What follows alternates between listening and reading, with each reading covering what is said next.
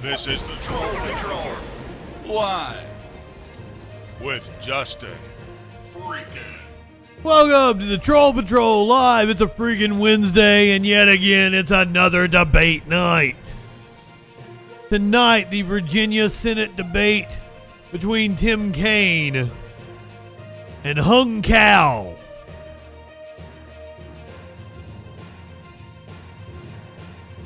I have half a mind to root for Hung Cao just based on his name alone. After that, we were going to have the North Dakota Senate debate. Clearly, the big one is Virginia tonight. The North Dakota Senate debate between Katrina Christensen, the Democratic challenger, to Kevin Cramer, the Republican incumbent. It's probably not going to be a competitive race. Now, I also promised you a Virginia congressional debate. I'm still hoping to have that, but apparently it's on a Zoom call at the same time we're going to be watching Tim Kaine and Hung Cao. So Tim Kaine and Hung Cao in about 10 minutes, getting ready to start in 10 minutes. The North Dakota Senate debate starting in about an hour and 10 minutes. So we're going to watch those two debates. And then we're going to see if I have access to the Zoom recording of the Virginia 7th Congressional District debate between the dude with the dude that took the picture with a fake wife, Derek Anderson, the Republican, and Eugene Vindman, the Democrat. Eugene Vindman, of course, the brother of Lieutenant Colonel Vindman from The Perfect Call. It is Virginia's 7th Congressional District. It is an open seat and probably blue. Soup, good evening. Welcome in. I don't know that everybody knows that we're here yet because, you know, not the usual time that we're on. I didn't tell everybody that we'd be on early tonight. I guess I'm good. I'm a little sleepy. I wanted to take a nap, but I did not get the chance, so I'm probably going to get off of this stream. Also, it's another, I've done this twice in the last couple of weeks, and I'm starting to wonder about myself. I put a potato in the oven.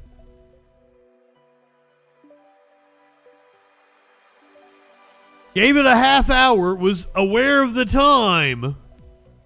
Went back, had not turned the oven on.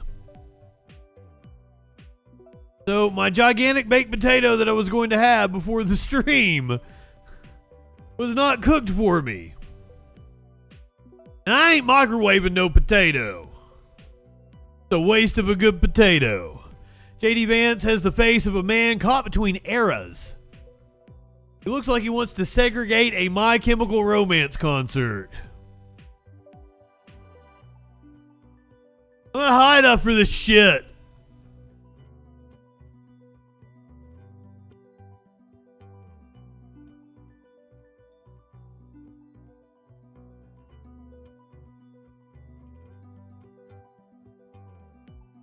Silverhawk.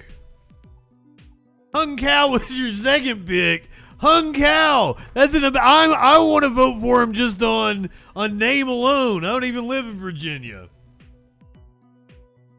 Been trying. Probably will live in Virginia within the next year, if I had to guess. Been wanting to move across that line. Flash, good evening. Can you tattoo eyeliner? I don't know. I don't know. Does he apply it? Does his wife apply it? Does he have a makeup person? What is going on? I am confused. Oh, you can tattoo eyeliner. Wow. Learn something new every day. Now, Democrats working hard to maintain their control of the Senate. The two races we're going to watch tonight, pretty much a safe blue and pretty much a safe red debate.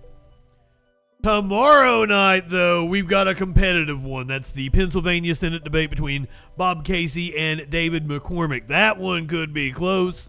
Casey up in polls. Casey also the incumbent. Good chance Democrats keep that one. Then, on October 9th, next week, we've got Arizona. Ruben Gallego debating Carrie Lake for Kirsten Sinema's open seat. That one is going to be contentious. And that is one that the Democrats will need to maintain in order to maintain their majority in the Senate. Another big one is October 15th. That's the Texas Senate race between Colin Allred, who is up. The Democratic challenger in Texas is up currently in polling against the Republican incumbent Ted Cruz. So we've got a lot of big debates coming up.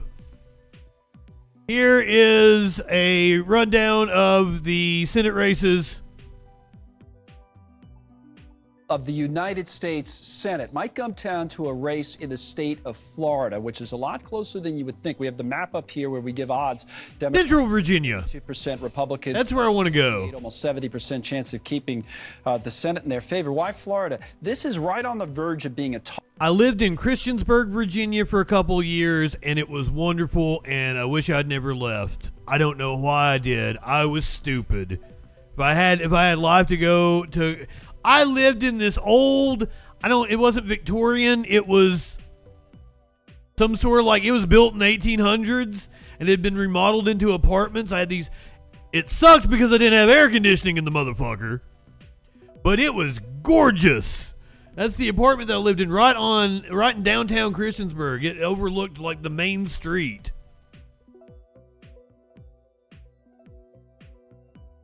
Lexus might be coming early. I'm not holding my breath on Texas, but Allred is up right now, and Ted Cruz is extremely unpopular, and Ted Cruz barely kept his seat last time. So, I say barely. It was he beat Beto by about 3 or 4 points. That's a pretty good win, but still, that's in a red state like Texas, which Trump won by 8-9 points in 2016. That was horrible for Ted Cruz. Toss-up state now. We still have it, or we have it right now. It was actually a toss-up earlier today for a little while before a new poll came in. Lean GOP, but the win probability at 67% may sound like a lot, but it's not. The polling average lead for Senator Rick Scott trying to defend his seat is only about 2 points, 2.3. Scott yet to agree to a debate. Director of Data Science joins us on. That's the two big races that we do not have debates scheduled for are Florida and Ohio. That's right now. All right, Scott, we got some other states I'll look at in a second, but I thought Florida, to me, the Democrats have to win, right, if they win Ohio, which is a toss-up, but if they win there, they got to win Ohio, Montana, Texas, or Florida, one of the three, I think, to get to 50-50. Is that right? And is Florida their best bet? That is correct, and right now, Florida is their best bet. I'm sure we'll at some point this month, we may talk about Texas. We've talked about Montana a lot, but 67%, as you point out, for Rick Scott, he's still advantaged, but 1 in 3 shot, the Democrat wins. 1 in 3 happens 1 in 3 times. So it's certainly possible that the Democrats can make a play for Florida. All right, if we keep these up on our map here, I have...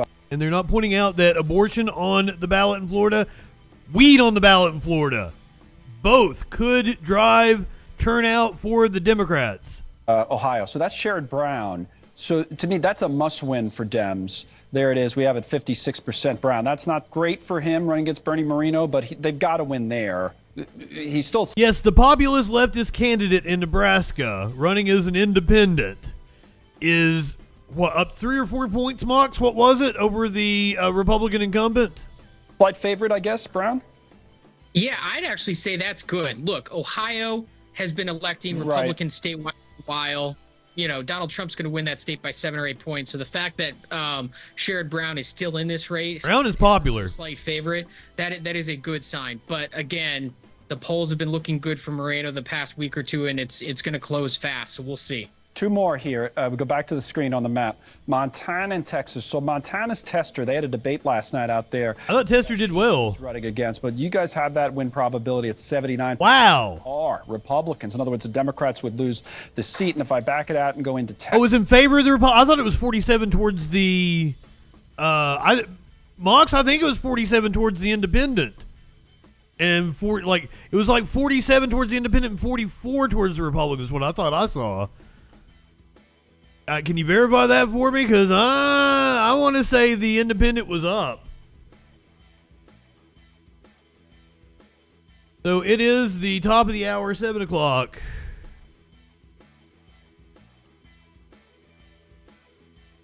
Going to go to News Nation Live for this one.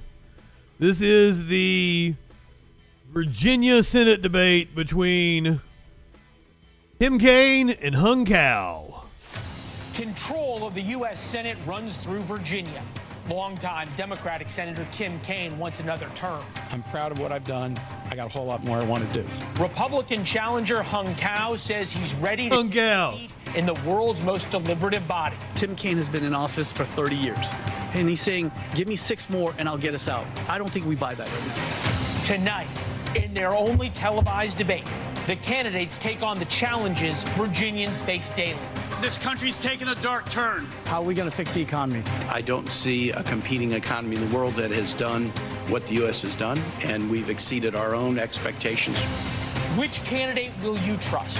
Which candidate shares your views on... Okay, Fisher leads Osborne by 3 points. Osborne is the Independent. Your family. Fisher is the Republican. Good evening from the nation's capital. I'm your host, Leland Bittert from News Nation.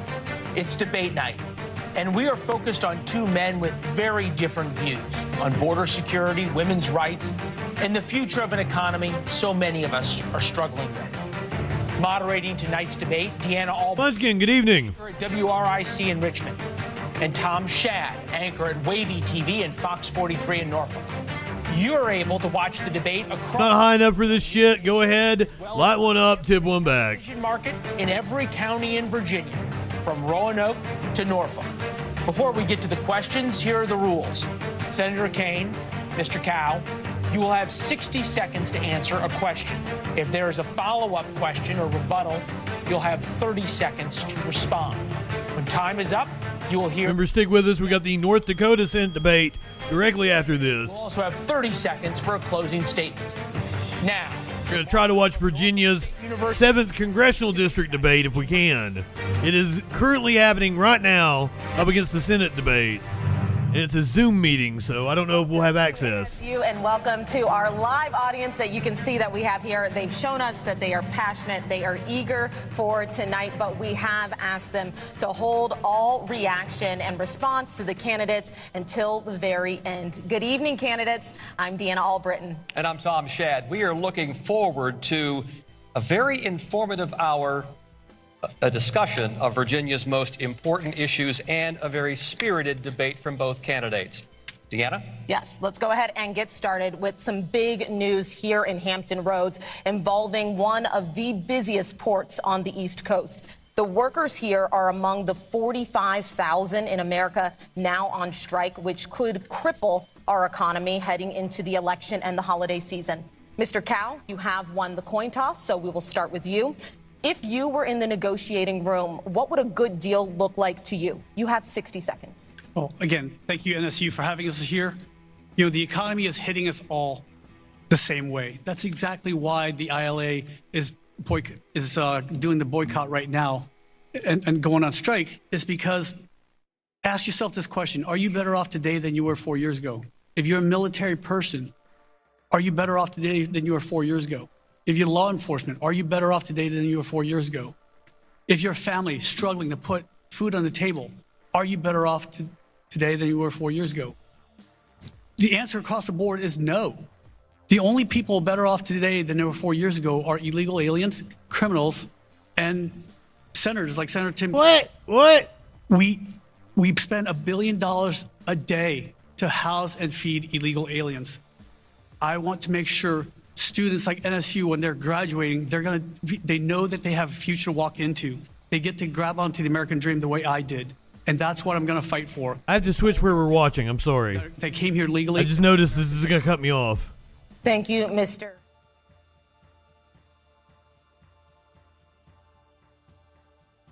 Don't worry. We're good.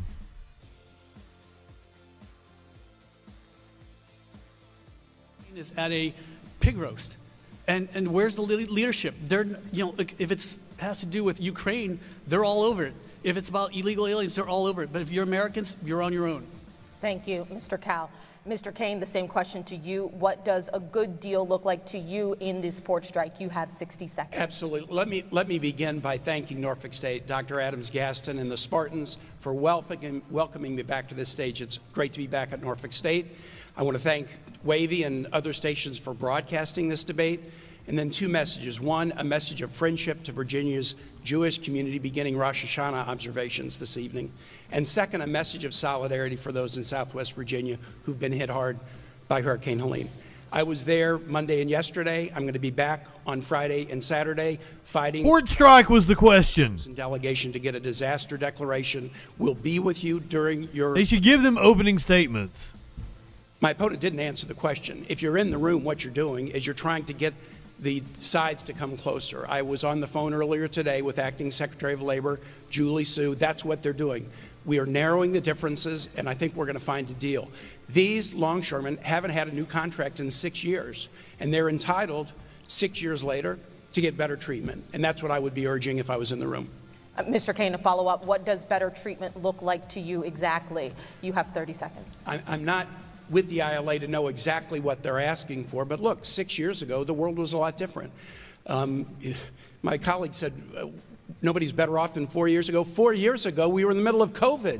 Hundreds of thousands of people were dying. Businesses were closing. You couldn't find toilet paper on shelves, and we had a president trying to overturn the peaceful transfer. I think toilet paper had come back by that time. Years since the ILA had their last contract, you've got to bring the terms, wages, and benefits up to where they should be circa 2024.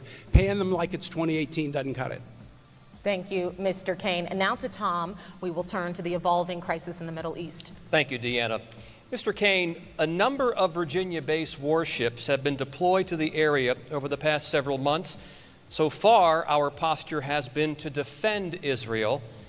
Mr. Kane, is there a point when U.S. military shifts to an offensive measure against Iran? You have 60 seconds. Goddamn! I do not believe it would be a good idea for the U.S. to be in another war in the Middle East. If we've learned one thing from 2001 to 2021, we should be supporting our allies, but we should resist any effort by anyone to get the U.S. in another war in the Middle East. With respect to supporting Israel's defense, I have been rock solid pro-Israel defense since I came into the Senate in 2013, supporting the annual appropriations where Israel gets more aid than any other nation, supporting the renegotiation of the 10-year memorandum of defense with Israel in the late 2010s, and rounding up support for a supplemental package to do $14 billion for Israel as they're under attack by Hamas and others. When I was rounding up support for that bill, my opponent was asking for a pause on all military aid to Israel in December of 2023. I hope what he has seen in subsequent months has led him to change his mind. Base-tongue cow. And that's what I've done, and that's what I'm going to continue to do. And Mr. Kane, a follow-up now. Is there a situation where you would support putting U.S. troops on the ground in the Middle East? You have 30 seconds. You can't write off what would happen if Iran or others would foolishly wage major attacks against U.S. troops. What might you do in that circumstance? That was happening after President Trump tore up the Iran diplomacy deal. Iranian militias started to strike U.S. troops at positions in Iraq and Syria. Any attack on U.S. personnel, you would need to consider a significant response to punish those who did it. But other than that, the U.S. should not let anyone drag us into a war in the Middle East. Thank you, Mr. Kane. Mr. Cowell, knowing that our posture has been to defend Israel, is there a point when the U.S. military shifts to an offensive policy against Iran? You have 60 seconds. Okay. I want to ask everybody if you knew what happened on October 7th, 2001. That's the day we invaded Afghanistan, because they took down the Twin Towers. Nobody at that time could have told us, hey, take it easy on the Taliban. When they come in the middle of the night and they kill 1,200 people, and they rape women and young girls, and they throw babies in ovens, there should be no mercy. And when you're talking that didn't happen. Hamas, Hezbollah, or the Houthis, they're all Iranian proxies. And why is Iran so emboldened now? Because they lifted up all the sanctions. I can't believe I just heard the baby in the oven thing again. Right now to wage war against us. Look, as a warrior, I'm the last person that wants to get back into war. I've been in war for 20 years. I fought in Iraq, Afghanistan, and Somalia.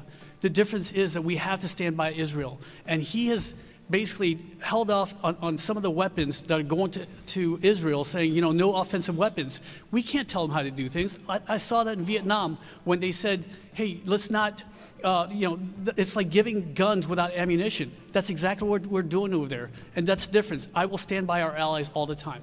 But Mr. Cowell, would you support any point where putting U.S. troops on the ground in the Middle East is an option? 30 seconds. What do you mean in the Middle East? If you're talking about Israel, Israel is so proud. They will never ask for American troops on the ground. They've never asked it. They've always fought their own battles, and they just want support from us. But when our friends are, when their friends or they think are their friends are giving them weapons and say, they're trying that's exactly what they're trying to goad us into doing. Is you have weakness in the White House right now, and you have weakness in the Senate, and that's why they're doing what they're doing. Thank you, Mr. Cowell. Now we're going to shift to cost of living. The economy is the top issue for Virginia voters, and we recently spoke with a woman shopping at the grocery store. Here's what she said. I have to budget certain things that I'm not used to budgeting in order to get basic necessities like milk, bread, cheese, etc. Mr. Cowell, Virginians on average are spending $1,100 more per month on the same everyday items they did in January of 2021. The Bureau of Labor Statistics says that amount is slightly higher than the national average. Mr. Cowell, please give us one specific policy you would prioritize to bring down costs. You have 60 seconds. Right now, we need to be energy independent. That is the crux of everything. If it costs more for a farmer to farm their land, it's going to cost also more for a trucker to bring it there. And what they've done is they've made us dependent on oil from countries that hate us. We produce more oil and natural gas than any country in the history of the world. Countries hate us in the Middle East, and we need to be energy independent in this country. And that means unleashing all the energy we can get in order to bring forth, American power. I heard him say at a forum a couple weeks ago that, solar and wind are more efficient than nuclear power. Like, can you imagine one of our aircraft carriers out there on wind power? I mean, what do you want? Put sails on there? Look, I'm a warrior by trade, but also I'm an You're a dumbass, is what you are. That's wrong. Nuclear power is the most clean and efficient form of energy out there, and we need to explore more of that in Virginia, and we need to be energy independent and stop being dependent on other countries. So to clarify, that would be your one policy, energy independence? Yes. All right, thank you, Mr. Cowell. Another follow-up now, Mr. Cowell. If elected, former President Donald Trump has promised to tax all imported items. Would you support that policy? You have 30 seconds. Why are our industries being pushed out? Basically, we put so many regulations on industry that we're forced to send it outwards. We have the cleanest practice in America, including oil production, right? But then we push it out to other countries, and we add on this Inflation Reduction Act. Not true. It's really clean, green energy. And what we need to do is not tax our industry here. What we need to do is tax other countries bringing it in goods, because our people are getting taxed here and when they bring it abroad as well. Thank you, Mr. Cowell. Mr. Kane. Mr. Cowell just criticized the economy earlier, did talk about energy independence as well. Earlier, we heard from the Virginia shopper who said that her grocery budget is strained. Please give us at least one policy that you support to help struggling Americans. You have 60 seconds. First, Virginians do not like being misled. And when my opponent says we need to be energy independent, he forgot to mention that under the Biden administration, America is producing more domestic energy than at any time in the nation's history. And the good news is the production is, yes, nuclear. In any other country ever. Natural gas, which I support, but also wind and solar. And that is making a huge difference in the economy right here in Hampton Roads with the Chesapeake announcement of Greenlink building a manufacturing facility here. We are the energy leaders in the world because of these policies. What would I do on inflation? First, COVID-19 was a sledgehammer to the global economy, disrupting all supply chains, and every nation had inflation problems. Our economy has rebounded faster than virtually any, and inflation is coming down. The Fed just dropped interest rates and is signifying that they're going to do it again. What would I do? Let's continue to invest in clean energy that's affordable. Let's continue to bring down costs on prescription drugs for seniors, and let's continue to provide American adults with relief from student loan debts. That's three things I have done. I'll do more. My opponent has opposed all three of those things. Mr. Kaine, thank you. Deanna. Thanks, Tom. Mr. Kaine, Vice President Kamala Harris promised to enact the first ever federal ban on so-called price gouging if elected. Does price gouging exist on groceries and other necessities? You have 30 seconds. Deanna, I'm glad you asked that because Governor Youngkin just the other day warned against price gouging in Virginia in the aftermath of Hurricane Helene. Attorney General Myers has warned and said we have tools at our disposal in the state to go against those who would price gouge, especially during a challenging time. So yes, whether it's through the Federal Trade Commission, the FTC by regulation, or whether it's by legislation that Congress should pass, we should look at instances of price gouging. The other thing we should do is not embrace Trump tariffs. The Trump tariffs would be a massive tax that would cause prices on all these items that are imported to go up. On that, I differ strongly from my opponent, who seems to think the Trump tariff plan makes great sense. Mr. Kaine, you just said that you wanted to look into instances of price gouging. This is Virginia Senator Tim Kaine. Price gouging currently? You Democrat. have 15 seconds. I cannot name one right now, but I was just in Appalachia, and I was with the law enforcement officials in Pulaski County visiting damage there. And they're talking about the fact that they already see people coming in and trying to take advantage of those who have been suffering when it comes to building materials and other things that they need to get their lives back on track. That's why Governor Youngkin, Attorney General Myers, and Vice President Harris have all said price gouging is real and we need the tools to deal with it. All right, thank you. This is Republican challenger Hung Cao. We have to move on to housing affordability. Okay. Thank you, Mr. Cao. Moving now to housing costs, as I mentioned, recent census data shows nearly 1 in 5 homeowners and half of renters in Virginia spent more than the recommended 30% of their incomes on housing. Mr. Kaine, in a state like Virginia, where a typical home costs $440,000, do you believe additional federal support is needed to help current renters achieve home ownership? You have 60 seconds. Deanna, great question. Let me tackle it a couple of different ways. I want to bring down the cost of rent, and I also want to bring down the cost of purchasing a home. Here's how you do both. On the rental side, there is a very strong federal program called the Low-Income Housing Tax Credit. There is a bill currently pending in the Senate that was passed in the House with a bipartisan vote to expand the low-income housing tax credit. I strongly support that, and I'm a co-sponsor of that effort on the Senate side. Sometimes the right thing to do is create a new program, but when you have one that works, just do more of it.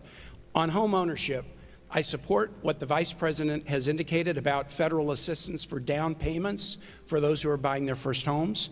The Fed dropping the interest rate is also going to free up some financing for first-time home buyers. A lot of people in their first homes now, they don't want to move to a second home because they're not going to be able to get as good an interest rate on their mortgage. With interest rates coming down, they can move, and that will open up a lot of starter homes for families that are looking to buy the first home. So those would be the 3 things I would do.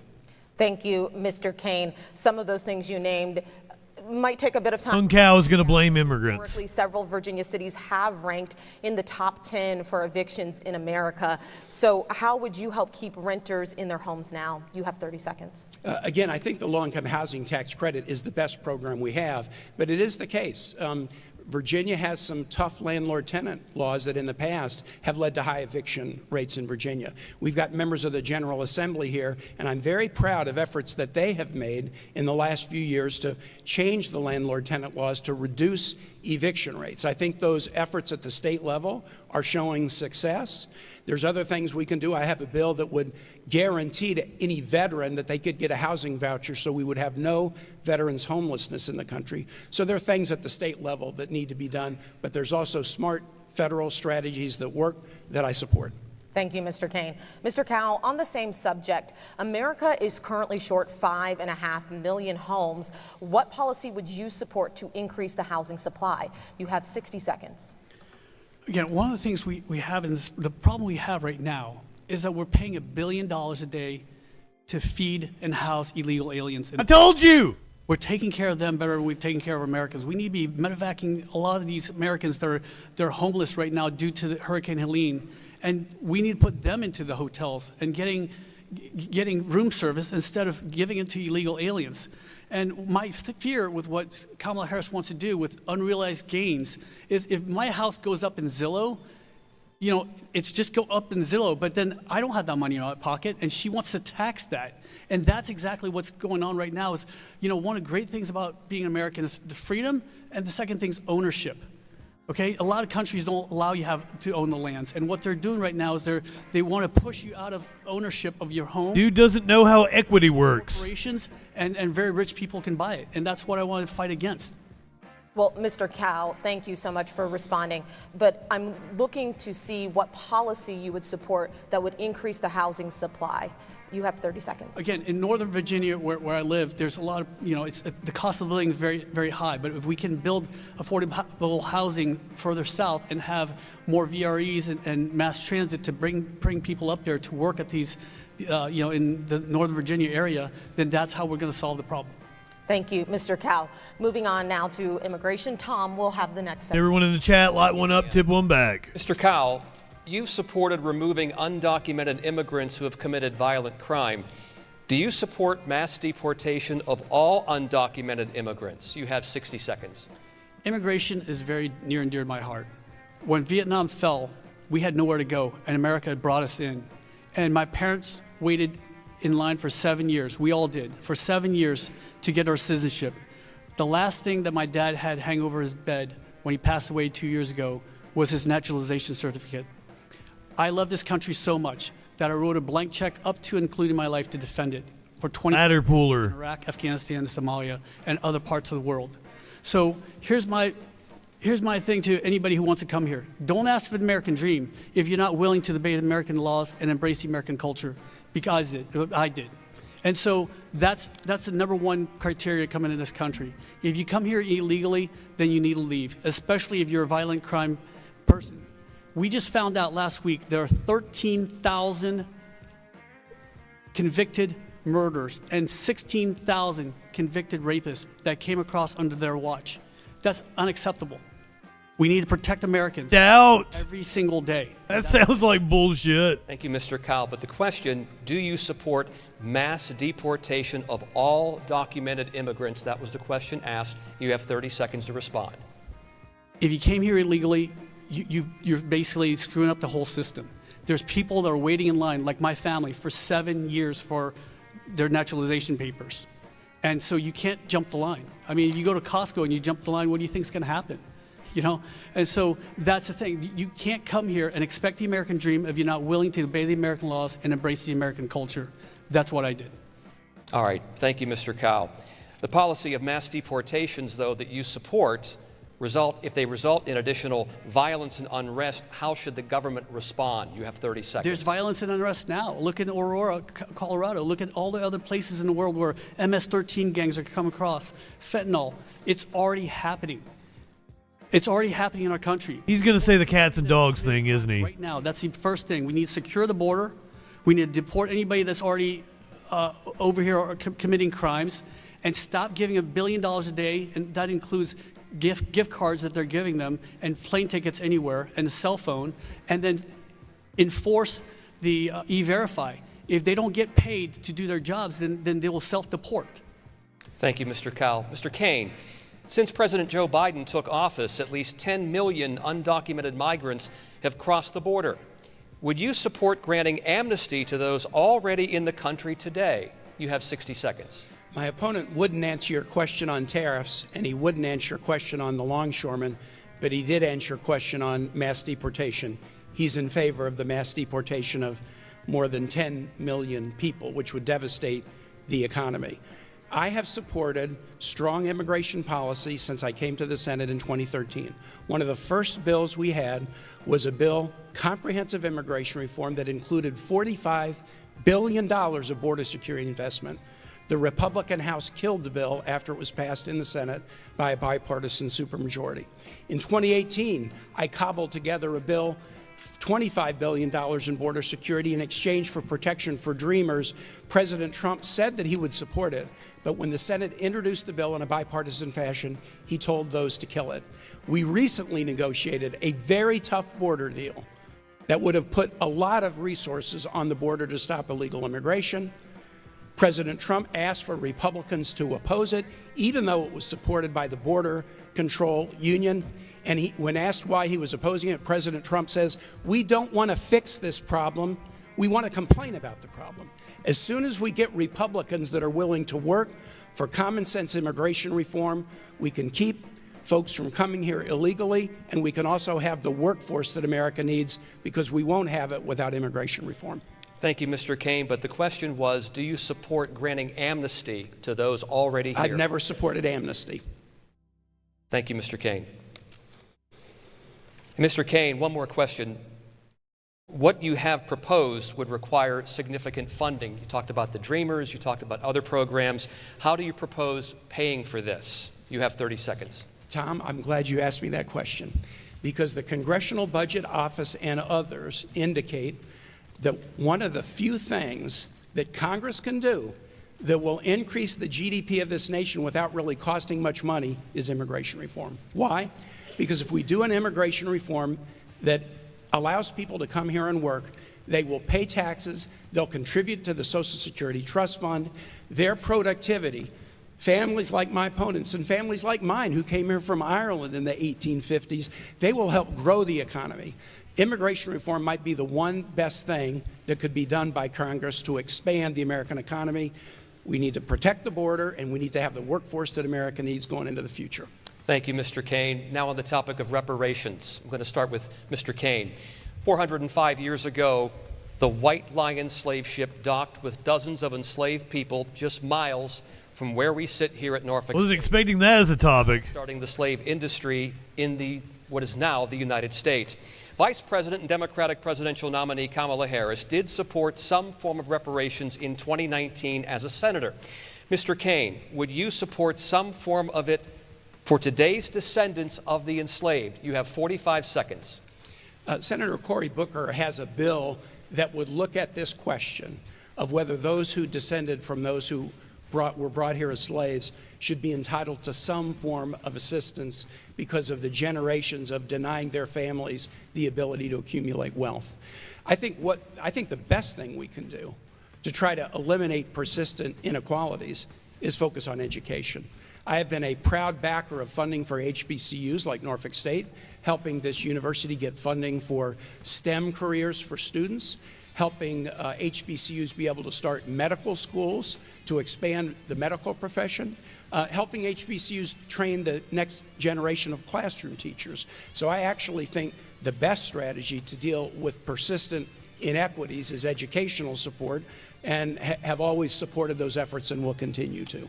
Mr. Kaine, thank you. Mr. Cowell, same question to you. Would you support some form of reparations for today's descendants of the enslaved? You have 45 seconds. Our country needs to heal, and we can't keep healing if we keep picking at the scabs. When I came to this country, my mom said, they can take away your money, they can take away your position in life, but they can never take away your knowledge in your head. That's why we push education so hard. And education is the only equalizer out here. And that's why I want to make sure that all Americans have that ability to go to school. I mean, there's a lot of issues right now with schools. I mean, they're He's going to say school choice, right? Look at NSU. Since he came in office, the tuition at NSU has tripled. What I want to do is bring it down to 0% interest and, you know, just allow for students to go to school and get an education to get themselves out. And there's other larger schools, not NSU, but larger schools that have huge endowments. They should be the ones that co-sign for these loans. But again, it shouldn't be the American people. Talking about higher education. Make sure this country moves forward and heals. My opponent also forgot to mention that he wants to abolish the Department of Education. That is on his website. That's a plan he supports. That would hurt students Kane, at Norfolk State and all over this country. We will get to education a little bit later on, but thank you, Mr. Cow. We do have so much more to discuss with the candidates. So for those of you watching at home or here with us live, stick around. We'll be back after this quick break. Cal seems out of his depth. If I'm just judging by their composure, he's stumbling a lot. Kane seems super composed, which, I mean, he's been on the national stage, was the vice presidential candidate in 2016. You know what? I would have voted for Tim Kaine in 2016. So far, I think Kaine is dominating him. He seems like he's panicking, doesn't he? But also, he's new to politics. He's a newcomer.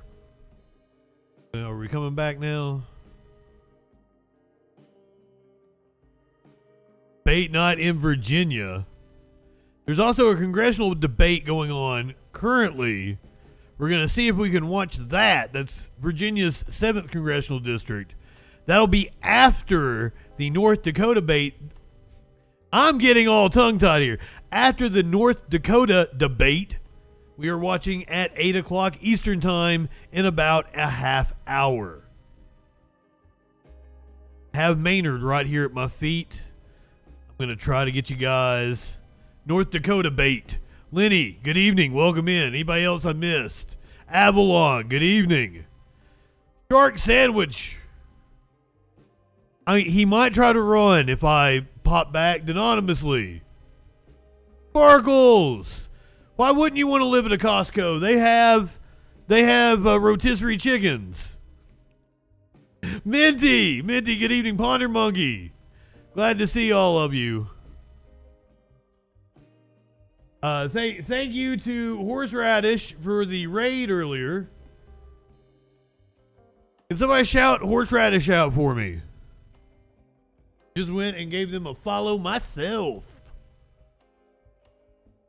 Holiday, good evening. Welcome in. We should be coming back. And welcome back to our debate. I am Tom Shad. I'm Deanna Albritton from WRIC in Richmond, Virginia. We wanted to clarify one thing. Mr. Kaine did speak about education in that last segment. We made a mistake by not giving Mr. Cow a chance to respond to what Mr. Kaine had said. Mr. Cow, please. Again, with Department of Education, that's what belongs to the states, okay? Not to the federal government. The federal government, look, they screw up everything they touch. Let's be honest with you. You know, the federal government, I mean, a lot of the Board of Education, or I'm sorry, the Secretary of Education, the Department of Education, they only pay for things like the teachers' unions. They're not really pushing out what they need to be pushing. He has no idea what the Department of Education does. Take care of for their own personal states. Leaving education in the state was what led to school segregation. The Supreme Court in Brown versus Board of Education had to say that from a federal law perspective, states could not discriminate against students. You can't leave education just to the states, because if you do, we've seen it and we don't want to go back. Mr. Kaine, thank you. We will get to education later. Now we'll go to military. Great answer. Yeah. Thank you, Tom. Mr. Cow, we're going to start with you on this one. The Department of Defense says during the last fiscal year, the military services collectively missed recruiting goals by about 41,000 recruits. Mr. Cow, you have stated, quote, "This administration has a growing obsession with DEI. It's no wonder we have a military recruiting problem."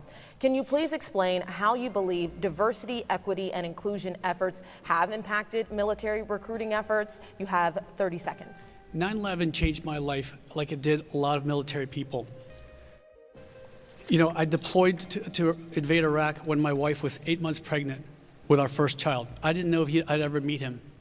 And we did that because we love this country so much. And watching Afghanistan fall broke my heart. They turned their backs on our military people. They turned their backs on all of our allies out there. And what they did in COVID-19 was irrepressible. I mean, what they did is they kicked out tens of thousands of military people that refuse to take a COVID vaccine. So if you're a military person or a young person wanting to go in the military, would you trust a military or a government that would turn your back on them just for an experimental vaccine? Thank you, Mr. Cal. But could you please explain how you believe diversity, equity, and inclusion all over the place efforts specifically are hampering military recruiting? You have 15 seconds. Again, when you're using a drag queen to recruit for the Navy, that's not the people we want. What we need is alpha males and alpha males who are going to rip out their own guts, eat them, and ask for seconds. Those are young men and women that are going to win wars. Please, the fuck? Please quiet down, audience. Please eat your own guts. For no reaction to the candidates, so that we can get through as many topics tonight as possible. Thank you, Mr. Cal. Mr. Kane, your opponent is saying DEI is to blame for low recruitment. Why do you think the military doesn't have enough recruits? You have 30 seconds. Well, I didn't understand my opponent's argument. I mean, he went all around the block, and I'm not really sure what his point was about DEI. I respect his military service. I'm the father of a United States Marine Infantry Commander, a veteran. I respect all who serve. I serve on the Armed Services Committee, chairman of the Sea Power Subcommittee. I think what we're finding is it's hard to get people to serve in the all-volunteer military. Only 1% serve. Many people don't even know anyone in the military. We have to reach out to new constituencies and new groups. We also have to convince people the benefits of military service are enormous. People feel like if they serve in the military, they'll fall behind. No, you'll zoom ahead because of benefits like the GI Bill and others. And finally, we need to work on innovative programs such as the Army is working on right now to help young people kind of pre-qualify to pass the physical exams and then have a long and productive career serving our country. So, Mr. Kane, just to clarify, you are saying that you believe not enough Americans understand the benefits of the military, and that is what is hampering recruitment. DEI is a red herring. We do surveys of families to see about people's willingness to serve. And it turns out they're not serving because they're afraid, and they're not serving because they're not patriotic. They're not serving because they don't believe military service will advance the rest of their life. They feel like they'll get off track and their colleagues will zoom ahead of them. So we need to do a better job. Or they don't want to fight the rich man's war. And other benefits, as well as the tremendous leadership training that you get in the military. My son received superb leadership training that is going to benefit him for the rest of his life. But if you don't know someone in the military, you might not understand that. And that's what we need to do to communicate better. And when we do, we'll have more people signing up to serve their country. Thank you, Mr. Kane. Please hold your applause, everyone. Please hold your applause. Mr. Kane, looking at guns in America, in the past, you have supported buyback programs for firearm accessories, but are there any circumstances under which you would support mandatory buybacks for firearms specifically? You have 45 seconds. I have not supported mandatory buybacks, and I can't see a circumstance where I would. If we can offer incentives, that's a good thing, not a mandate. The Second Amendment gives people right to have arms. The Second Amendment also, and the Supreme Court has said, reasonable limitations are accepted. And that's why I have supported reasonable limitations, such as one handgun a month, or a ban on high-capacity magazines, or comprehensive background checks. The worst day of one handgun a month was the day when I was governor and there was the tragic shooting at Virginia Tech. 32 people, innocent people, faculty members killed. And they were killed because we didn't have a comprehensive background check system that would have stopped that mentally disturbed young man from buying a weapon that he was not authorized to have. That is the most important thing we can do to bring down gun violence in the country. There's been good work done at the state level. We need to do comprehensive background checks at the federal level, and if we do, we will see gun violence reduce. Thank you, Mr. Kane. Mr. Cal, continuing to look at gun laws, your opponent, Mr. Kane, co-authored a federal bill that could charge parents or guardians with a violent felony when their children use their guns to commit crimes, especially those that harm others. Here's our question to you. Do you support sending parents to prison when a child uses their parent's gun to commit a crime? You have 45 seconds. I do. But here's the issue we have in this country right now. You can't legislate morality. And no new law is going to stop a person hell-bent on trying to assassinate a former president or shooting up a school. What we need more is SROs in all the public schools in Virginia, as well as mental health and crisis counselors. Not in just the schools, but also the police departments and sheriff's offices. What Senator Kaine wants to do is introduce more laws that will restrict Americans from buying guns. Instead of doing background checks on illegal aliens that are coming across this country, 13,000 convicted murders, 16,000 convicted rapists that have come across under his watch. Let's do background checks on them. Just to clarify, just in case folks, everything's about immigrants. Yes, you do support that. Okay, just wanted to make sure. And now we're going to move on to... You support background checks. Immigrants are a problem. Senator Kaine, you have supported the Biden administration's attempts at student loan forgiveness. So why do you believe that people who made the choice to take out student loans should receive taxpayer support to relieve their debt? You have 60 seconds. So first, let's talk about public service loan forgiveness. There have been public service loan forgiveness programs in place since the first Bush administration, but they weren't being used. And in fact, the past administration wasn't approving public service loan forgiveness. The Biden administration has taken those programs and has forgiven the loans of more than 1 million public servants in thanks for the public service they provide, whether it's in the military, whether it's teaching, whether it's working as a frontline health professional or working for a local or state government. I think that is a powerful, powerful strategy to lift costs off everyday people's shoulders and to provide an incentive for people to go into public service professions. That has been the heart of the Biden-Harris administration's loan forgiveness program, and I strongly, strongly support it.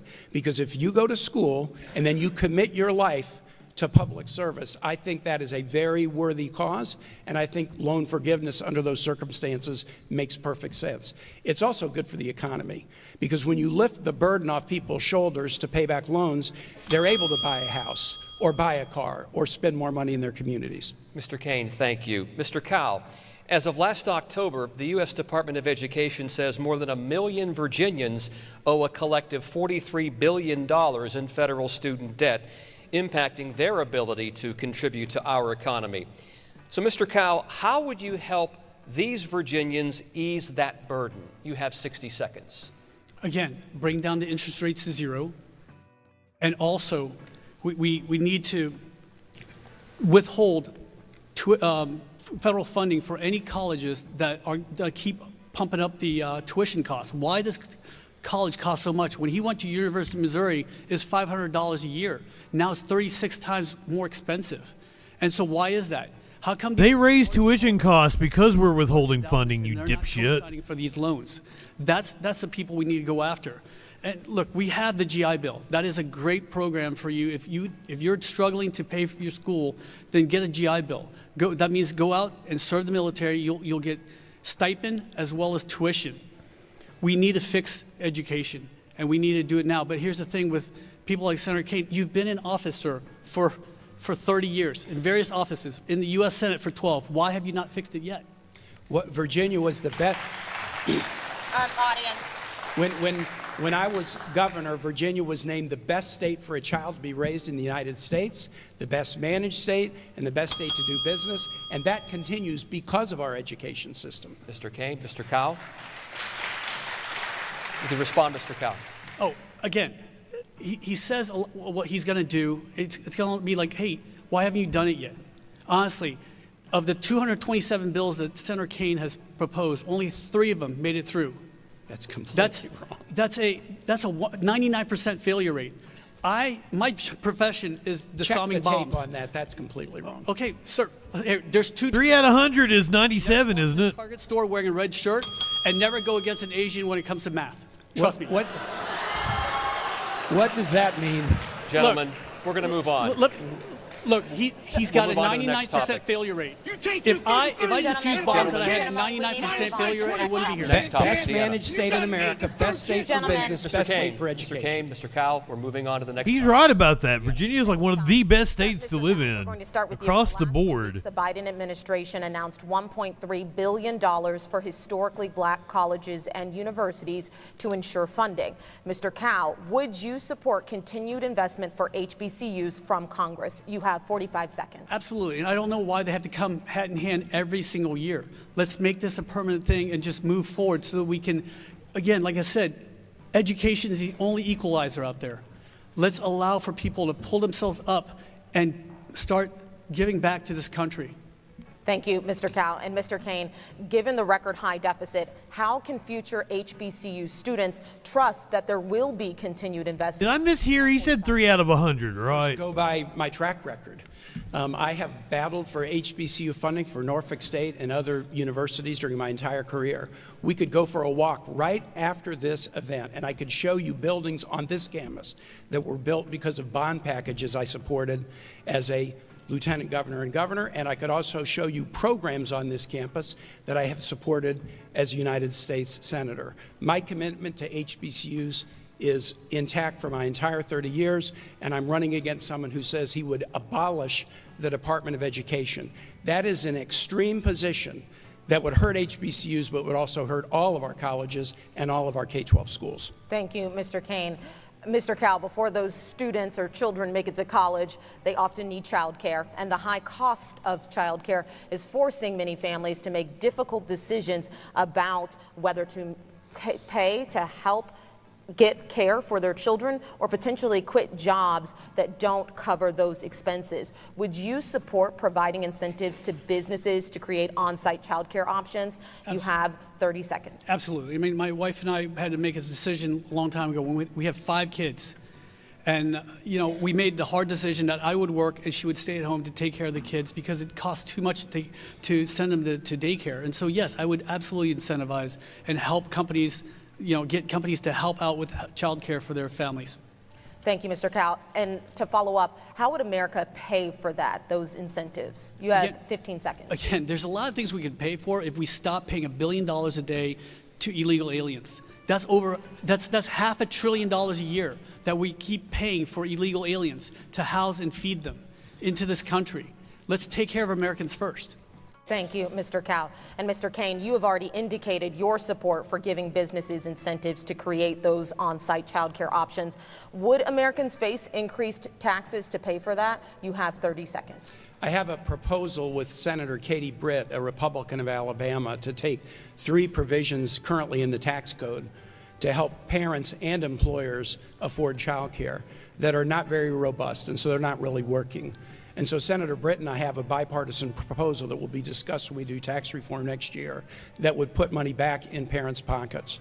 I also successfully supported in the American Rescue Plan, which my opponent opposed, a provision to dramatically expand the child tax credit that reduced poverty and put money back in the pockets of parents that they could use for child care expenses, that they could use for health care. That provision has expired because Republicans won't support its extension. But if I'm a senator in a 3rd term, we're going to restore the child tax credit, which will be the biggest tax cut for working people in the history of this country. Thank you, Mr. Kane, for outlining your legislative priorities and what you're working on. But the question was, would Americans face increased taxes to pay for these kinds of incentives or tax cuts? My belief is there are savings that we can find that will help do this. I'll give you an example. We are now finally negotiating for prescription drug prices with the big pharma companies under Medicare. In the first year alone, that is going to save taxpayers and seniors $7.5 billion. And that's just negotiating on 10 drugs prices. If we negotiate all drugs under Medicare, we will save tremendous amounts of money that we can use for other priorities like child care. My opponent opposed that bill and says he would repeal it if he is elected. That will cause prescription drug prices to skyrocket. Thank you, Mr. Kane. We now will move on to reproductive rights. Tom. And going to IVF. I'm so sorry. We are going to IVF. Correct. Mr. Cal, the kind of under the umbrella, isn't it? Fertilization treatment costs $50,000 per pregnancy. Do you believe the federal government and private insurance should cover that cost? You have 60 seconds. The federal government, no, and the private insurance, yes. Look, my family benefited from fertility treatments, so I don't know where all his commercials saying I'm against IVF, I don't know where that comes from. Look, I'm about families, and I want to grow families. And my 2nd of 5 children was adopted, and I want to make sure that we're pro-family. It costs a lot of money. and it was a lot of time and paperwork, the paperwork that's necessary to protect the child, but it was so hard. And I want to allow for families to welcome a child into their lives like we did. Our second child, who is now a young mother, and now I'm a grandfather of a baby girl because of her coming into our home. So I'm very grateful for that. And I want to be very family friendly in the United States. That includes allowing for fertility treatments like my family got, or adoption like my family did. I kind of feel sorry for how bad he is. Private insurers, how would you incentivize them to do so, to cover those costs in a way that wouldn't leave Americans absorbing higher premiums? That's a great question, because again, with his plan, the Medicare X, that's just a Trojan horse for a single-payer, government-run program. It's the entry program for Kamala Harris's favorite thing, which is single-payer and government-run health insurance. When you have no choice, you will have no choices. Medicare for all is Medicare for none, and so this is why we need competition within the insurances, and that's how we're going to allow for them to pay for IVF and other fertility treatments. Thank you, Mr. Cow. Mr. Kane. Medicare for all is actually Medicare for none. Cost of $50,000. Boom, owned them. Do you believe the federal government and private insurance should cover the cost of IVF? 60 seconds. Let me tell you why Virginians are very skeptical about my opponent's support for IVF. He said he would support a national bill that would establish that life begins at conception, no exceptions. Everyone looking at that bill has said that it would dramatically restrict women's ability to access abortion and even contraception and IVF. He's never taken back his support for that bill. That kind of a national bill would do grave harm to reproductive rights for all Americans. Here's what I believe, that insurance policies often mandate coverage for certain things, mental health treatments and others. And yes, insurance policies, including policies that are offered on the exchanges under the Affordable Care Act, should mandate a coverage for IVF services, subject to the same copays and deductibles that others. I don't think IVF services should be carved out in a way that heart surgery or other really important procedures are not. But yes, a mandated coverage subject to the same rules for other coverages. But we should not pass a national bill that would restrict people's access to abortion, contraception, and IVF, and we also shouldn't demonize women and doctors. My opponent has compared women and doctors who make the difficult choice to terminate a pregnancy to Nazis and bomb makers. That is outrageous insult to women who are making tough personal reproductive decisions that they are entitled to make. Mr. Kane, thank you. Mr. Cow, I want to give you an opportunity. If our audience... He's riled up. Hold on, I want to be very clear tonight. I will not sign any bill at the federal level to ban abortion. I don't know where he gets this from. The Supreme Court made the right decision to push this down to the states. Horrible decision. But what Senator Kane wants to do is take it out of the hands of voters in Virginia and give it to a senator in California and a congressman in Idaho. He's got the most extreme views, which is unlimited abortion up to including home birth. And you've seen it. Yes, sir, it is. It is because you voted against. Hold on, because you voted against the Born Alive Infant Protection Act. That is the most extreme thing there is. You voted against it. For child born alive, you voted against that. Let me explain. So what he wants to do is take it out of the hands of voters. I want to keep it back in the hands of voters because I don't want a senator from California or a congressman from Idaho making decisions for Virginians. Let me explain. Mr. Kane, when our audience quiets down, I do want to give you 15 seconds. Gritted his teeth as he was saying it. A bill called the Born Alive Protection Act that I did vote against because it was already federal law. It had become federal law 10 years before, and every state prohibits abortions in those circumstances. This was an effort to smear women, like calling them Nazis or bomb makers. I voted against smears. And I have the only bipartisan proposal in Congress right now that would codify Roe versus Wade, which should never have been overturned. Women should be protected to make their own reproductive decisions before the point of fetal viability, and state legislatures should be able to impose reasonable restrictions after. That's Virginia law right now. I support it, and I think it's the right law for the United States. Thank you, Mr. Kane. Thank you, Mr. Kane. But now that you've brought that up, what abortion restrictions would you support? Those that are in place in Virginia right now, for example. Can you the specify, requirement of please? parental consent or notification and consent for minors with a judicial bypass. The narrowing of circumstances after the point of viability in which an abortion can be performed, and a requirement that those circumstances have to be validated by physicians. Those are Virginia laws right now that I do support, but we should restore the basic protections of Roe versus Wade and not celebrate its demise as my opponent does. For this federal bill, where's his limits? We do have to move on. We are almost out of time here, so we do have to move on. Mr. Cowell, you will get this question first, actually. So are there any circumstances under which you would not certify the results if Vice President Kamala Harris won the election? You have 60 seconds. I don't know where you're asking this from. I mean, I would certify, because if she won, then she won. That's the thing. It's like, you know, they keep calling me a threat to democracy. Do you understand that I know what a threat to democracy is? My father was put on a kill list by the communists. We had to run away in the middle of the night to get out of Vietnam. I've spent my entire life fighting to defend democracy. And people who've never worn the cloth of this nation call me a threat to democracy. After just your father a factory owner, thanking me for my service. I know what a threat to democracy is. And you know what a threat to democracy is? What's happening at our border, our southern border, when 13,000 convicted murderers and 16,000 convicted rapists are coming through. What's happening on our campuses when they shout death to America. That's a threat to our democracy. Thank you, Mr. Cowell. Mr. Kane, we have the same question for you. Mr. Kane, same question to you. Are there any circumstances under which you would not certify the results if former President Donald Trump were elected? You have 60 seconds. I'm going to certify the result. I did it in 2016 when I was on the ballot, wasn't happy about the result, conceded immediately, and certified it. I didn't try to inspire an attack on the Capitol. I don't think I've ever called my opponent a name like he's suggesting, but I do point out something about my opponent's extreme position. He has taken the position that those who attacked the Capitol on January 6, 2021, leading to death, including of law enforcement officers and others. Hold on. That's been debunked so many times. Let me finish. He has said that those individuals should not be prosecuted, they should be compensated.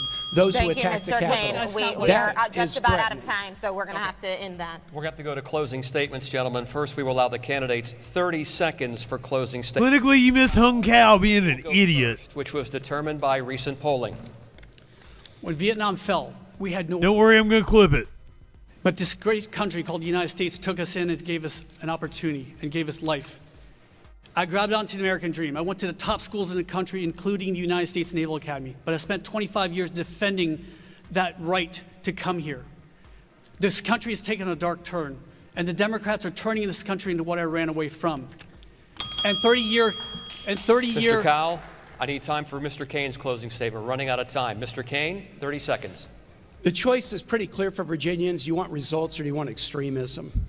I led my city to a renaissance as mayor that's still continuing. When I was governor, we were best state for business, best educated, best managed state. In the Senate, I've worked on powerful legislation so that we are building again with infrastructure, we're making again with manufacturing, and we're innovating again, and Virginia is leading the way. We're out of time. Thank you for joining us. Early voting is underway right now. Have a great...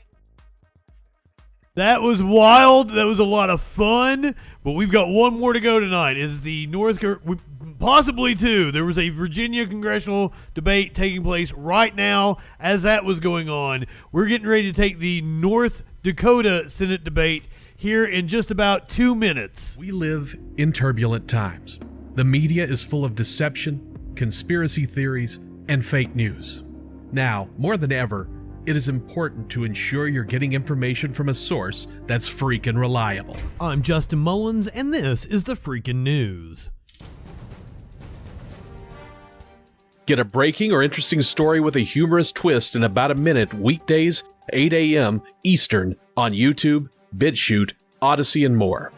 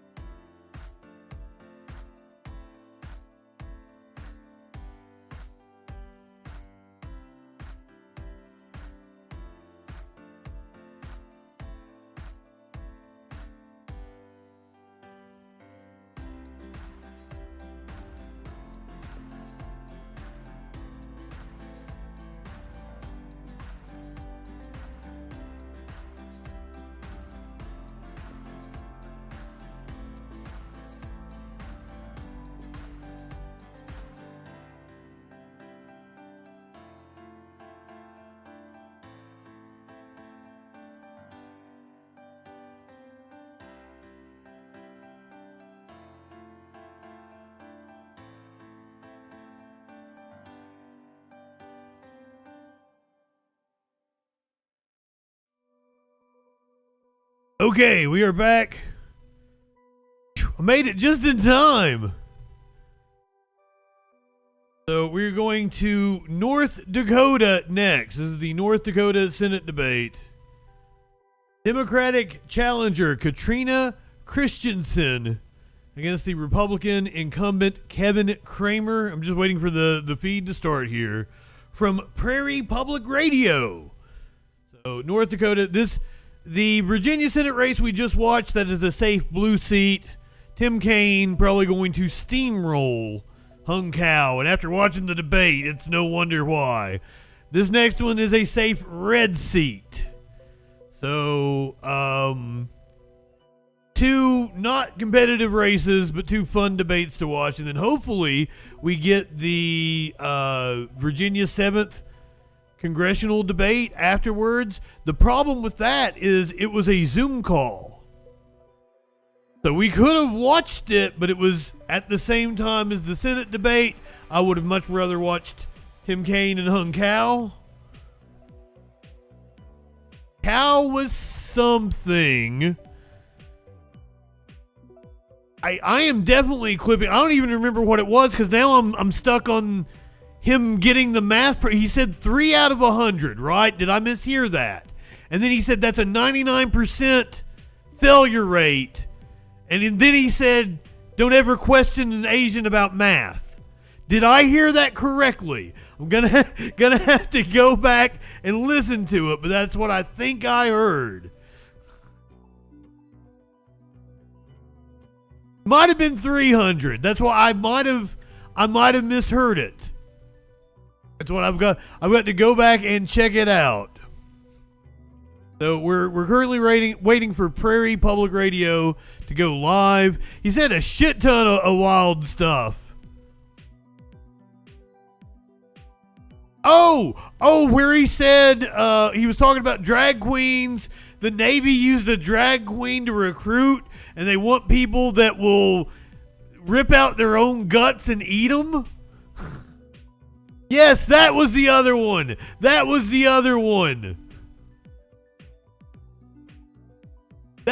the part I'm definitely clipping. So I'm just waiting for Prairie Public Radio to go live. It is 8 o'clock, I assure you. I've got the notification up. One person. Rip out their own guts, eat them, and ask for seconds is what he said. And it was a big news day. The Jack Smith filing, Eric Adams had a court appearance. There was a lot going on. There violence broke out last night with the longshoreman strike.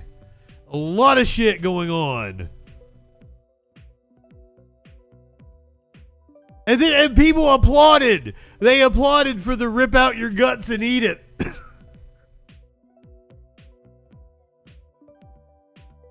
That was wild.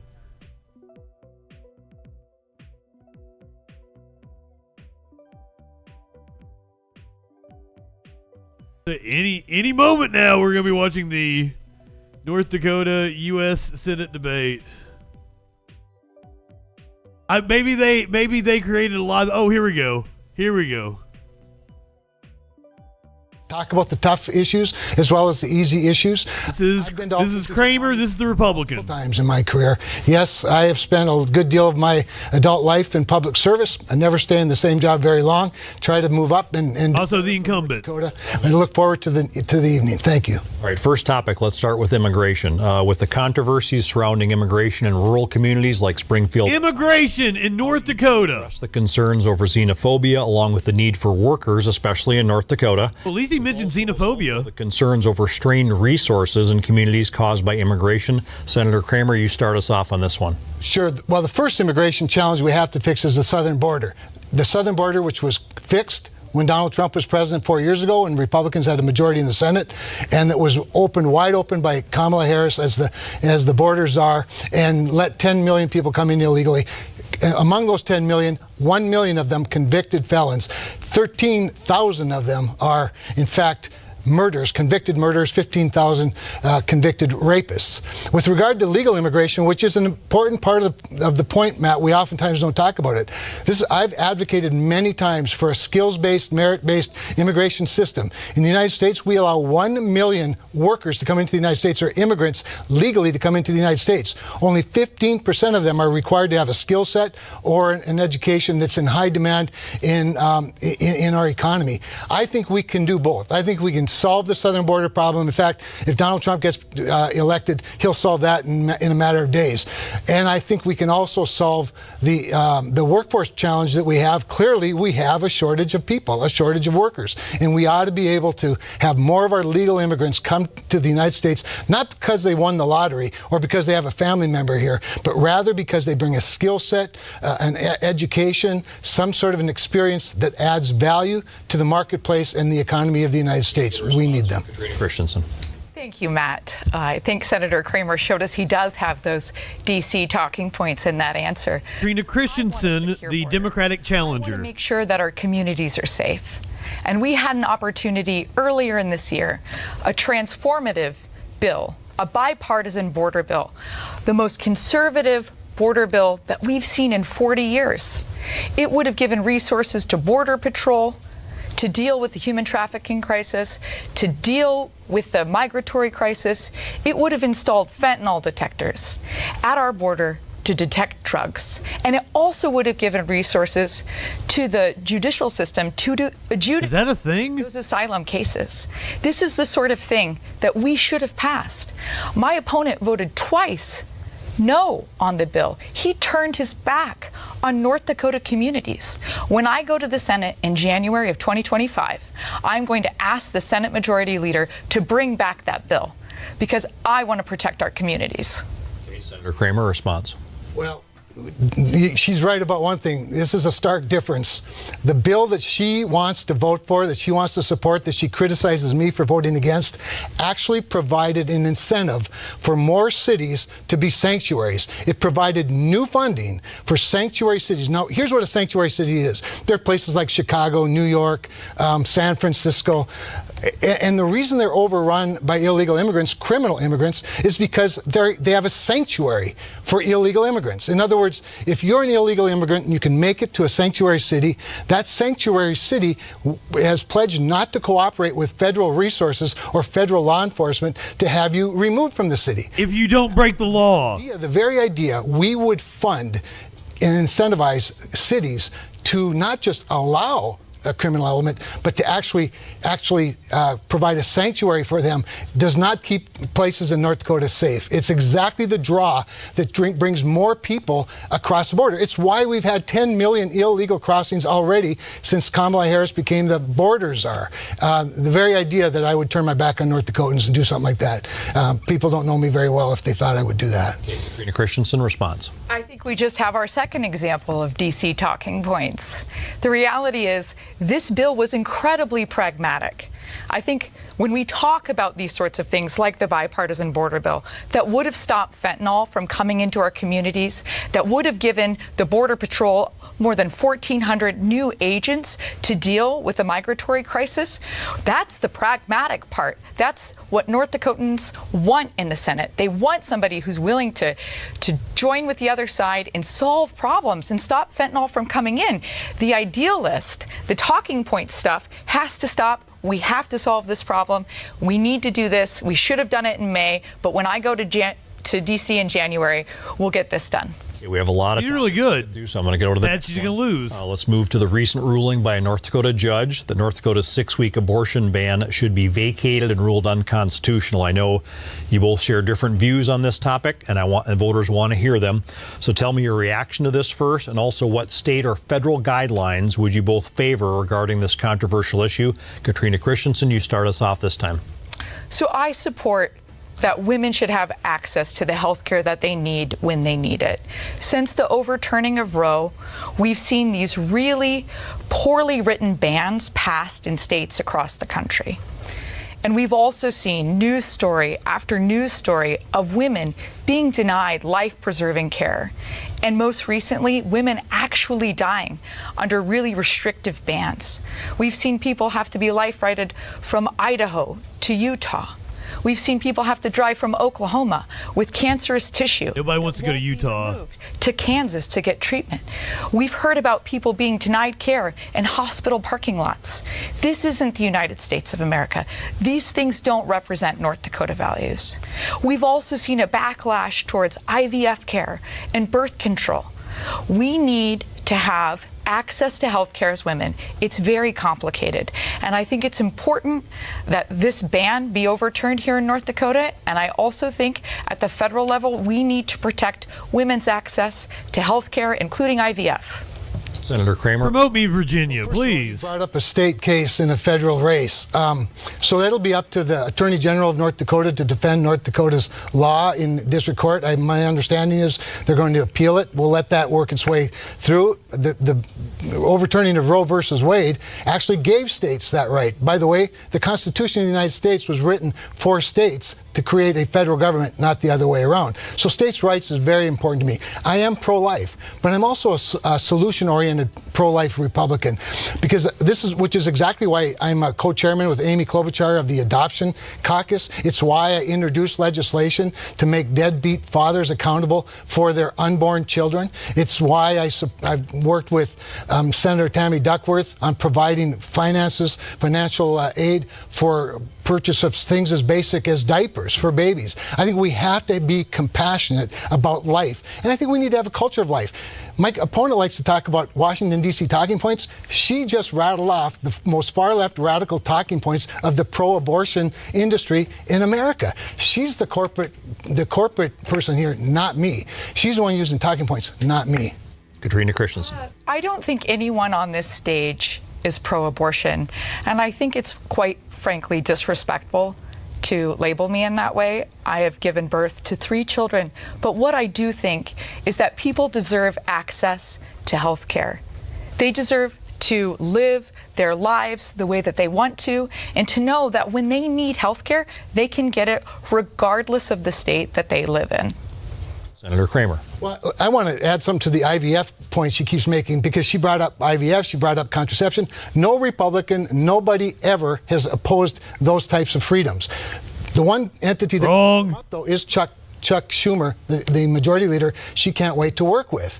He has brought up twice an IVF bill called something like the IVF Access Act, which is a Trojan horse that most everybody would agree is awful if you look at the details. Here's what it does. It guarantees access to all forms of what are called ARTs, assistive reproduction technologies. That includes human cloning. That includes gene editing. It prohibits states from even regulating those things. States as liberal as Colorado regulate them. States as conservative as Texas regulate them. This is another states' rights issue. But here's the big thing. There's not a single state in the country that prohibits access to IVF or ARTs or to contraception. So this, again, talking points from the radical left so that they can push their radical leftist agenda and push their doctrine, if you will, on this very important issue. The radical leftist from North Dakota. More response on this? I think it's really important that Senator Kramer, who co-sponsored a 2021 national abortion ban, answer if he would consider voting to pass another national abortion ban. You say that you support states' rights, but you co-sponsored a national abortion ban. Sure. So when it comes to the protection of life, I assume I can do this as well. You have the last word on this. Oh, good. Okay. Move on to the next. Yeah. So. He's a smarmy dick. Life is worth protecting. I am pro-life. I don't apologize for that. North Dakota is pro-life. I do think there need to be guardrails. I think that you can have the exceptions that have been around for 50, 60 years to consider rape the life of the mother, obviously incest.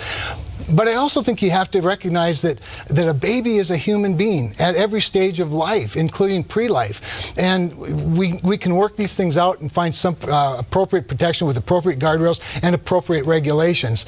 But I am pro-life. I don't apologize for being pro-life. I think we ought to have a culture of life. Okay, let's move to the next topic, inflation, the economy, one of the key issues in the presidential race that we're hearing, and of course a federal issue as well in the country.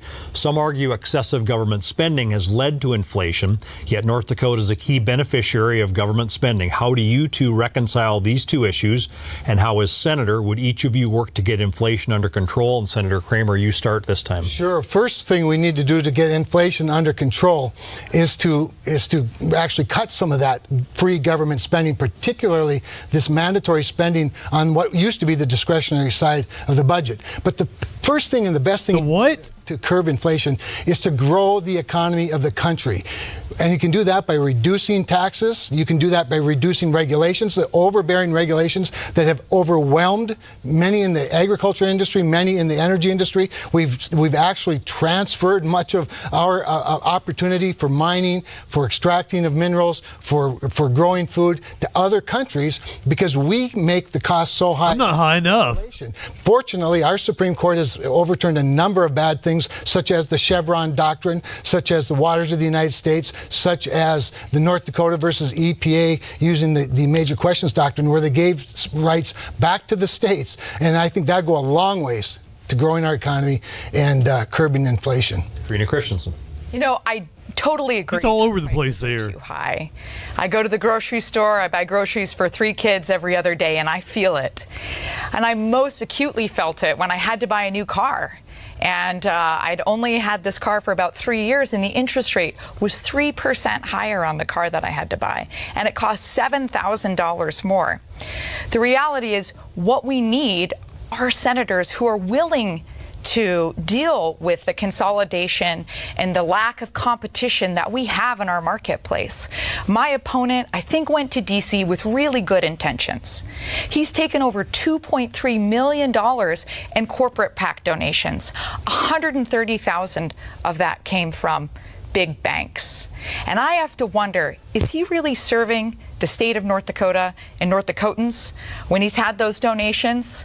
He was upset about the Fed lowering interest rates earlier this summer, and he was upset when they did lower it. What Senator Kramer doesn't understand, because he hasn't had to work for a living, is that for every increase the Fed has, our small businesses, our farmers lose out on future growth.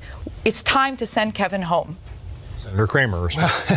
So those credit unions are awfully large banks, Matt. And the independent community banks of rural North Dakota are not real large banks. Even the North Dakota Bankers Association is made up pretty much of pretty much local banks.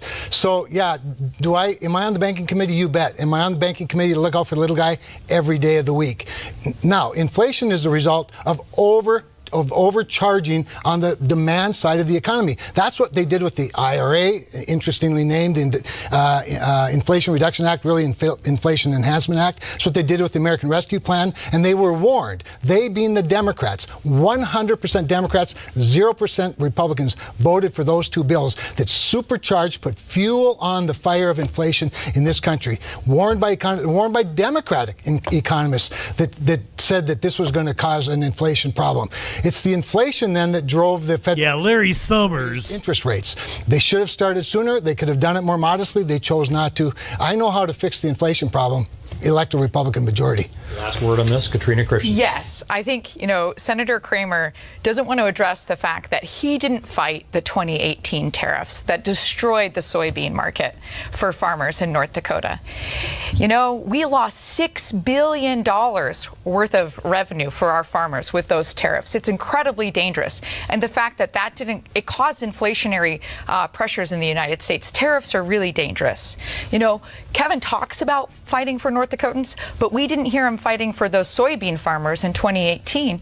They've lost those markets. They're no longer there for us. And right now, soybean farmers are dealing with prices that are 20% below profitability.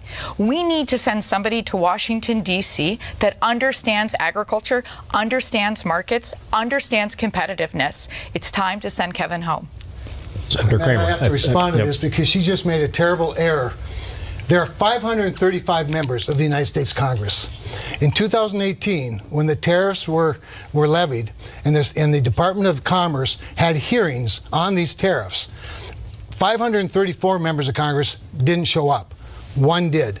That was me. I was literally, and I was in the House of Representatives at the time. I was literally the only member of the United States Congress to stand up and oppose and ask for waivers and ask for adjustments related to products that are important to North Dakota at the Department of Commerce. And by the way, they heard that, they listened to that, and they did provide some of the waivers. And with regard to tariffs, the very idea that we wouldn't use tariffs on a country that's dumping on our country products that too cheaply, that's exactly what tariffs are for, is to defend our industries in the United States of America.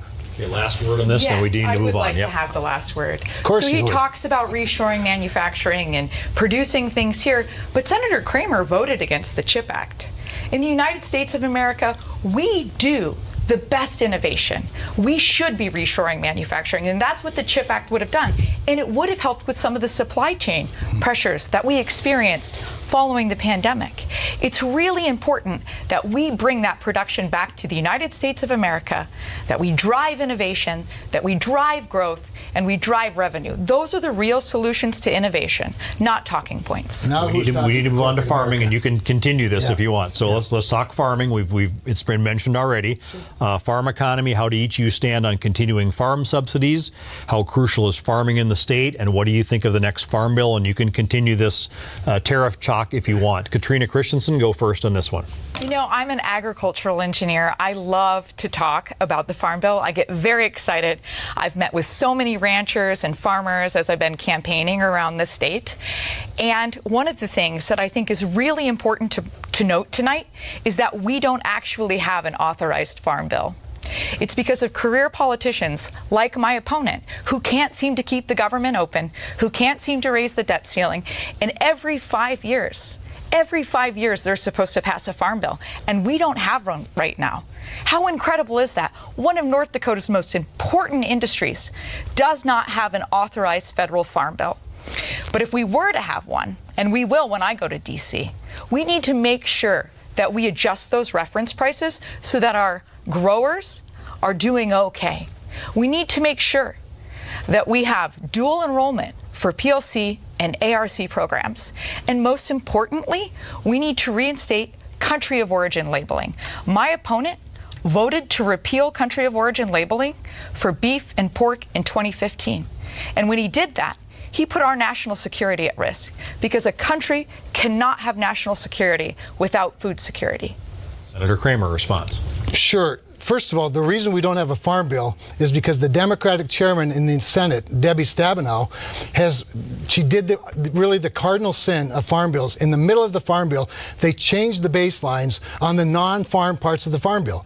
They added so much money. This is part of IRA and the American Rescue Plan that fueled inflation. They now have SNAP at 80% of the farm bill. SNAP has nothing to do with farmers. It's an important program, but that changed the baseline, diluting the money that goes to the farmer. Kind of does. She added a whole bunch on the conservation title, which she calls the climate change title. The conservation title, which makes the conservation title now the same amount of money as the crop insurance program. I agree with Katrina on this. We need to raise those reference prices. They've got to reflect the modern costs of an additional, 25-30% of input costs because of Joe Biden and Kamala Harris's inflation. Those input costs have gone way, way up. So we need to do that, and we also need a robust crop insurance program that provides a little more of a subsidy, frankly, premium subsidy, again, to reflect the risk, because that's what the banker needs. The banker needs to know that they'll get paid back in case of a disaster. With regard to the country of origin labeling, we have fuck the banker, because it was not WTO compliant. So she says there's a national security risk. We were running a major cost risk for our producers if we allowed the WTO to fine them for being in non-compliance with the trade deal with the other WTO countries. Response from Katrina Christensen. Yeah, I think Senator Kramer is upset that he turned his back on North Dakota ranchers. In 2015, when he voted to repeal the country of origin labeling for our beef and pork, consumers don't know where they're getting their meat from. First of all, that's something that's important to point out here. But he took $6,000 from the National Cattlemen's Beef Association in 2015. Now, that's perfectly legal, but that doesn't make it right. That's not a North Dakota value. We have almost 8,000 independent ranchers here in North Dakota. And since we don't have country of origin labeling, they've lost out on about 35% margin. You know, that's an incredible amount of money for independent beef producers. And I will always support our beef producers. That's the first bill I'm going to introduce when I go to D.C. Okay, last word on this, Senator Kramer. So these awful National Cattlemen Beef Association are the 8,000 ranchers she's talking about. You don't get to, on the one hand, be against them, and on the other hand, be for them. This is not a unifying message even within ranch country, because most North Dakota ranchers want access to the markets that they want access to. The legislation she's talking about would actually prohibit them from having that freedom. We need to make sure that our ranchers can market the way they want. I've been a major sponsor, in fact, lead introducer of legislation to knock down the barriers for more opportunities to market our beef as well as other products. This is an ongoing fight. It will eventually get settled, probably somewhere in the middle of the two positions that we're talking about right now. Let's move on. Our next question comes from our co-sponsors, AARP North Dakota. The Social Security Trust Fund is expected to see a shortfall in 10 years if Congress doesn't act. Millions of Americans who are counting on Social Security will see cuts to the money they've earned. Do you see a path for Congress to work on a bipartisan solution to protect Social Security for those who have earned it? Senator Kramer, you start this time. I do. I just recently received for the I don't know, second or third time, but just this year, the Fiscal Hero Award specifically for my work in this area. It's an award that comes from the Citizens for a Responsible Budget that is awarded to people as conservative as Mike Braun and James Langford, and as liberal as Sheldon Whitehouse and Gene Shaheen. It doesn't go to a lot of us, but it goes to us because we're willing to have this discussion that in a little bit you're going to hear demagogued, because that's the rich tradition, as to somehow say, you know, Kramer and the Republicans are going to throw grandma over the cliff. We can get this done, and we can do it, but we have to put everything on the table. Now, she's going to say I'm for cutting benefits. Here's what I suggest. What I think we ought to do is take a serious look at the retirement age. Right now, it takes, if you're my age, there are people that have a lower number than this, but at 67 years of age, you can get full benefits. I say let's look at 10 years out from now. Let's start adding maybe 1 month a year for 6 years. That would provide, I think it recognizes the longevity of life. The other thing we can do is look at raising the cap of eligible income that is taxed for FICA. Right now it's about $168,000. I think we can raise that, and we can do it over the course of time. Now, my right-wing friends say that's a tax increase. My left-wing friends will say I'm cutting benefits. Both are doable. Trina Christensen, response. You know, I think one of the things that I think about when I think about Social Security is this widow that I met when I was campaigning earlier this summer. And she told me this story about how she became a widow with a 2-year-old, and how Social Security benefits for her were a family benefit. They helped her figure out, they gave her time to grieve and figure out what she was going to do with her life. And I think it's really important that we always protect Social Security. If you send me to DC, I will not let Social Security be privatized. I will not let it be sunset. You know, my opponent here claimed to have been bipartisan, yet he didn't vote for the bipartisan border bill, and he claims we can get this done. We just talked about the fact that there is no authorized farm bill right now. The reality is we need somebody who has a record of getting things done, like I've done in the private sector, on really short timelines or long ones. We can increase the wage for Social Security income taxes. A person that makes $147,000 a year always pays 6.2%. But a millionaire, somebody who makes $1 million a year, only pays 1%. And I think we can correct that. I think we can remove the cap and save Social Security in perpetuity. Senator Kramer, response. So that wasn't much of a solution. I think I'm with her. I think we can certainly raise that cap, and we can index it. We can continue to raise it a little bit each year. You can't do anything overly abrupt, because in order to make Social Security whole, remember, I think she skipped this part of the question. It's insolvent in 9 years, not 10 anymore. It's now 9 years, and to make it solvent for the 75-year projection would require today a 28% tax increase on the taxable income, or a 21.3% benefit cut. Neither one of those are tenable. Just lift the cap. But we can have the, and by the way, with regard to bipartisan solutions, I am the only North Dakota Republican in history that I know of, and the only Republican senator last Congress that received the Bipartisan Policy Council's award for legislative action because of things like this. That's the same reason I've received the Fiscal Hero Award for things like this, because I do sit at the table, because I do solve problems. And by the way, the bipartisan infrastructure bill, I helped write. In fact, probably had more fingerprints on that bill than any other member of the United States Senate, at least in the Transportation Subcommittee that I co-chair. Last word on this, Katrina Christensen. I just think North Dakota, we can do better. We can send somebody to Washington, D.C. that understands that 1 in 6 North Dakotans are seniors. My opponent voted against capping prescription drug prices for Medicare recipients. Those are senior citizens. I will never turn my back on the seniors in North Dakota. And I just want to point out one small thing. He keeps bringing up this Fiscal Hero Award. I'm not sure if it was a joke or not, because since Senator Kramer's been in the Congress, the debt has increased $20 trillion. Damn. All right, let's do a second question from AARP North Dakota. 48 million Americans help their loved ones each day to remain independent in their homes and communities. These family caregivers sacrifice time and money and provide $600 billion annually in unpaid support. How would you help family caregivers? And Katrina Christensen, you start this time. You know, Matt, this is a really serious topic. When I was in Kenmare on Monday night, I had the opportunity to meet this woman. And she told me about her experience taking care of her partner, her husband, who had Parkinson's and Crohn's disease. And she was able to keep him at home for about a year, but then she had to put him in a nursing home. She just couldn't do the care anymore. And she had to sell $500,000 worth of farmland to pay for that care. She gave away part of her children's inheritance. And I think what's lacking in our discussion about elder care is knowing these faces. I spoke to a woman in Bismarck who had been at home for 2 weeks taking care of her husband. And I think what we need is we need to make sure that those caregivers have respite, that they're also able to probably continue to earn some Social Security while they're taking unpaid leave, taking care of family members. We need somebody who's willing to get innovative with solutions and talk to people and try to understand the different sorts of solutions we need for different sorts of caregivers and family problems. Senator Kramer responds. So this is an area where I agree just about with everything she just said and have worked very closely on, particularly on the Veterans Affairs Committee.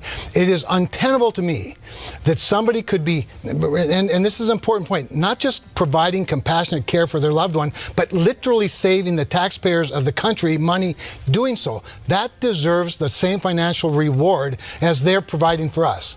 And I've worked hard on legislation to do exactly that, where there haven't been enough people at this point to push the issue, but we've pushed it hard with CMS. And by the way, with regard to the caps on prices, so you're right, I voted against an arbitrary cap on drugs. But since that happened, the premiums of the insurance to cover those drugs have gone skyrocketed, 382% in one case. In fact, the money to pay for some of that stuff was taken out of Medicare, which was scheduled to go insolvent in 2036, probably escalated that timeline. The most recent bid for Medicare Part D was an 85% increase. The most recent premium increase was 30 or 35% increase. You cannot simply shift the cost and expect the price to actually come down. Katrina Christensen. So I think Kevin has forgotten who he represents. Like I said before, 1 in 6 North Dakotans is a senior citizen. And the CBO, the budget office for the federal government, estimates that capping prescription drug prices for our seniors is actually going to save over $100 billion. That's an incredible amount of savings for taxpayers. And so I would have voted to cap prescription drug prices. In fact, yesterday, when I was in Minot, I met a younger gentleman who had diabetes, and he had lost vision because he was having to ration. He was having to ration his insulin. It was $1,500 a month, and he's lost 70% of his vision. And my opponent voted against capping insulin prices at $35 an hour. I just think he's changed since he went to D.C. It's time we send someone else who's willing to remember who North Dakotans are and what North Dakotan values are. Last word on this, Senator Kramer. So this is great rhetoric. As you notice, she's got a little bit of a cadence going, a little bit of a rhetoric. But the facts matter, Matt. And it isn't 100 billion. By the way, they're claiming 60 billion now, or 6 billion, I mean, that's saved. And by the way, that's not from all 10 drugs that were on the list, but rather only 3 that they've done that are creating these, quote, savings. But these savings are being taken out of Medicare. So in other words, you take the money out of Medicare and then pay somebody else over here, you're not saving anything. You're just shifting the burden. And frankly, it's irresponsible. We need a much more thorough solution than the simple, talking points from the Democratic Party on this. This is serious stuff. And to consider that Medicare is going to be insolvent in about 11 or 12 years if we continue down this path. So I think there's more to be done for sure, but price caps, arbitrary price caps without a pay for is not the solution. Yeah, do you need to move to foreign policy? What are each of your views on 2 huge issues right now, the Russia-Ukraine war and also the Israel-Hamas conflict engulfing Gaza? Senator Kramer, you start us off. Love them both together. Well, first of all, there should be no mistaking. They aren't complicated at all. The direct result of Joe Biden and Kamala Harris's pathetic, botched withdrawal from Afghanistan. Donald Trump had a deal with the Taliban with benchmarks they had to meet in order for us to withdraw. They never met them, but Joe Biden couldn't wait to get out of there and take some credit. Well, he got credit, all right. He got blame, and he projected weakness. And that projection of weakness is exactly why Vladimir Putin felt empowered to take on Ukraine. It's exactly why Hamas, Hezbollah, and Iran feels emboldened not just to take on Israel, but to take on the United States of America in the Red Sea, in Jordan, in Iraq. They're brazen about it. So I think we need to do a lot. I think the world's safer when America's strong. I think that we owe it as a matter of contract through the Budapest Amendment or Budapest Memorandum, as well as our role in NATO to defend Ukraine, to do everything we can. I think that Joe Biden has been trickling out a little bit of aid here and there with the expectation of a soft defeat. Ridiculous. Ukraine needs to win this war and needs to drive Putin back. And we need to do everything we can to help Israel, including providing the weapon systems to use any way they see fit to take out Ukraine or to take out Iran and Hamas, Hezbollah, and Houthis. Katrina Christensen. He's taking defense contractor money. DC talking points there. The reality is, I'm a history buff, and one of the scariest books that I have ever read was Midnight at Chernobyl. Like, there were times when I had to put it down. The most important thing in terms of protecting democracy right now is making sure that a bloodthirsty dictator does not succeed in Ukraine. It is important to our national security interest that we continue to support Ukraine and defeat Russia, because Putin won't stop there. He'll spread his attacks to other places in Europe. And if we allow that to happen, we allow other bad actors to start behaving badly. China wins, North Korea wins, Iran wins. And it's really important that we put our support behind Ukraine, because that puts America first. That allows us to focus on our future, where we want to be innovative, we want to grow, we want to do amazing things. I do not want to see people like my son, who's 16, be enlisted to go fight in another world war. It's incredibly important that we stand with Ukraine.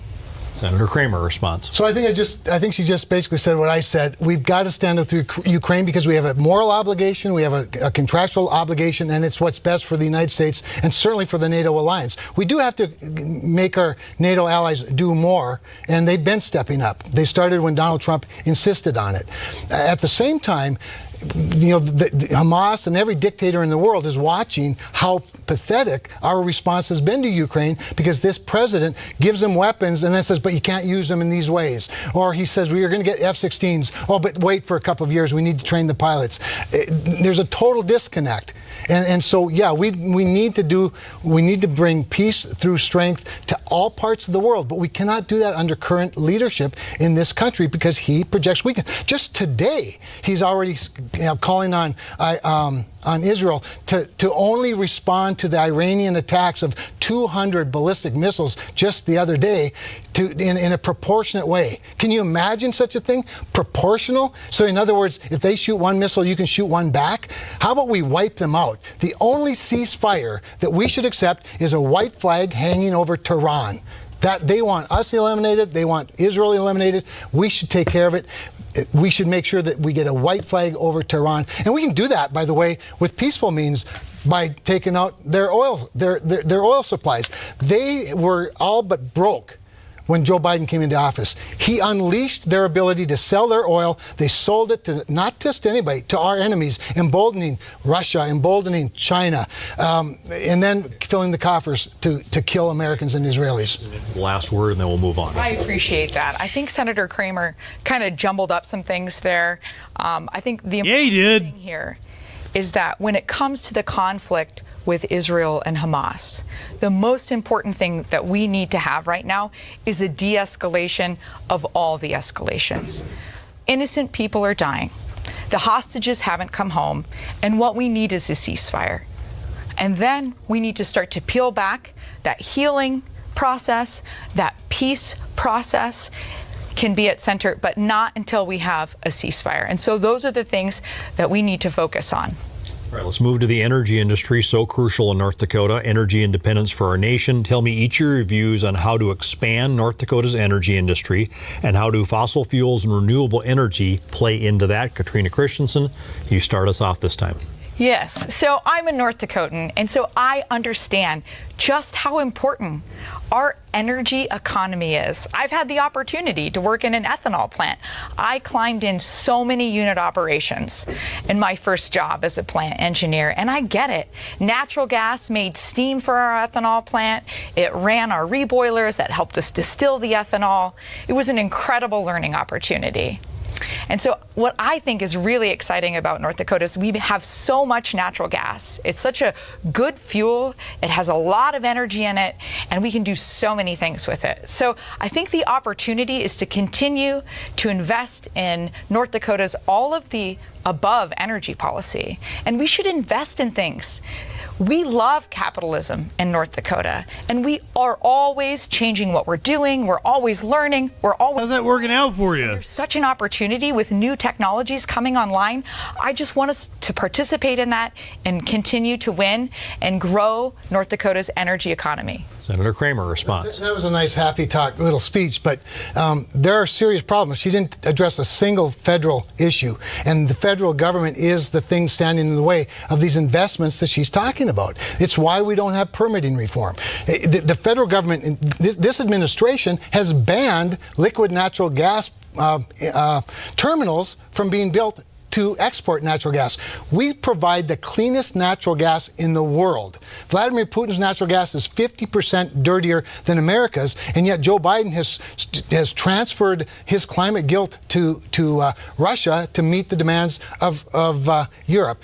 I'd much rather use the peaceful tools of energy development than the weapons of war every day of the week. You want to really make America's entire economies sing. Take a lesson from North Dakota. The problem is the federal government. It's the bureaucracy. This is why overturning the North Dakota versus EPA or finding for North Dakota and North Dakota versus EPA, overturning the Obama rule. This is why waters of the United States being overturned that freed up about 90% of what were considered federally jurisdictional waters or lands in the country was so important. And this is why the Chevron doctrine, overturning that, was so critical, because the agencies were making laws where laws don't exist. Same thing with the major questions doctrine. I thought he was for Chevron earlier. Authority that wasn't granted you by Congress. Now, if we can get rid of all that bureaucracy, North Dakota can lead the way. They already do in many respects. Look, I was an energy regulator for 9 years in North Dakota. I oversaw. North Dakota don't lead the way in shit. Wind development in North Dakota. I've cited lots of pipelines, including the original Keystone pipeline, 600 landowners' land. Not a single inch of it had to be condemned or taken through eminent domain. North Dakota does it right. The problem is North Dakota's problem is the federal government standing in its way. I need Katrina Christensen with a response. So when I listened to Senator Kramer's answer there, I heard the federal government come up as the problem multiple times. Kevin, I think you've been in the federal government for over a decade now. And so I'm struggling to understand why North Dakotans should continue to send someone who has so much trouble changing the rules and improving the opportunity for North Dakotans. I think it's really clear up here. I think Kevin had really great intentions when he went to DC, but it's time that we have somebody who has problem-solving experience, that understands return on investment, that understands energy projects. I worked on capital projects that were over millions of dollars. I get the sorts of things that we need to do to grow our energy economy. Last word on this, sure. Senator Kramer. So I need to help her now, because she says that I've been in the federal government for 10 years. I've been an elected representative for North Dakota in the Congress of the United States for 12 years. The federal government executive branch is the problem that have been creating all of these barriers. I mean, it was Joe Biden that absolutely put a ban on drilling on federal lands and offshore. Of course, that was overturned by a judge as well, finally. But then they started just allowing the bare minimum of the least productive areas to be bid out for drilling and exploration. The problem is the executive branch, not the elected branch, by the way, not the congressional branch, but the federal bureaucracy that's gotten way too big, way too expensive, way too powerful, and way too out of touch with what matters and what we can do so well. You guys, we produce the cleanest energy in the world. If we care about climate, if we care about greenhouse gas emissions, we should drill more in North Dakota. We should produce more oil, more gas, more wind, more solar, if that's what it takes. Whatever we can produce in North Dakota, we got to unleash the innovators and do it. But we've got to get the federal government out of the way. Yeah, I want to throw both of you a little curveball here for the next topic. It's more of a statewide legislative issue, but it's getting a lot of attention. I want to get you both on the record your thoughts on ballot measure number 4, which would eliminate property taxes in North Dakota. One response from each of you. Senator Kramer, you go first. I mean, I'm going to be honest, Matt. I'm actually undecided about it. I've been talking to a lot of people. I've been studying it closely. I know how much my property taxes are and how much they go up. I think there'd be a consequence to passing measure number 4 that some people maybe don't believe. At the same time, the elected leaders in Bismarck have had the opportunity to try and fix it. So I don't know how this is going to play out, to be honest with you. Tonight I really am undecided, but as you can probably tell by my answer, I'm probably leaning to supporting it, quite honestly, because I think you need to do something big to get change that the people of North Dakota are demanding. Katrina Christensen. You know, I have 3 kids in Jamestown. I have a kid in high school and middle school, and a kid in elementary school. And one of the things that I love about living in Jamestown is I get to know the teachers. I get to know them really well. My kids all went to the same elementary school, and I know that this is a stressor for them. They are really worried about what happens if Measure 4 passes. And I am too. I don't like paying property taxes. When I told my parents what we paid, they were incredibly shocked. They said, "Oh, you have all that oil money." Yeah, but they've never met any of the legislatures that are in the supermajority from Bismarck.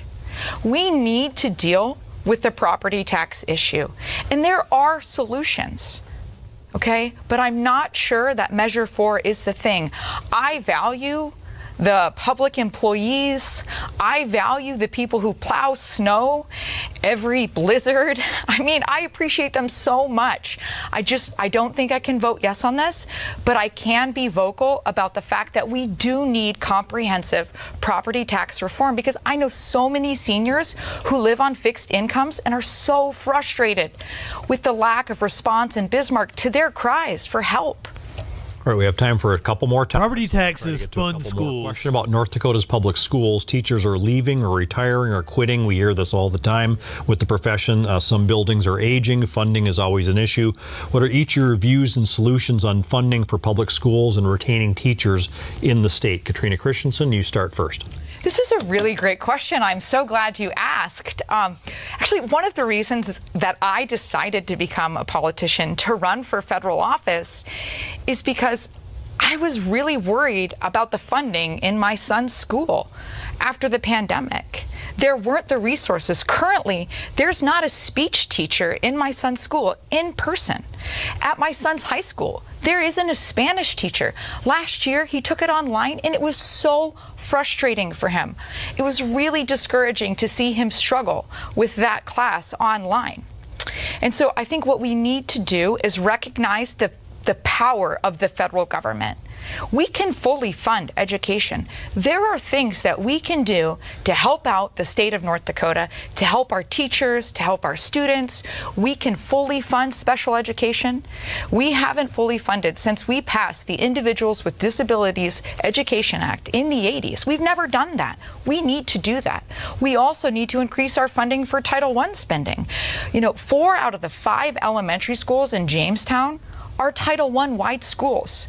This is how I can help my community. I look forward to it. Senator Kramer, response. Well, first of all, you brought up another state and local issue in the context of a federal debate, and there's an awful lot of federal money that goes to our local school districts through the state. The last thing that I'd want to do is federalize our local education system, which is exactly what she just advocated for, because none of that federal money ever comes with no strings attached. They come with lots of strings attached. In fact, in some cases, I hear more from superintendents about how can we get rid of the bureaucracy and just get the money. I think we can block grant money from the federal government to the states for distribution to the local schools in a way that makes sense for the local schools and for the state. But the last thing you want is a top-down federal government issue. And by the way, we have a $35 trillion debt that we're coming up on. We can't fund every issue in the state of North Dakota or throughout the country. We have to start making the hard choices at a time when our interest on our debt is now going to be greater than our national defense budget, at a time when the world's on fire and needs America's leadership. All right, kind of time for probably one more topic here. North Dakota's largest city, Fargo, has seen its homeless situation and population getting worse the last few years. Bismarck's now looking at an encampment measure as well. What are the solutions, if any, from a federal level to these problems within Fargo and Bismarck? Senator Kramer, you start. Well, first of all, for the most part, there are local and state solutions, and there need to be. These are community issues. Virginia, are you real? The federal government play one of the areas that if you're real, say titty slap in the chat. Banking and Housing and Urban Development Committee with my friend Chris Coons, a Democrat from Delaware, is sort of change in our Section 8 low-income housing program to incentivize more building of infrastructure that can house people at a lower income level that's heavily subsidized. And this doesn't subsidize the landlords, so to speak, but it does reduce the burden of regulation and the things that really, frankly, make it unprofitable for people to build more low-income housing. That's one area. Beyond that, what we need to do is that charities be charitable. We need to have a tax code that rewards community activities like this. Instead of punishing good behavior, we ought to be rewarding good behavior. And but the last thing, again, you need from us is a federal agency giving you both the money and the directions on how to spend it. Trina Christensen. I think with this question, one of the things that we have to do is kind of remove those prejudices we might have when the topic of homelessness comes up. And instead, as an engineer, I would focus on the data. And the data says that the thing that works is actually closing the income gap to the rental prices. So when you're able to help people who aren't making enough to afford housing, that solves some of the homelessness problem. The other thing that you need to do is make sure that those people have access to the resources to support them to continue to stay in that.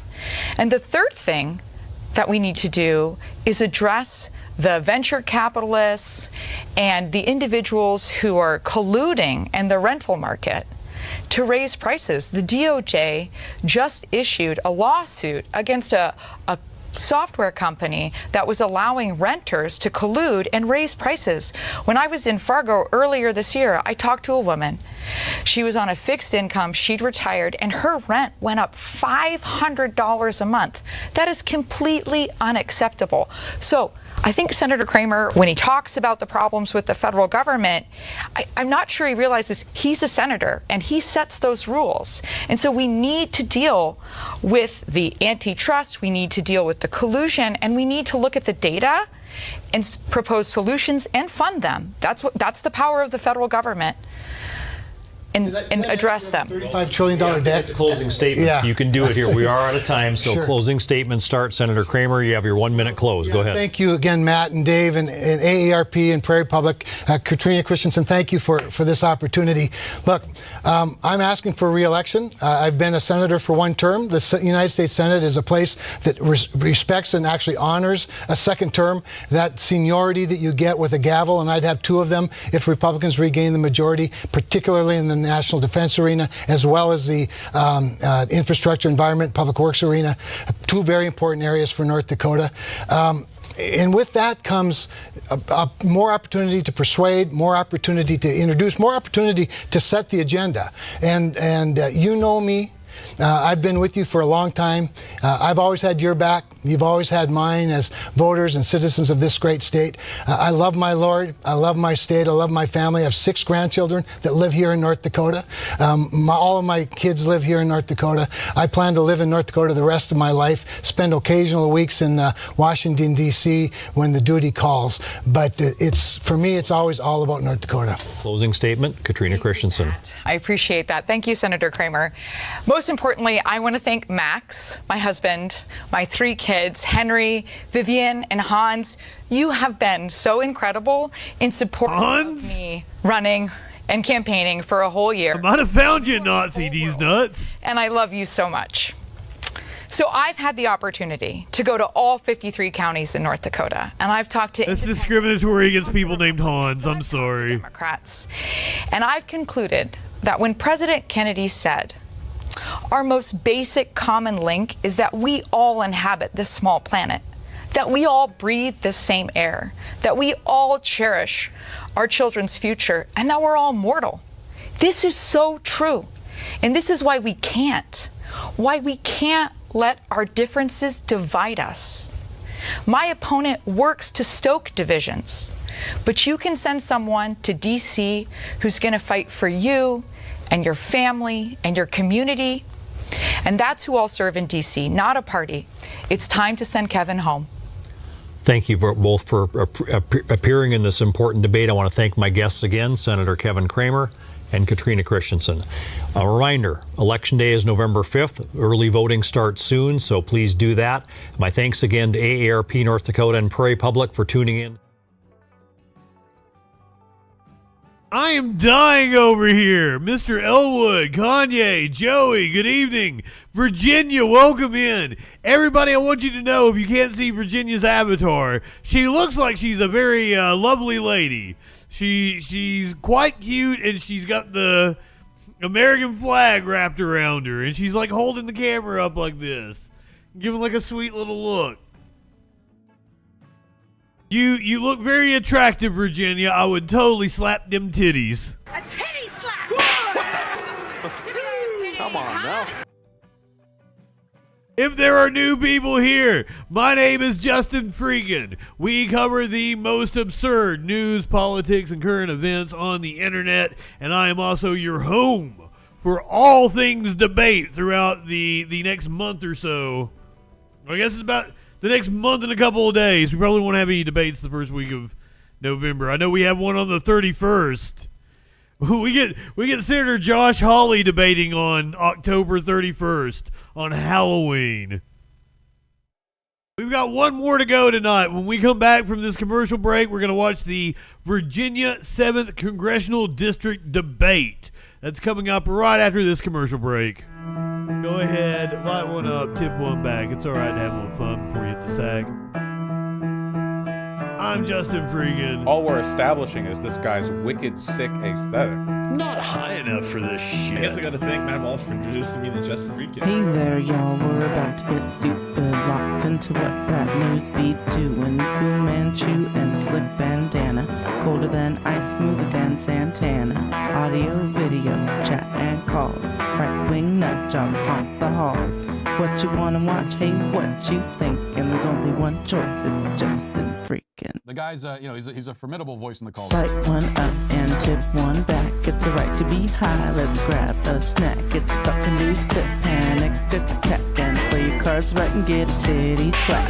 Jump in Discords, have some fun. The man will talk to everyone. Get high and try to debate and shit pops off, chat thinks it's great. What do you think you're doing? Join the troll patrol. Wherever discourse is brewing, he gives it that southern drawl. So let's go ahead and bring in Justin. Hey Justin, how's it going, brother? First of all, I want to say you're poser South. I'm in Alabama. I'm the real South. Okay, all right. So why don't you tell us what it takes to be a man? Well, I don't know. I'm in Alabama and I'll fuck a man in a dress. Why won't you fuck a man in a dress? Are you that insecure that you won't fuck a man in a dress? That's fantastic. So you're okay with that, right? Yeah. Why wouldn't I? Right-wingers are morons.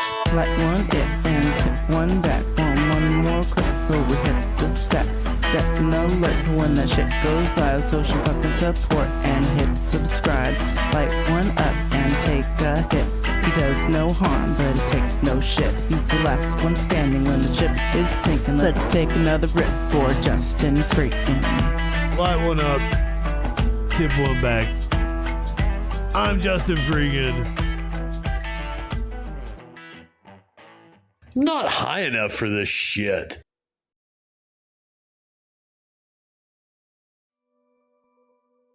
Wait.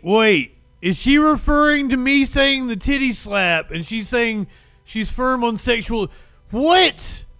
Are you responding to me? Are you a bot or not? I'm so confused now.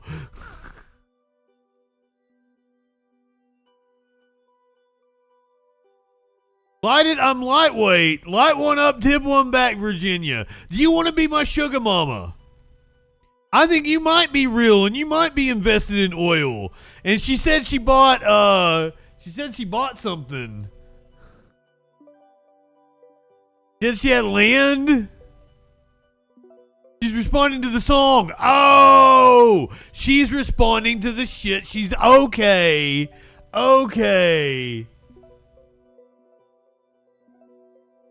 She does have a delay because she's on YouTube. But this fun. Don't ban her. Did somebody ban the George Floyd dude? Because he was kind of being a little, he was walking the line. I wouldn't have blamed anybody for banning him, but like, I wouldn't have. But I understand. You're not going to be my sugar mama, Virginia? If you want to be my sugar mama, check out the links. You can totally tip me. There's the tip right there on the screen. Oh, are you saying I'm a punk?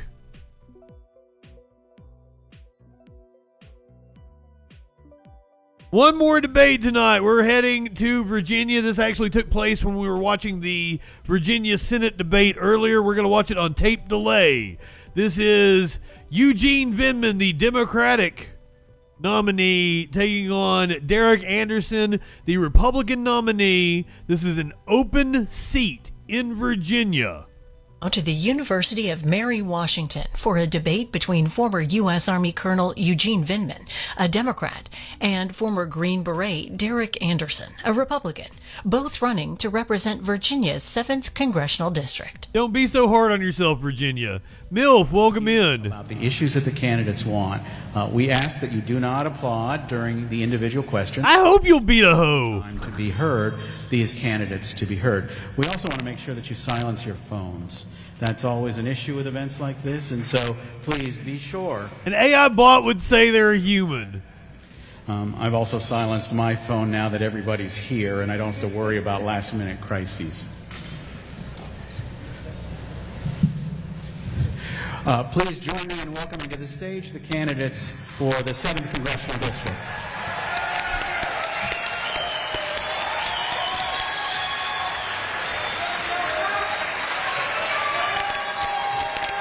We're going to have to put up with horrible audio all through this, aren't we?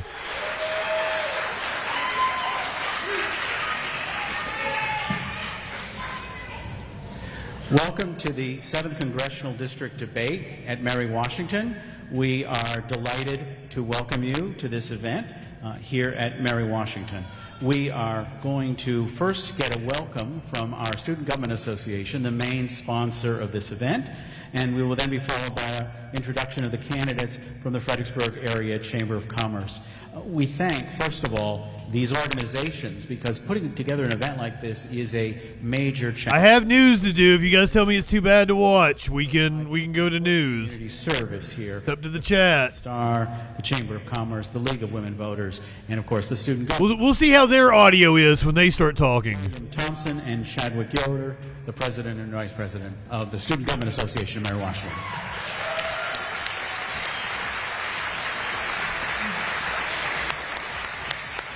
Well, good evening, everyone. I love the turnout. I'm so glad to see so many people in the community coming out for this debate. Introduce our candidates for Virginia's 7th Congressional District. Derek Anderson is a native of Spotsylvania County. He earned a bachelor's degree in political science from Virginia Tech and a Juris Doctorate from Georgetown University Law Center. This is the dude that took a picture with a family that's not his. Forces Green Beret from 2006 to 2014, completing 5 deployments to Afghanistan, Bahrain, Jordan, Israel, and Lebanon. Anderson has also worked on civil and criminal cases as a clerk for 2 federal judges and in the White House during the administration of former President Donald Trump in the Office of National Drug Control Policy. He is a practicing attorney and currently serves as a major in the Army National Guard. He lives in Spotsylvania with his dog Ranger, who is a Dalmatian. We don't care. Eugene Vindman was born in Ukraine. His family arrived in New York City in 1979 as refugees, and he attended public schools in Brooklyn, New York. He earned a bachelor's degree from State University of New York, Binghamton, a master's degree from Central Michigan University, and a Juris Doctorate from the University of Georgia. Vindman is a retired colonel who served in the U.S. Army from 1997 through 20. Abattoir Shelley, welcome in. This is our 3rd debate of the night. Where he traveled extensively and worked as a prosecutor. He also served as a legal advisor for the U.S. National Security Council. He lives in Woodbridge with his wife Cindy, and the couple has 2 children. I will now turn the program over to Dr. Stephen Farnsworth. And I got news for you afterwards. We're going to find out what that news be doing.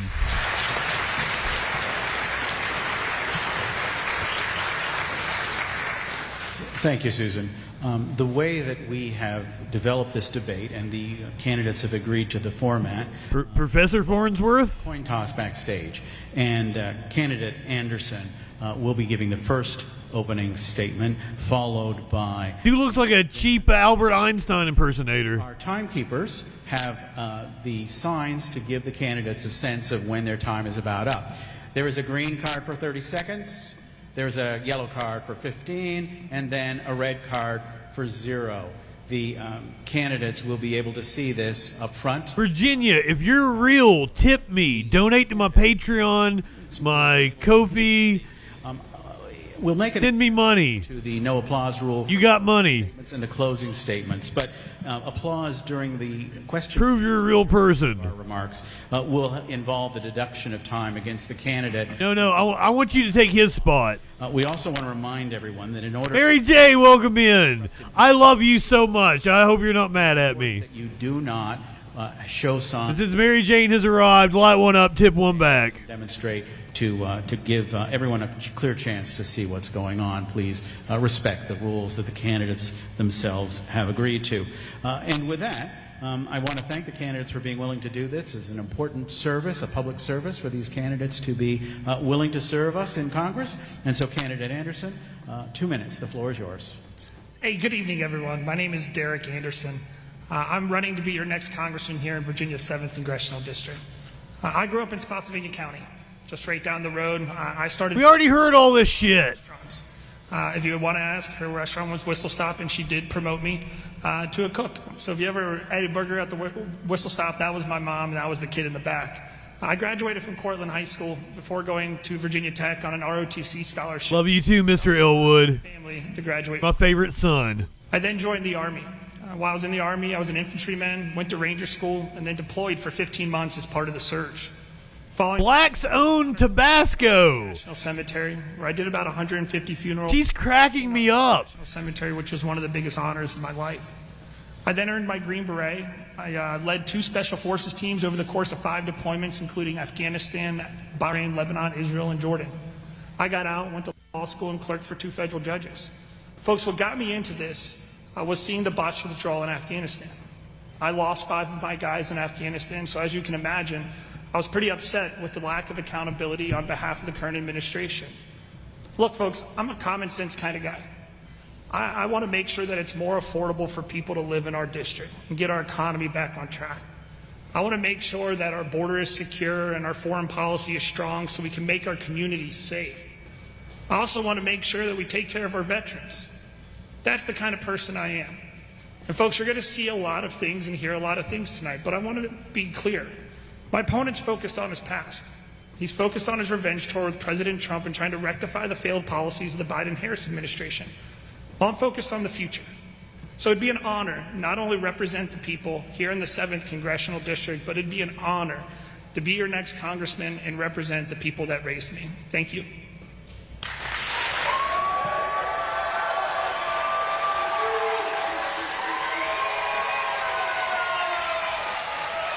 I'll go in halfers with you, Virginia. We'll go Dutch.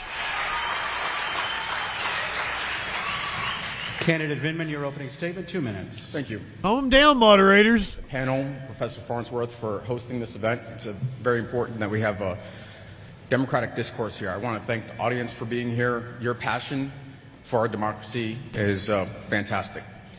Last, I want to thank my family because for me, this is all about family. So, who am I? My name is Eugene Vindman. I'm a husband, a father. I'm an Army vet of the Iraq War. I'm also an immigrant. I came to this country in 1979 with a family of 5. We had less than $800 between all of us. But we did have each other and the American dream. When I was old enough... Yes, this is being moderated by Professor Farnsworth. I spent 25 years in the Army, serving Joey, good evening. As an airborne infantry platoon leader. This is the whistleblower's brother. Then after law school, I was a prosecutor, a law war advisor, and I was a legal advisor on the National Security Council. So I went from platoon leader to the White House in my career. And frankly, it was amazing. Possibly twin brother, yeah. That judgment, that maturity, that's what I bring to this job. Why am I doing this? Like I said, my motivation is family. And there are some critically important issues in this race. Number one is the fundamental right to health care, women's health care in the form of abortion. A little over 2 years ago, that constitutional right was taken away from women. I have a 14-year-old daughter. She has less rights than women have enjoyed for decades. And after serving 25 years in the Army, that just does not sit well with me. So we have to restore those fundamental rights. And second, look, I'm a dad, a local dad. I live in Prince William County. I'm raising my family there.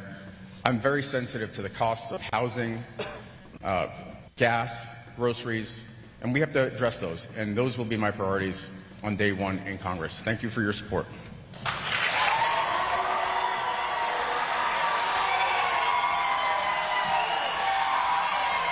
This is a rowdy crowd for a congressional debate.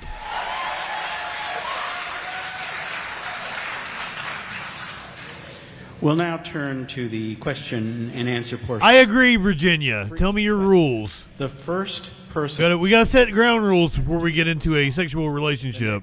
Respondent will have 1 minute, and then there's an optional 30-second rebuttal to the first candidate. You live in if, sexual the first anarchy? Candidate wishes. We will alternate so that each candidate will have an equal number of times when they answer the first question. The first question will go to candidate Anderson. The questions will be asked by Ted Schubel, the news director of WFVA Radio. I've been singing Train the whole time. Meet Virginia. At the University of Mary Washington. And Jake Wolmer. Why will this motherfucker not shut up? I, as moderator, will also ask questions that have been... Doc Dow, good evening. I was happy to watch you cook last night. Participation or this morning, whichever it was. That have already been provided to us. So now, Ted, to candidate Anderson, 2 minutes for the response, then 1 minute after that. We will start off with the economy. We all are feeling the impacts of inflation, gas prices, food prices, car insurance, property assessments. What can be done at the congressional level to bring costs down? Yeah, thank you for the question. Look, there's no question right now that the economy is not working for folks, not only in the 7th District or in the Commonwealth, but across the nation. Look, I'll tell you a story about a little girl who wrote me a letter. Her name is Ella. Ella, are you out there? Hi, Ella. Ella wrote me a letter. And I didn't hear you, buddy. Said, I don't think she's real. Government, so my mom can buy snacks again. Well, Ella, when we win in November, we're going to make sure mom can buy snacks again. Look, folks, right now we're seeing the economy is just not working for folks. In the Commonwealth of Virginia alone, we see that about a third of Virginians are living paycheck to paycheck. We see that about a quarter of Virginians are delinquent on their credit card bills because why? They're paying for gas and groceries where they used to pay for big, large items, and they're not able to pay off their credit card. We see the average Virginia family right now spending about $1,100 more a month under Bidenomics. It's just not working for folks. Look, we need to make sure we balance the budget. Look, I'm a staunch supporter. If you go up to Washington, D.C. and you don't get your job done as a member of Congress and balance the budget, you don't get paid. It's a pretty simple concept. We want to make sure we keep taxes low. We need to make sure we stop the overspending that the U.S. government continues to do day in and day out. And we got to get U.S. energy back up and running. And that's how we're going to get our economy back on track immediately. Look, my opponent has some of the most extreme liberal radical policies that are supported by Kamala Harris and Joe Biden. Look, it's a simple question. Are you better off 4 years ago than you were today? I'd say the answer is no. So why would you vote for somebody to go up there and do 4 more years of the same old, same old? Look, folks, we need to quit the spending. We need to make sure we get normal policies back into place so that we can make it more affordable to live. And that's the bottom line. This is the Virginia 7th Congressional District. Democrat, Republican. 1 minute. Candidate Vindman. Thank you. Look, I'm a family man. I'm raising my family in Prince William County. I'm very sensitive to the cost of housing, drugs, and groceries in the supermarket. There are 2 supermarket chains in Prince William County that control 40% of the market. That is too much consolidation. Frankly, it verges on a monopoly. We're really just getting started. Of 2 very large supermarket chains. The market's not working. What we need to do is make sure that the economy is working, that capitalism functions the way it's supposed to by preventing monopolies from taking shape. The second thing is, look, insulin is now $35 because there's a cap on the price. That's a huge first step in making life more affordable for the average American, average citizen. We need to expand that across the board. We need to make more drugs affordable, life-saving drugs for the voters in this district. And I'm all for an all-above energy policy. 30-second rebuttal, if you like. I'd like to take my 30-second rebuttal. Look, folks, what you just heard is a lot of nothing. Look, what he just talked about is he wants to put price caps on groceries. That's what he's talking about. Look, I've visited multiple grocery stores throughout the district, and you said you wanted to make snacks affordable. Right now, because energy.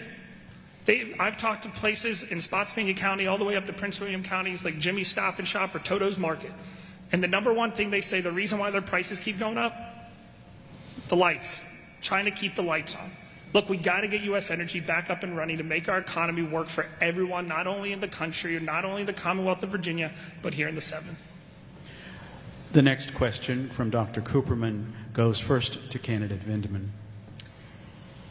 Each of you comes from a military background, and the 7th Congressional District has thousands of active and retired duty military families.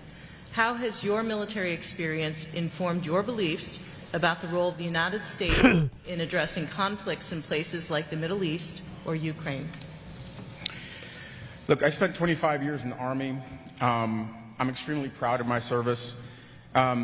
My brothers and sisters over the course of those 25 years helped me get through. So the first thing I will do is commit to making sure that veterans get the services that they need. That's ironclad.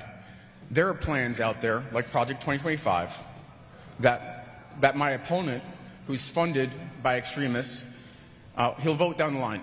The bottom line, that reduces veterans' benefits. I think that's unacceptable. I find that unacceptable. There are lots of other goodies in 2025. I'm sure we're going to talk about it. But look, I spent 25 years in the Army as a paratrooper all the way up through a White House official. I have the experience, I have the judgment, I have the knowledge, having advised at that level, to serve in Congress from day one. The character traits that I bring with me are integrity, judgment, and dedication to duty. That's what happens when you serve 25 years in the Army. And that's why I'm prepared to serve in Congress on behalf of all members, or everybody in the 7th Congressional District. 1 minute. Yeah, you're going to hear my opponent say this over and over again tonight, so we might as well nip it in the bud now. Look, he keeps talking about Project 2025. That's not my plan. I didn't know about it until my opponent continued to talk about it over and over again. This is absolute. They're laughing at him. What we see right now is we see weak leadership. I was a Green Beret. I served our nation for a little over a decade. I still serve our nation. I was a Green Beret. I literally led men in combat. I know exactly what it feels like to have those rounds whiz by your head. I've lost guys. I've had friends that have lost guys. What we need is true leadership. We see the chaos going on across the world right now, and it's because of the weak leadership and the extreme policies of Kamala Harris and Joe Biden and people like my opponent. If we look at what just happened yesterday, Iran is firing onto Israel with no repercussions, and it's because of the failed leadership at the top. 30-second rebuttal. Absolutely. I'm sorry, we have rules that the campaigns have agreed to, and it's important that the candidates are treated with the rules in which they Tell him Farnsworth. Not heckling and not applauding. We need, I would encourage They're heckling. If you wish to be a candidate for office, you can be on the stage, qualify for the ballot, and 2 years from now, we'll have you on the stage. But for now, your job is to be an audience member, not a candidate.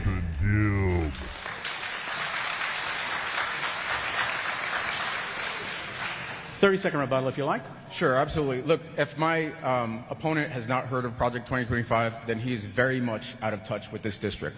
It is a topic that comes up at meet and greets, at church, in every location. I've stopped people on the street knocking doors. They know what Project 2025 is. They're nervous about it. They don't want any part of it. You know how you prevent from Project 2025 from being implemented? Don't vote for my opponent. He's bankrolled by MAGA extremists, and they want a return on their investment. Jake, you have the next question. It goes first to candidate Anderson. What is the greatest national security threat facing the U.S., and what should be done about it? Yeah, so Devin Townsend over here. two different angles. I do believe that the border issue is seriously a national security issue. But from outside the United States, I truly do think that what is going on with Iran is seriously a national security threat. Look, we saw yesterday that Iran throw hundreds of missiles over into Israel. They've been emboldening our enemies, whether it be Russia and China. We see the fact that they have the Houthis over in Yemen. We see the fact that they have Hezbollah in northern or in southern Lebanon firing into Israel. Not gonna lie, Houthi is a cool name. Chaos that's ensued. Look, I can tell you, as a former Green Beret, I still have Green Beret brothers of mine that are still serving overseas in places like Iraq and in Syria. And I can tell you, because of the failed policies of the current administration, who my opponent 100% supports, and that weak leadership. Come on, man. We have our service members that are getting attacked. Since October 7th, we've had over 100 attacks on our service members and our military installations overseas. That hurts me, especially when my Green Beret brothers are telling me that when they're getting attacked, they're being told from higher up that they have to sit on their hands and they're not allowed to reattack. That's not how we did business when I was in Iraq and Afghanistan. It's time that we start getting strong leadership. Look, 4 years ago, we weren't in this mess. We didn't have wars across the world. We didn't have Ukraine being invaded. Again, though, my opponent is focused on his past. You heard him. You heard him really briefly talk about, all he talks about is Donald Trump, and he has a revenge tour against Donald Trump. He doesn't care about he doesn't talk about the issues that are actually impacting us in the district. In fact, he's trying to rectify the failed policies of the Kamala Harris and Joe Biden administration that got us into the mess right now. So again, we need strong leadership from a foreign policy and across the world, so people like countries like Russia, Iran do not feel emboldened to not only attack our allies overseas, but to attack our U.S. military installations overseas as well. Candidate Vindman, 1 minute. Well, look, this is a perfect example of the difference between the experience and knowledge that I have in my opponent. Not once did he mention the Chinese Communist Party and China. That is the most serious existential threat that we face in the long term. The most acute threat right now is Russia. So let's talk about Russia and China. Yes, the news of the day is about Iran, and let's take it seriously. But Lord, that's profound. Is from Russia and China. They're the only ones capable of posing a threat to the United States. And so let's talk about pushing back against China. let's talk about pushing back. Well, he was in military intelligence, wasn't he? And the MAGA extremists are in his party are isolationists. What they would have is they would have us turn inward, like it is in the 1930s. That's not possible anymore. We step back. You know who fills that vacuum? Russia and China. We have to push back vigorously on those threats, prepare for those threats, and you need people with the knowledge and judgment and understanding of having served at the highest levels to perceive those threats and take them on. 30-second rebuttal. 30 seconds, yeah. Oh, no, a minute to not trust him. Distinguish between us and the differences. Mary Jane. I tell you the truth about my service and what I've done. I can tell you that my opponent has lied not only about things about me, but he's lied about his own military service.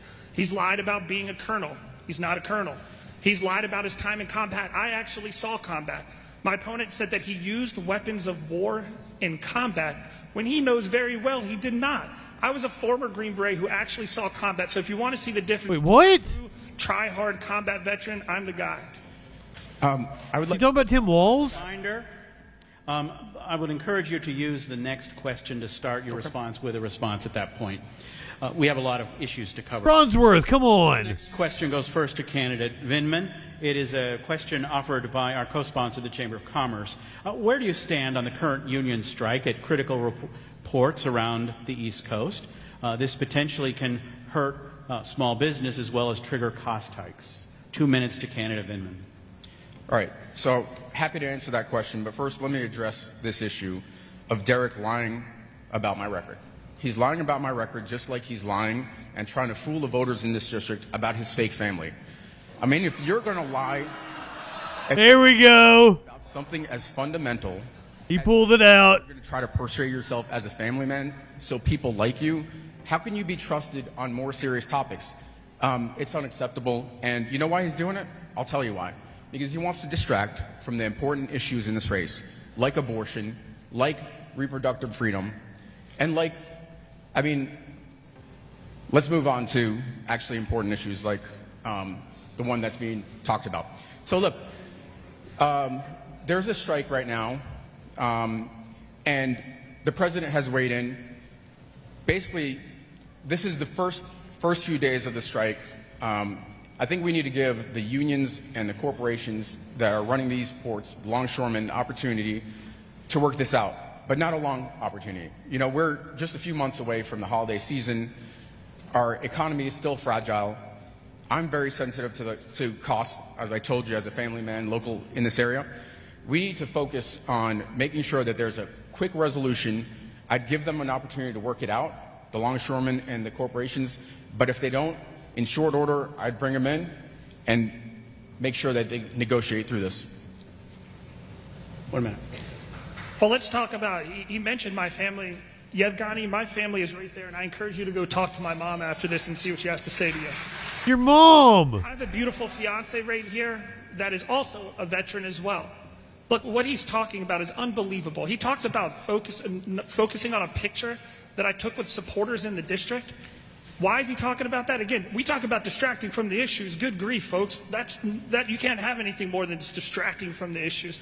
That's my family right there. He's distracting because he's lying about his military record, and he won't answer it. I'm answering it. That's my family. Folks, what we're talking about right now... We encourage you to give the time. We have union workers right now. Why are they strike? They want higher wages? Because the economy is not working for anyone in the United States right now. We are feeling it in Virginia. We're feeling it across the United States. And my opponent would be a rubber stamp for those policies that got us into this mess in the first place. I know he doesn't care about the district. I care about the district because my family and friends and the people that I'm... Mox, I believe it's safe blue, isn't it? And I'll do this was Spamberger's seat, I believe. Affordable for you. 30-second rebuttal. Look, somehow my opponent has managed to make himself a laughingstock. He's gone viral, nationally and internationally. And you know this... He got featured on the Troll Patrol. This district deserves serious leadership rather than somebody that will attempt to portray himself as a family man, posing with his friends, wife, and kids. How can anybody trust anything you have to say on the important topics of the day, abortion, the economy, if you can't tell the truth? The next question is an audience question, and it goes first to candidate Anderson. Are you willing to share how your faith informs your desire to be in public service and your desire to further justice for all. Yeah, with Spamberger's seat.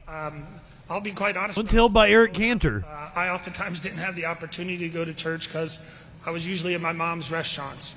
I was usually working with her. She couldn't afford childcare, so quite often I was with my mom, and I was fortunate enough to have a friend in Spotsylvania who lived right down the street to me, and he started bringing me to church and gave me the opportunity. At first, look, I'll be quite honest, I went there because they were giving free donuts and orange juice, and then they started talking about God, and I thought that was actually amazing. Look, my faith carried me not only through high school and in college, and through the book has it lean Democrat. Some of the most horrendous things that you can imagine overseas. I was in combat. I've lost guys over there. I've had some of the most low moments in my life overseas in these combat areas in Afghanistan and Iraq. And I'll tell you, having my faith there was the thing that kept me going. Being able to look up to the Lord and say, hey, I'm on your plan, sir. Keep me going. That's what got me through all of those 15-month combat deployment to Iraq. It got me through a 6-month deployment to Afghanistan and the 4 other deployments I did throughout the Middle East. Look, I go to a lot of our churches across the district, and I'll tell you, it doesn't matter if you're a Democrat or Republican, an independent, red, blue. Right now, people are hurting. People are hurting. The economy is just killing them. Not only that, but we see the national security risk. We have 250 people coming across the border that are on national security list. Our communities are unsafe right now. Look, God and my faith has carried me through multiple deployments and carried me across a 10-plus year military career on active duty and almost 18 now.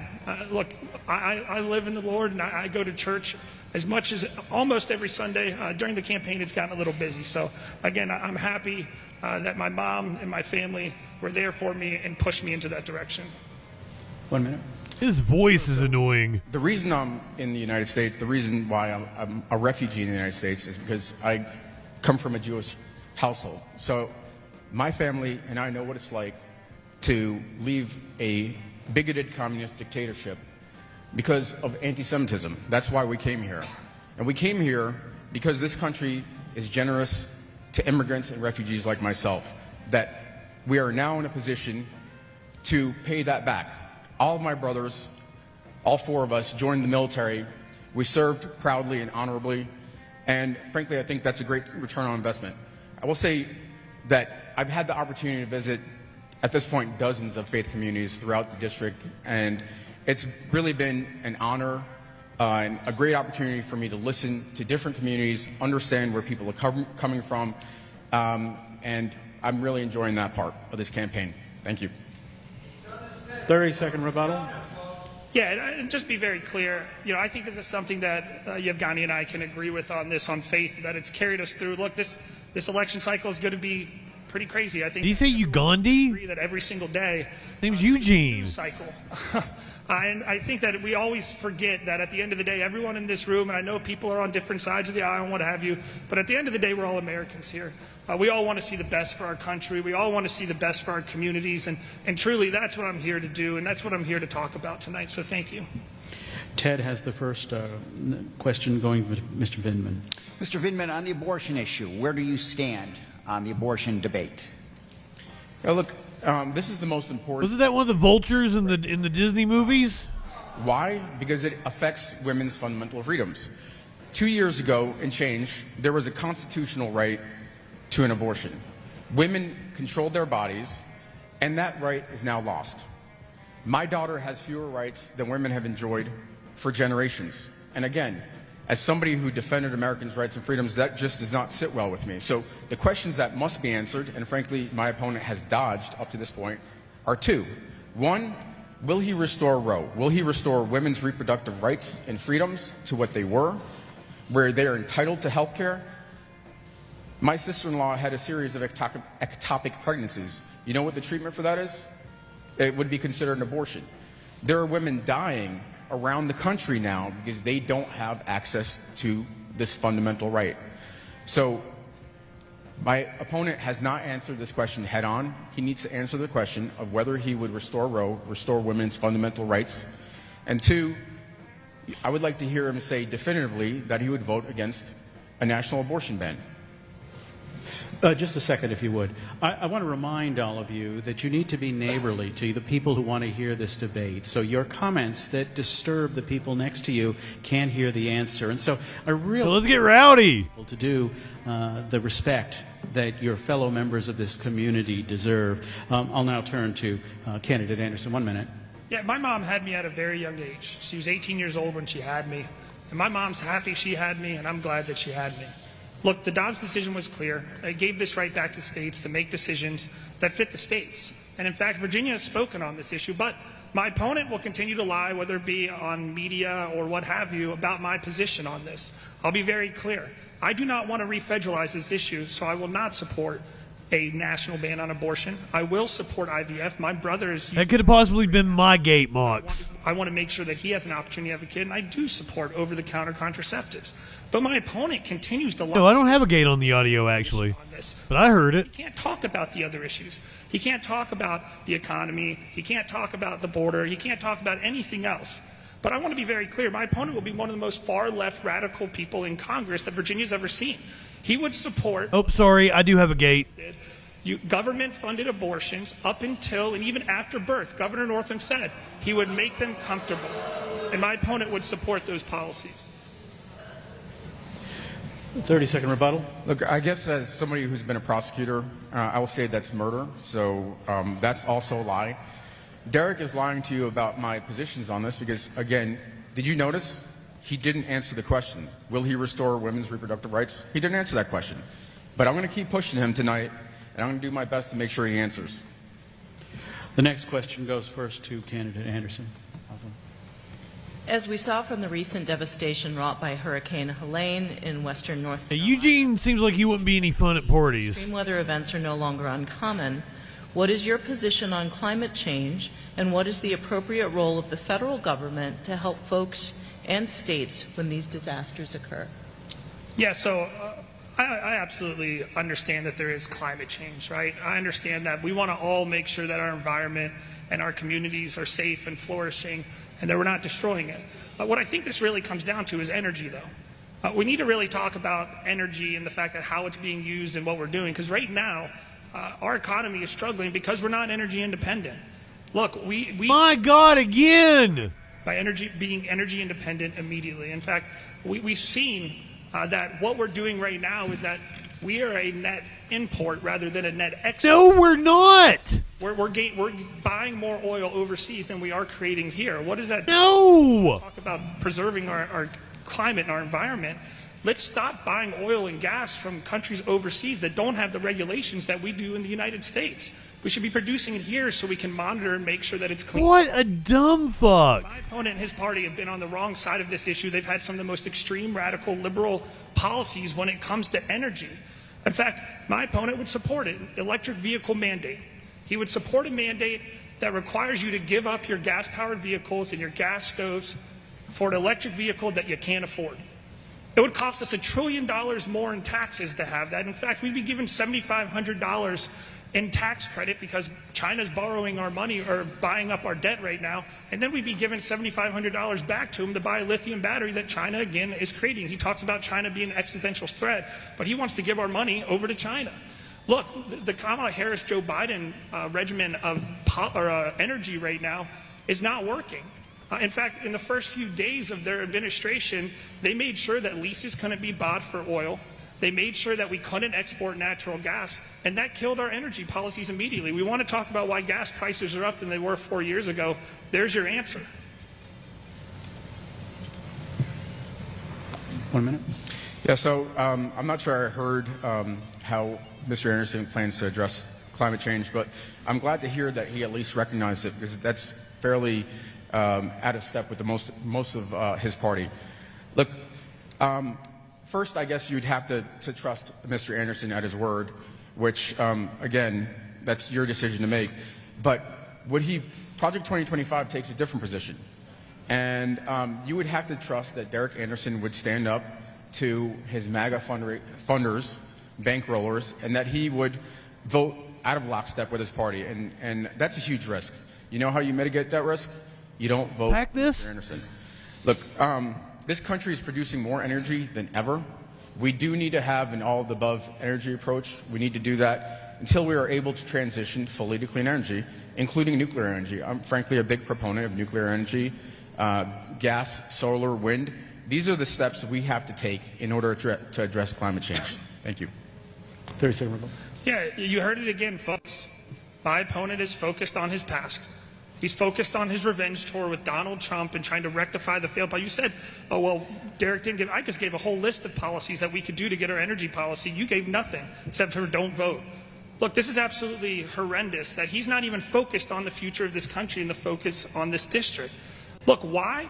Because right now we have leadership in the White House that they just showed up to the locations down in Southwest Virginia. Our Attorney General in Virginia and our governor have been down there day in and day out, and the current leadership is nowhere to be found. The next question goes first to candidate Vindman. Jake. With the U.S. over $30 trillion in debt, what spending should be cut to reduce deficits? Well, look, I think it's important. I think he's mixing up the Vindmans, isn't he? The previous administration grew our national debt by $5.8 trillion. $5.8 trillion.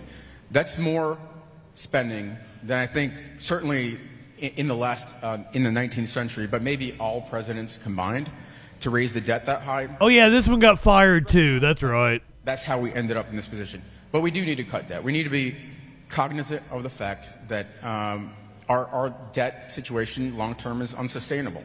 So, look, I'm very much in favor of cutting fat where appropriate, cutting regulations where appropriate, and we need to generate more revenue. But it can't be on the backs of the working class, my friends and neighbors in the 7th Congressional District.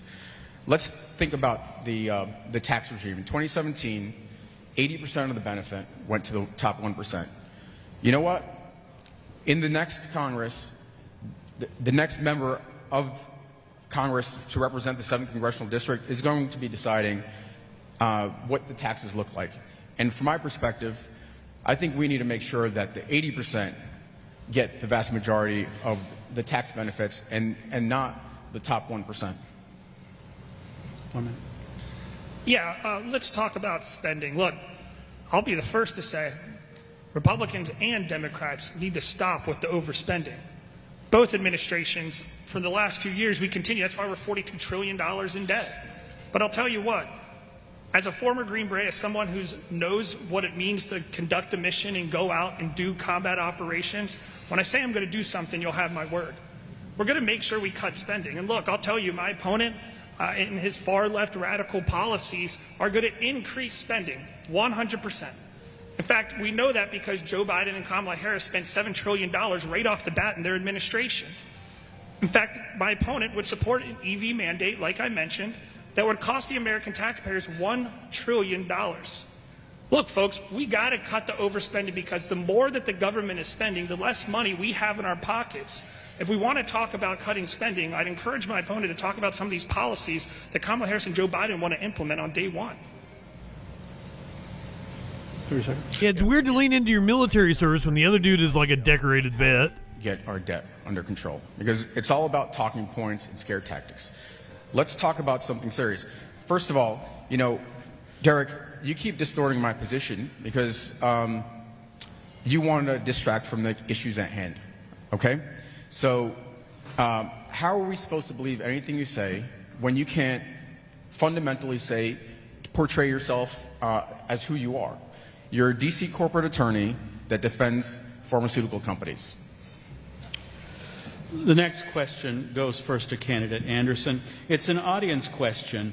This is from a mother whose first grader just came home from his first lockdown drill at a local elementary school. She says that the lockdown drills and the state of gun safety in the schools is traumatizing children. Her question is, what are you going to do to deal with gun violence in the schools? Yeah, so what we need to start thinking about is gun regulations because what my opponent will say is he wants to take all your guns away. Look, what we need to start thinking about is making sure that we don't take guns away from lawful citizens. And we're taking guns away from people like criminals and people with severe mental illnesses. Look, let's talk about what's happened over the last couple of months with the school shootings and some of the assassination attempts that we've seen. Look, what we're seeing right now is that the FBI knew a lot about this beforehand, and we knew that the individuals had mental health issues. So I think the first thing we got to do is we got to start getting funding for mental health.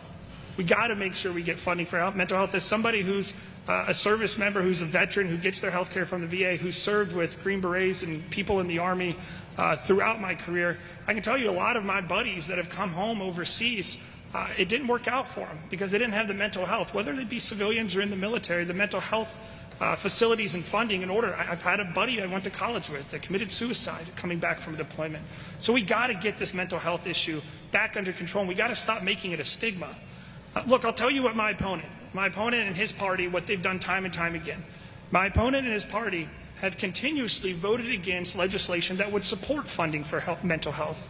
My opponent and his party and his far left radical extreme agenda would voted against enhancing the penalty for criminals that commit crimes with weapons, i.e., if you got armed robbery versus robbery, it's the same thing, and they voted against that. In fact, my opponent and his party were the proponents of defunding the police and taking SROs out of our schools. Look, I had a resource officer in my school when I was growing up. He was awesome. We loved him. And he also was great because he helped recruiting. When we see our law enforcement right now is at an all-time low when it comes with recruiting. Look, these are the type of extreme policies my opponent is talking about because he's focused on his past with Donald Trump and not focused on the future. 1 minute. Yeah, so he hasn't even mentioned Trump. I spent 25 years in the Army. I've fired everything from a pistol to a cannon. I'm a responsible gun owner. I'm not looking to take anybody's guns away, okay? But there are some fundamental issues at stake here. I have 2 kids in public schools. My son had a school lockdown because somebody brought a gun and it went off. That's traumatic to parents. We can't have that. My daughter so far twice has had drills on how to learn how to survive rather than learning math, science, and reading. That is unacceptable. There are policies that over 80% of the country can agree on. Safe storage, red flag laws, closing the gun show loophole. These are common steps that we should take today, and unless you're in the pocket of the gun lobby, like my opponent and his MAGA bankrollers, there is no reason for you not to follow this. And look, I've been a prosecutor. I believe in law and order, and you know, if somebody violates the law, then we prosecute them. Here's a rebuttal. Yeah, absolutely. Look, you heard him. You heard it straight from the horse's mouth. He's going to be one of the most extreme, radical politicians that's ever lived. Look, this individual... They're laughing at him again. Law-abiding citizens. That's what he said. That's what he was saying underneath of it. Look, folks, we got it. I agree with Yevgeny on this one, that we do have to have common sense policies, but we shouldn't be taking weapons out of the hands of law-abiding citizens. We need to make sure we're taking care and funding mental health to make sure that bad people don't have guns. Once again, I want to remind everyone that both candidates agreed. Thanks, Farnsworth. Agreed to a system when you guys missed it. This is Professor Farnsworth. Otherwise, trying to Farnsworth. I'm sorry. Both candidates agreed to this. Both candidates, I hope, will join me in asking for proper behavior from their own supporters.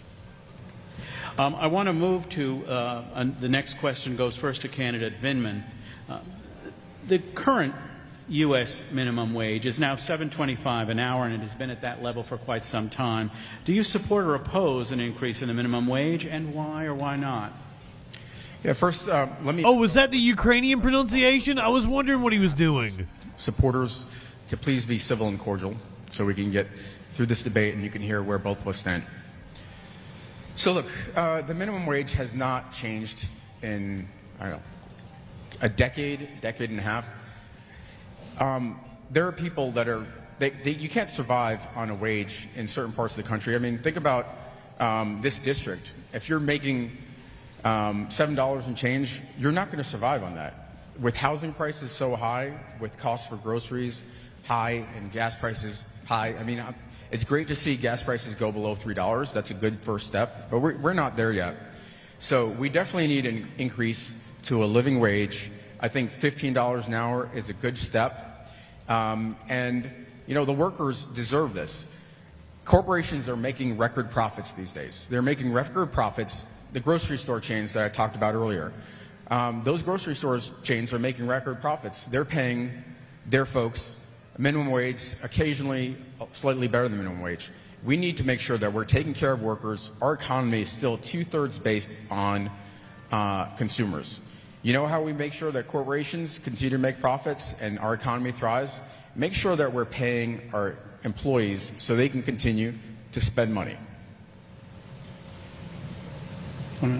Yeah, folks, look, what we're looking at right now, I travel the district quite often, and I talk to a lot of our local businesses, a lot of our local grocery stores, and one of the things I mentioned, what Mr. Vindman's asking is to pay more when our grocery stores and our gas stations and our businesses don't have the funds right now to stay up above water.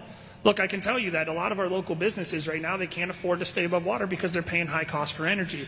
They're paying increased cost of goods. We see the fact that goods are up 21% more than they were under the Biden-Harris administration. Look, these are the type of things. Look, if we want to get minimum wage back up, let's have a great economy and a thriving business in the United States of America and have businesses competing, because when they're competing, they're making more money and they're giving it back to their people. Look, my opponent wants to sit here and put price caps on groceries. He wants to tax unrealized gains. So if you're even thinking about making money, my opponent wants to tax you for it.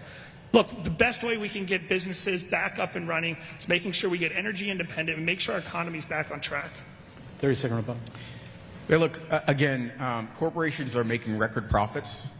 Our economy is based on consumer spending. Workers need to see some of those profits back in their pocketbooks so they can work, survive, and live. My family came to the United States very modest means, and my dad's union job, his benefits that allowed us to live with health insurance, boys with cut, scrapes, and broken bones were critical. Unions are, frankly, a great start. Increasing the minimum wage, these are the steps we need to protect our workers. The next question goes I get a first. 30-second on that? I'm sorry, 30 seconds. Thank you. Look, what you're hearing from my opponent is pretty astonishing. By his policies, we'd be forcing companies overseas. We'd be forcing jobs and companies overseas. Or if they did decide to stay here because of the policies he'd want to implement, it would increase inflation. Why? Because we'd be forcing companies to do things, and then they would put that cost back down onto the consumer, and we would actually see wages decrease. Again, we need to make sure that companies are staying here in the United States, that we're made in America, and that we have a great economy for these companies to thrive. The next question goes first to candidate Anderson. Ted. Let's talk term limits. Term limits for Congress, term limits for the Supreme Court. Your thoughts? Look, I'll just be quite frank. I would support term limits. The problem is that it's never going to happen. Look, I would love to go back to making money for the first time in my life again, because I literally just started it. And then I decided I wanted to run for Congress. But look, I mean, we look at the history of our nation, the traditions of our nation. We look at that when our politicians were initially starting off. One, they tended to pass away earlier. Right? And a lot of politicians didn't go sit up in Washington, D.C. and hang out all the time. They went back to their farms or their businesses or things like that. So look, I think that there's something to be said about it. I just don't think that there's going to be enough votes in Congress in order for there to be term limits. But again, we can talk about a lot of different issues, including term limits. I think the Supreme Court, I mean, my opponent would try to attack the Supreme Court. That's what him and his party have talked about all the time, which is an absolutely extreme liberal policy. Look, the Supreme Court is 9 justices. Congress can change it if they choose to, but that's what it's been, and that's what it's going to continue. That's why we have separation. We have separation of powers. We have an executive agency. We have a court system, a judicial, and we have Congress, right? And it's meant to so that we can balance these things out. Again, balancing things out in a true time of divisiveness is the best case scenario that we could have right now. 1 minute.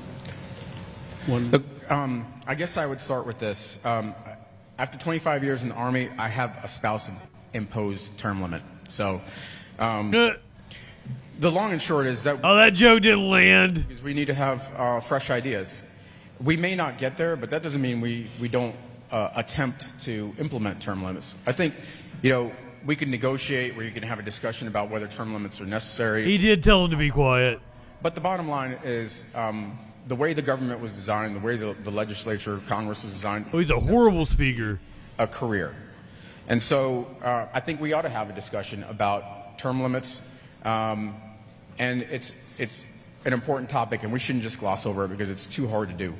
Just because something is too hard to do doesn't mean you don't try to do it. This is suburban Washington, D.C., defense contractors, lobbyists, I think that term limits are something that could be professional managerial class. right now. Term limits are obviously not And his brother's a hero to those people. the people in the 7th District, the people in the Commonwealth of Virginia, they're hurting when it comes to the economy. We're seeing illegal immigration coming through at skyrocketing rates. Over millions of people are here. I think there's some other things that we can be focusing on as soon as this Congress is elected and takes control in January, that we could get our country back on track. The next question goes first to candidate Vindman. Awesome. During the presidential debate last month, Donald Trump stated that he would repeal and replace the Affordable Care Act with a better plan. Kamala Harris stated that she voted to pass the Affordable Care Act when she served in the U.S. Senate. What is your position on the Affordable Care Act? Look, while we're waiting for a concept of a plan for replacement of the Affordable Care Act, let's first recognize that the Affordable Care Act provides coverage to tens of millions of Americans that didn't have it. It covers pre-existing conditions for millions of Americans. Is the Affordable Care Act perfect? No. But we need to improve it and not replace it. Look, Ken, that was a couple of debates ago. access to health care is critically important for the American people. There are frankly too many people that are still not covered by the Affordable Care Act. So my position is simple. Unlike what we see in this Project 2025, which would eliminate the Affordable Care Act, and which is, again, the manifesto for another administration that my opponent would vote in lockstep with, right? They want a return on their investment. I say, let's improve the Affordable Care Act. Let's cover more Americans. The more Americans you cover, the more opportunities for them to go to work and to be productive members in our economy. 1 minute. Hey, look, I want to make sure that everyone has good, affordable health care, right? I grew up again with my mom. She had restaurants. We didn't have health care. In fact, when I had to go get something because I messed myself up with wrestling, I usually had to go to Route 3 off of one of the clinics. And that's how I got my health care. And I get my health care through the VA right now. But what we need to look at is make sure look, let's be quite frank, Obamacare isn't free. Obamacare is costing about $400 to $700 per individual right now. And we look at the economy and how it is. I mean, that's hard to come by. We look at pre-existing conditions. I would absolutely support making sure that pre-existing conditions are covered and that we have transparency. When you walk into the hospital, you should know what you're paying for right off the bat. But what my opponent would support is Medicare for all. That's one. Are you being serious, Mox? That you can think of. Why? It would take away the Medicare and make it almost non-existent for our senior citizens. It would increase taxes, and it would make you take away your private health insurance. So the best way we can get the best kind of health care is making sure that people have good jobs. 30 seconds. Yeah, I guess I would say, as a recipient of government health care, my opponent has many times said he's thrilled to have it. But yet he doesn't feel like Americans overall are entitled to health care. I have a problem with that. The bottom line is the system is not perfect. The Affordable Care Act can be improved, but we need to strengthen it and not, I guess what we heard is a concept for a plan for my opponent, but no real plan and no real policy recommendations. The next question goes first to candidate Anderson. Jake. What would you do to ensure Social Security is available for future generations? Yeah, and I want to make sure that we keep Social Security and Medicare, Medicaid on the books. We got to do it, especially when we have an economy that is in complete disarray right now. Look, we talk about Medicare for all. My opponent says he has no policy, but he didn't say that he wasn't willing to support Medicare for all, which would absolutely kill Medicare for our senior citizens. It would absolutely it would increase taxes, and again, it would take your private health care away. In order for us to make sure that Social Security thrives, we've got to make sure that the economy is good and make sure that we have jobs. Because quite often right now we're seeing about a quarter of people in America right now that are over that retirement age are still working. A lot of them not because they want to, because they have to, because they can't afford to live right now. We talk about the cost of housing right now and the fact that my opponent and his party want to increase the cost of your homes by $25,000 by having a first-time home buyer. Where do we pay for these things? We keep overspending in the government, and it's hurting our Social Security benefiters, and my opponent has no fix for it. His policy and his extreme policies are that he wants to continue spending. Again, he wants to tax you, he wants to spend, and again, President Biden and Kamala Harris. Hung Cow said the same thing earlier. The first few days where they spent Medicare for all would be Medicare for no one. Possibility that Social Security remains in place. We got to stop this spending. We got to get the economy back on track in order for people to live. 1 minute. Look, Social Security is a safety net for millions of Americans. And so unless you can say that you're going to preserve Social Security, guess what? You're in the MAGA extremist camp in Project 2025, where the plan is to reduce Social Security benefits, okay? So we need to preserve Social Security for the elderly that rely on the program. And, you know, one of the ways to do it is there's a cap on income that is somewhere, there's a cap on income on which Social Security is taxed, right? If you lift the cap by, you know, to earners. No, just lift the cap. No, just lift the cap. Social Security, okay? So we need to preserve this program. We need to make sure that Social Security is available to our elderly, and, you know, stand firm against Project 2025. You know how you prevent Project 2025 from being implemented? Don't vote for my opponent. 30-second rebuttal. Yeah, folks, you've heard it time and time again. My opponent is focused on his past. He's focused on his revenge towards President Trump and trying to rectify the failed policy of the Biden. He said that 3 times now. Administration. You have heard nothing from him tonight that says anything about the fact that he cares about the people of this district, or that he wants to make any changes that would make things better for the people in this district. In fact, he's talking about capping income. Look, we want to get our economy back on track. Let's start getting a balanced budget. I'd encourage my opponent to say whether or not he supports that and whether or not he'd go forth with the paycheck if we don't get a balanced budget. The next question is an audience question, and it goes first to candidate Vindman. This will be the last question, and then we will have closing statements after that. The amount of money raised Thank God. in this congressional election is making it one of the most expensive congressional races in America. More than $10 million already raised, and more to come in the month between now and the election. Do you think money has too much influence in politics? And if so, what should the federal government do about it? Well, look, as a first-time candidate, I will tell you that I am surprised and frankly astonished by the amount of money in this race. It's probably the biggest surprise I've had. And, you know, I will say I'm very proud of the fact that my campaign is a grassroots campaign with the average donation of $27.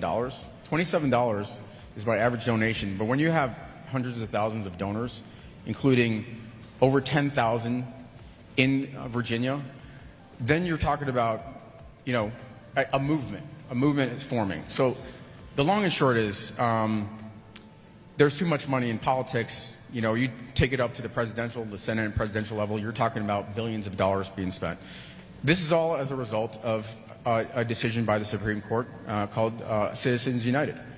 And we need to end Citizens United. We need to pass, whether it's a constitutional amendment, we need to take actions to get rid of the dark money, the ridiculous amount. This was Abigail Spamberger's seat. Take 30 seconds here because this is the last. I think she's running for opponent has governor, maybe? Most important question in this race. Will he defend a woman's right to reproductive health care? That is the number one question. He has dodged and dissembled all the way up. This is your chance, Derek, to answer that question. Will you restore Roe, or will you vote with your MAGA extremists? Yeah, she's running for governor. Bankrollers, and to take away more women's rights. I don't know. We'll see. 1 minute. Again, I'll say it again. My opponent has a revenge tour with President Trump, and he's focused on his past. They laugh at him again. Your future. If we want to talk about bankrolls, the fact that you get all your money from California, I guess that's the encouragement that you're getting is from California. Look, my campaign is a true grassroots campaign. Why? Because I'm from this district. Why? Because I know the people in this district. One of the board of supervisors, chairman of the board of supervisors in Spotsylvania County, we went to middle school together, folks. I care about this district, and that's why I'm running for office. My opponent just talked a lot about money, and he talked a lot about nothing tonight. What I'm talking about is things that are actually impacting us in the district. We didn't talk about it, but I want to talk about the immigration issue. My opponent took his immigration policy off of his website. That's how much he cares about immigration policy. When we have 2 illegal immigrants of Jordanian descent attempt to breach the front gate of Marine Corps Base Quantico, and those 2 individuals have been released on bail. Again, you didn't hear anything from my opponent because he doesn't care about you. He doesn't care about the people in this district.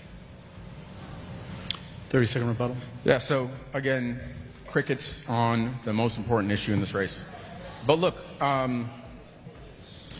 you know, we're going to get a chance to talk in a minute about the stark contrast between me and my opponent.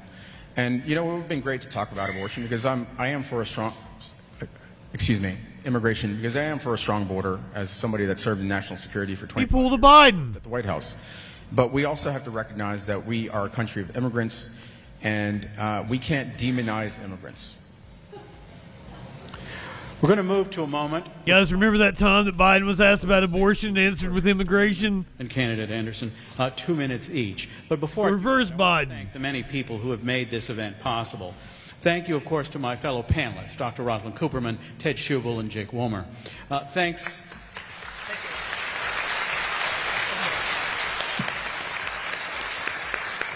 Thanks as well to our sponsors, the Student Government Association of Mary Washington, the Chamber of Commerce in the Fredericksburg area, the League of Women Voters.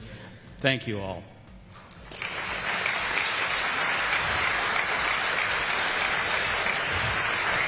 Thanks also to the Mary Washington staff who have made this possible. It's a great deal more work than you might think. But thanks so much to Susan Worrell, to Alicia Marvashti, to Amy. It's been a shit ton of work just to watch you fuckers. For making this event the success that it has been. Speaking of which, I can confirm that more people were watching me watch the North Dakota debate than were watching the North Dakota debate. They had 9 viewers. I find so many students willing to help with events like this, and I can feel confident that the future is in good hands with the kind of students that we see and work with here at Mary Washington. Thanks especially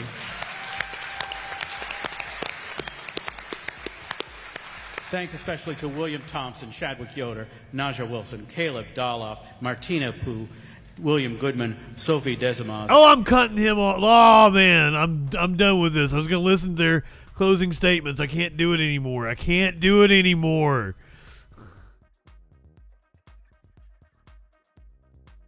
For those of you who showed up later, I'm sorry you missed Hung Cow. That was the best.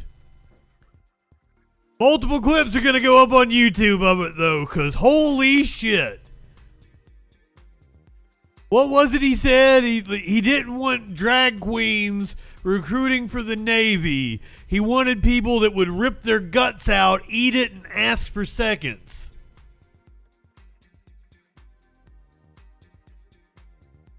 Then I might have misheard, but I'm pretty sure he accused Tim Kaine passing 3 of 100 bills he had proposed, said it was a 99% failure rate, and that you should trust him because Asians are good at math.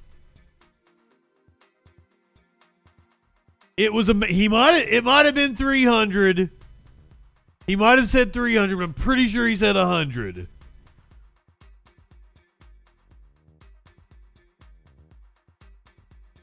Just fucking wow. This whole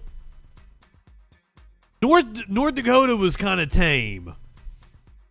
The alpha mic drop shit. I'm clipping that as soon as I get off of this stream.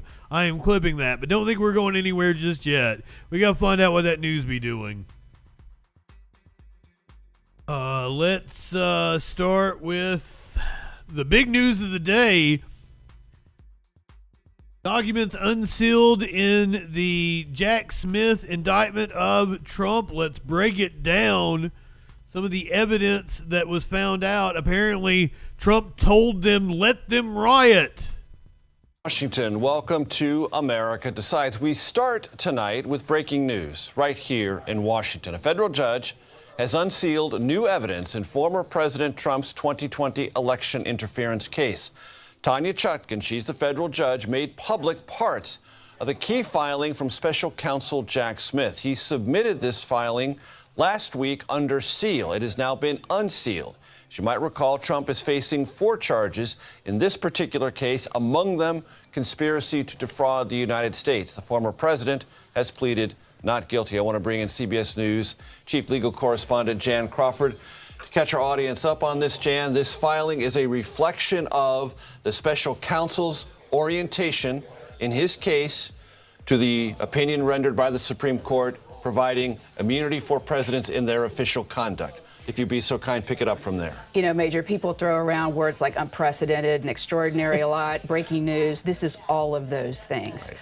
I didn't get a chance to even take everything in yet. 65-page, let's be precise, filing dropped today that provides new factual details about President Trump's alleged efforts to overturn the January 6th election in 2020, complete with grand jury testimony that we've never seen before. And then it chronicles his arguments, Jack Smith's arguments, for why Trump is not immune from prosecution in the wake of that Supreme Court decision. So this, when you kind of step back and start analyzing all the things in this filing, it is extraordinary. It is unprecedented because on page after page, much of this we knew, and some of it from the House committee, but there is new information in here, including dramatic scenes where an aide bursts into the room where President Trump is sitting to tell him that they've taken Mike Pence to a secure location, and the president turns around, according to grand jury testimony, and says, "So what?"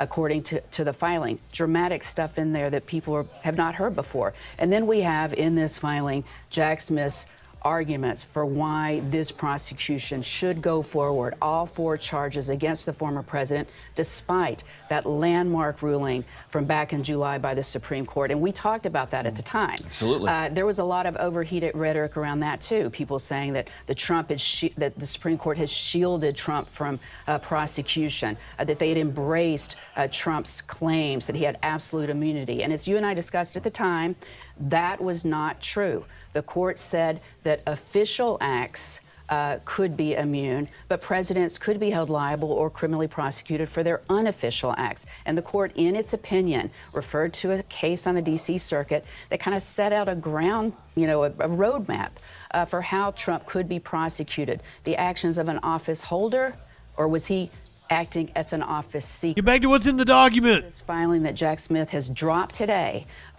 just over a month from the election, he tracks that reasoning in the Supreme Court's opinion, arguing that Donald Trump is acting as an office seeker, not as an office holder, and that therefore he is not immune from criminal prosecution for these, as Jack Smith says, unofficial acts. That's a really important distinction, Jan. I'm glad you brought it up because as I read, and I've only had a few minutes, you've had a couple more minutes, but we're all still reading it as we go.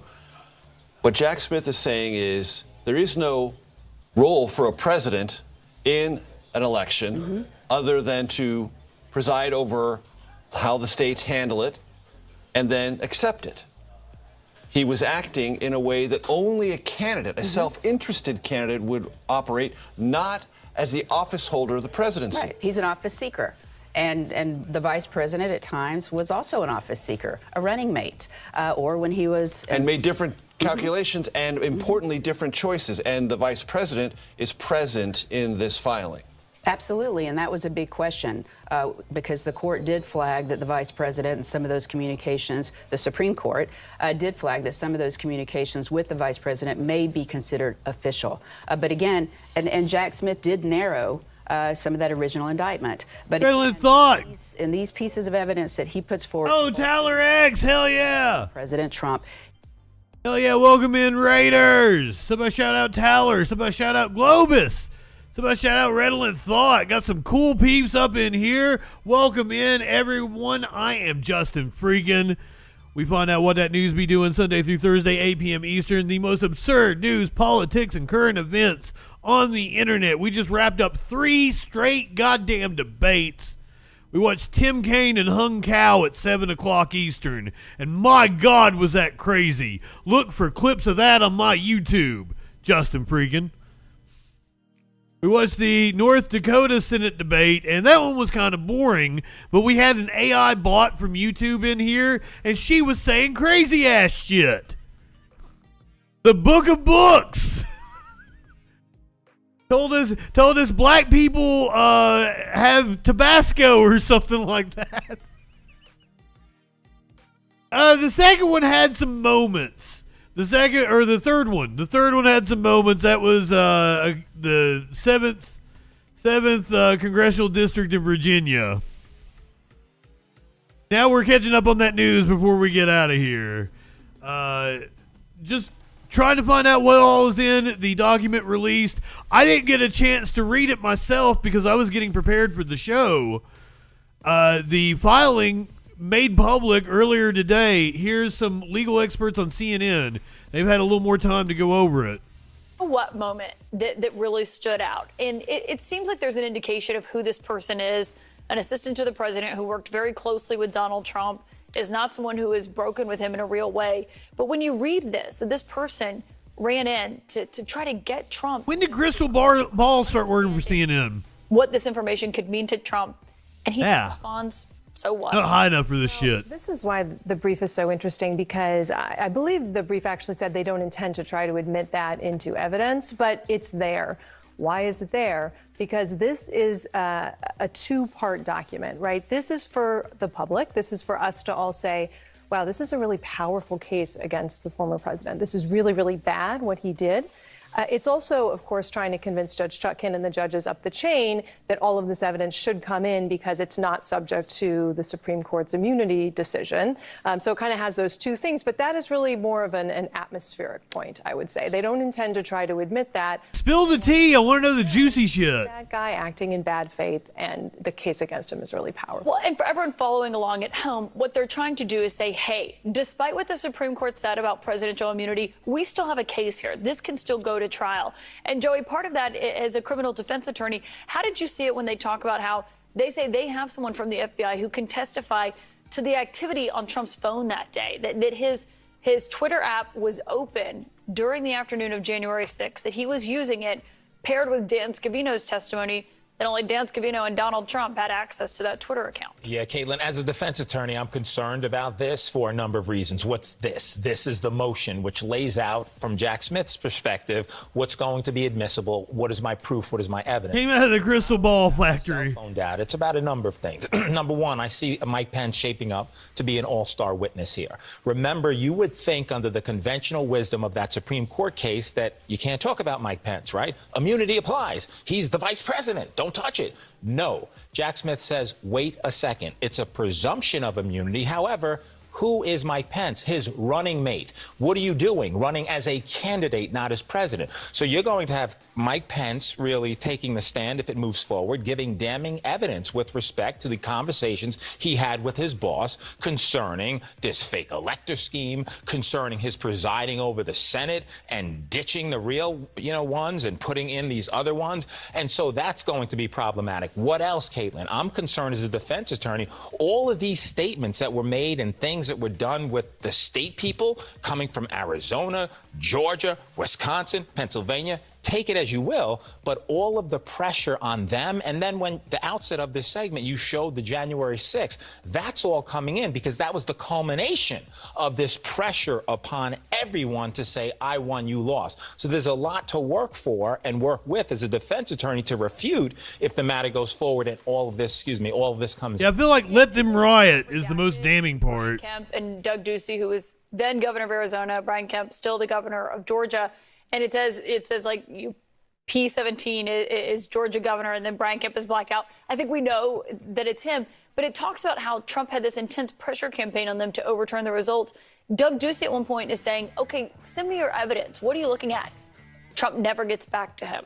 Yeah, I'm packaging it all. We're packaging it and we're sending it right to you. And of course, there wasn't anything to send. And that's part of the scheme is we're going to tell you something's coming, but we just need this to happen now. We need you to do it for us now, and then don't worry about it. We'll kind of fill it in on the back end. And then when they say no, they shift to another thing. I mean, what this brief is very good at is demonstrating that they worked in a whole bunch of different ways, bunch of different angles, coming at it from every possible angle. And when something didn't work, then they would shift to something else. Is it Supreme Court proofed, just on your read of it?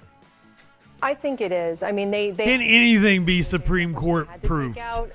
Is it a stretch on the Pence stuff? I mean, they do have to convince the judge that the presumptive immunity doesn't apply here, but I think they've done it.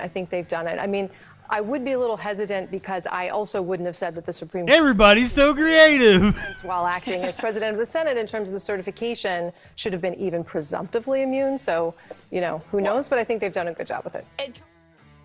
I'm going to have to read this bitch myself and then tell you what I think the juicy details are. I want the juicy details. Here's something juicy for you. You want another October surprise? This was pretty surprising for me. As we're talking about January 6th, a man highly involved in January 6th. Do you think we're stupid? You think we're fools? Rudy's daughter has endorsed Harris. Seizing on this debate moment from last night. It's really rich for Democratic leaders to say that Donald Trump is a unique threat to democracy when he peacefully gave over power. He is still saying he didn't lose the election. I would just ask that. Did he lose the 2020 election? Tim, I'm focused on the future. The Lincoln Project ad.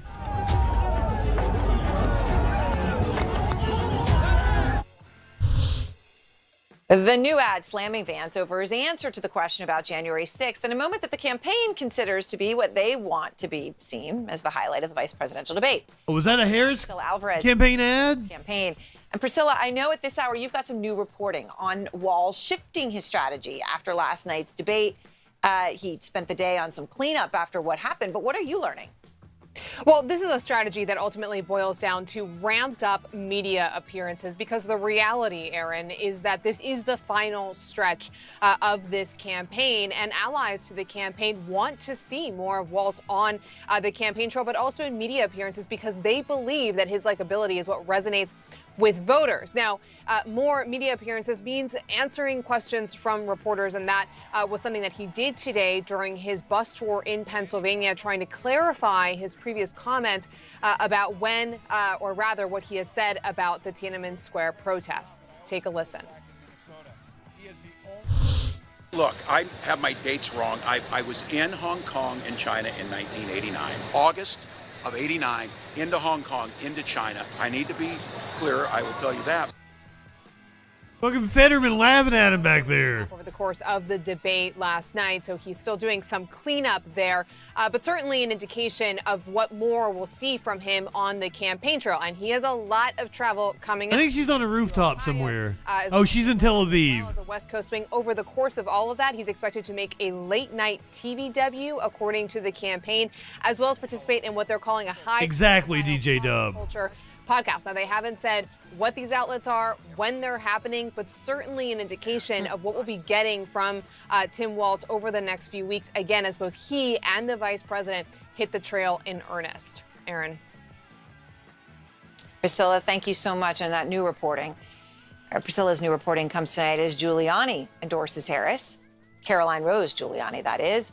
She is the daughter of Rudy Giuliani, who, of course, was former President Donald Trump's personal attorney, and breaking publicly from her father now, endorsing Vice President Kamala Harris for president, calling Trump destructive, calamitous, and a dark force. All quotes from Caroline Rose, blaming Trump for destroying her father's life. Damn, Caroline. Vanity Fair, and I quote from her, "I've been grieving the loss of my dad to Trump.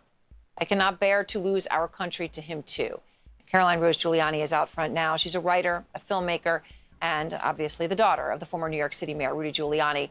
And Caroline Rose, I know this is your first television interview since your endorsement, so I appreciate very much you taking I don't know. I can kind of see it in the face. how hard it is for you to Just the kid that he had with his cousin? publicly. Can you share, what you went through, Caroline Rose? What made you make this decision? Yeah, it was definitely not a decision I came to lightly. Figuring out how to articulate these feelings with the storm that I've been experiencing over the last couple years, the emotional storm, was really hard. And also figuring out if I had the fortitude to share it, knowing that it could definitely damage my relationship with my dad in the last years of his life was really, really painful. But at a certain point, early in the election, I think it all felt kind of surreal when Donald Trump became the candidate. It was like I can't believe this is really happening after everything that he's done to our country, after being the first president to not participate in the peaceful transfer of power. Like, it didn't feel real. And then, you know, I'm recently engaged. I'm thinking about having children. I very much want to have children. And one day I just thought about what I would say to my children in the future. And in that moment, everything just became incredibly real.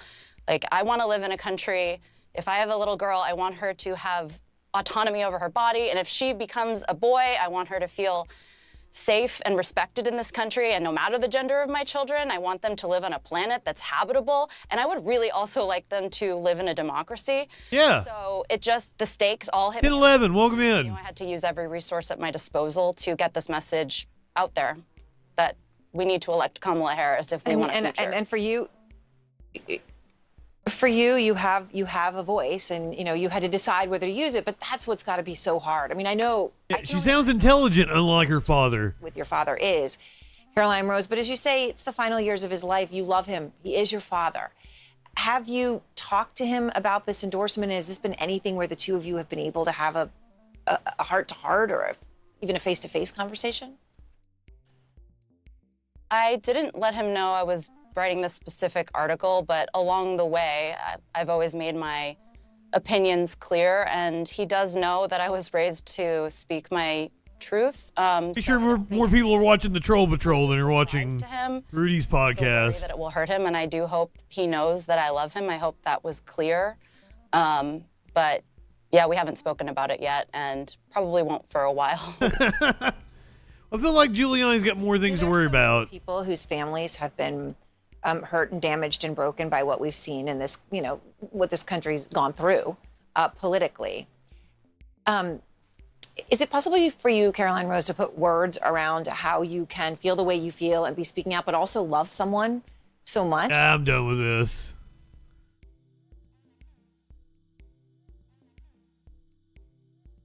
I got what I needed out of that, which was a good chuckle.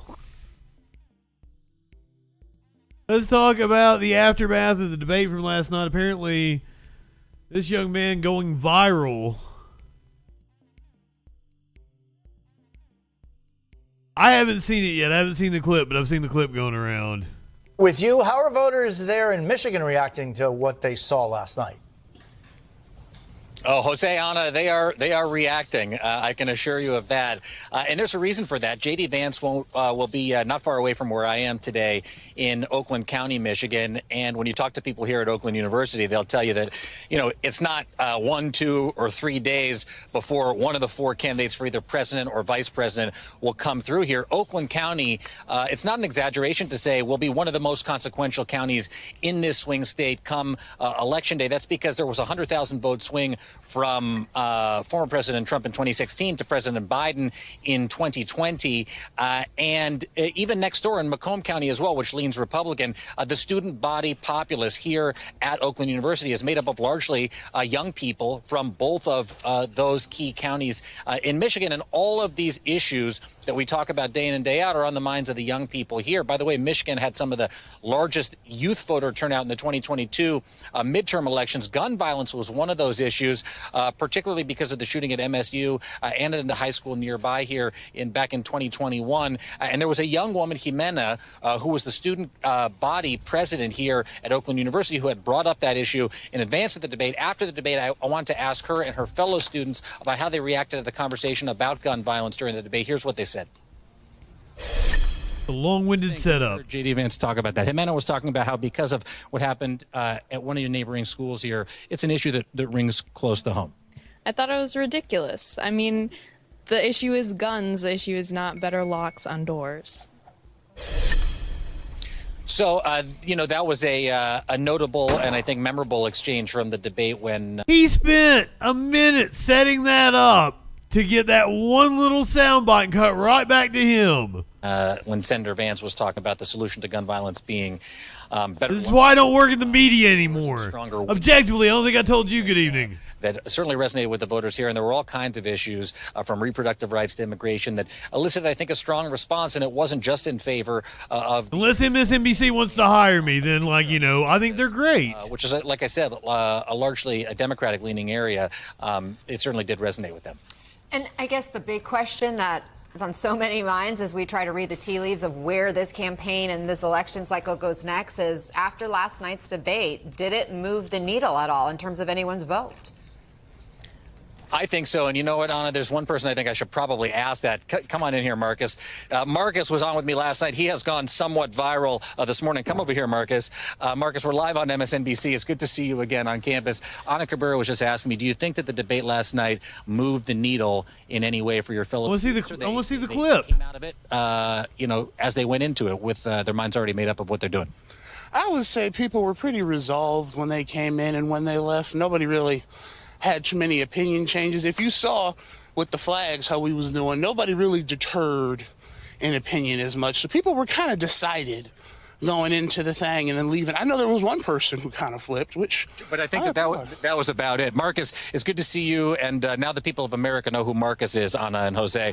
He made a big impression last night, guys. Yeah, let's see that clip, shall we? I had it saved. I figured MSNBC would show it, but no, they are a shit news organization. That's why you come to the Troll Patrol to get your news. We were talking, Marcus, about this constant criticism about the vice president not being able, about the vice president being in office for these last, he's already upset about it. The vice president being in office for all these years and not being able to make the change was the allegation from J.D. Vance. You said to me, I've been to high school civics class. Why did you say that? Because if anybody took high school civics class, they'd know what the vice president can do and what the vice president can do. I want to make a quick point. Neither candidate on that stage talked about what executive action they're going to take on day one to do what they want, nor were they asked because they know that they can't. That's not how the vice presidency works. You don't get to do what you want. You do what the president delegates you to do. So that one day Marcus is going to be all of our teachers in civics class, guys. I wonder. We were talking, Marcus, about this. Run for office, Marcus. I like you. He's exactly right. And I like the way he had the little head shake going on with it.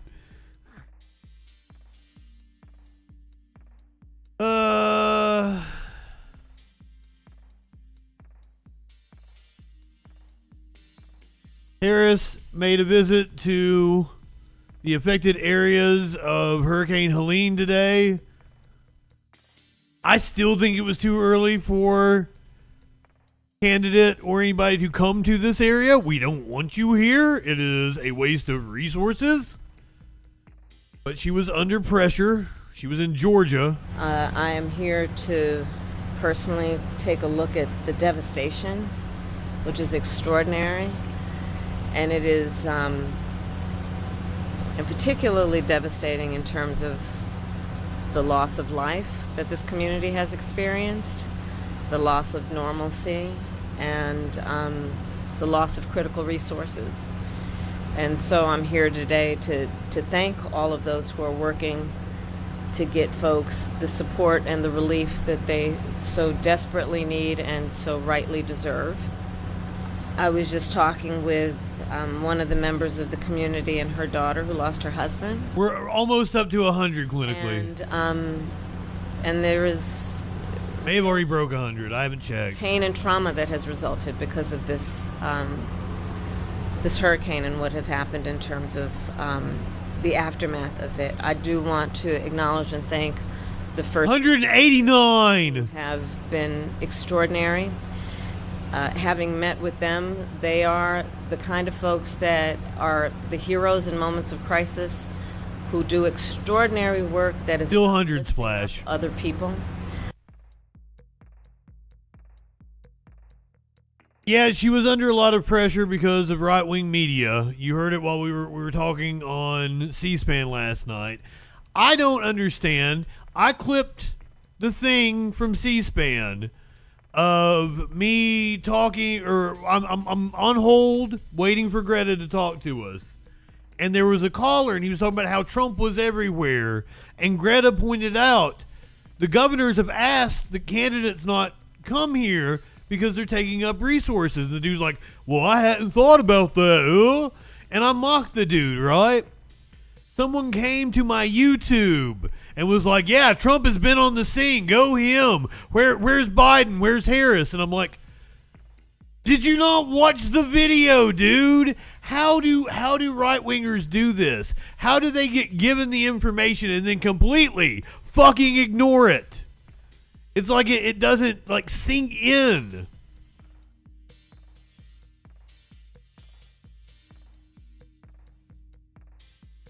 Okay, for the next few stories, we're gonna go from the most horrific to the least horrific.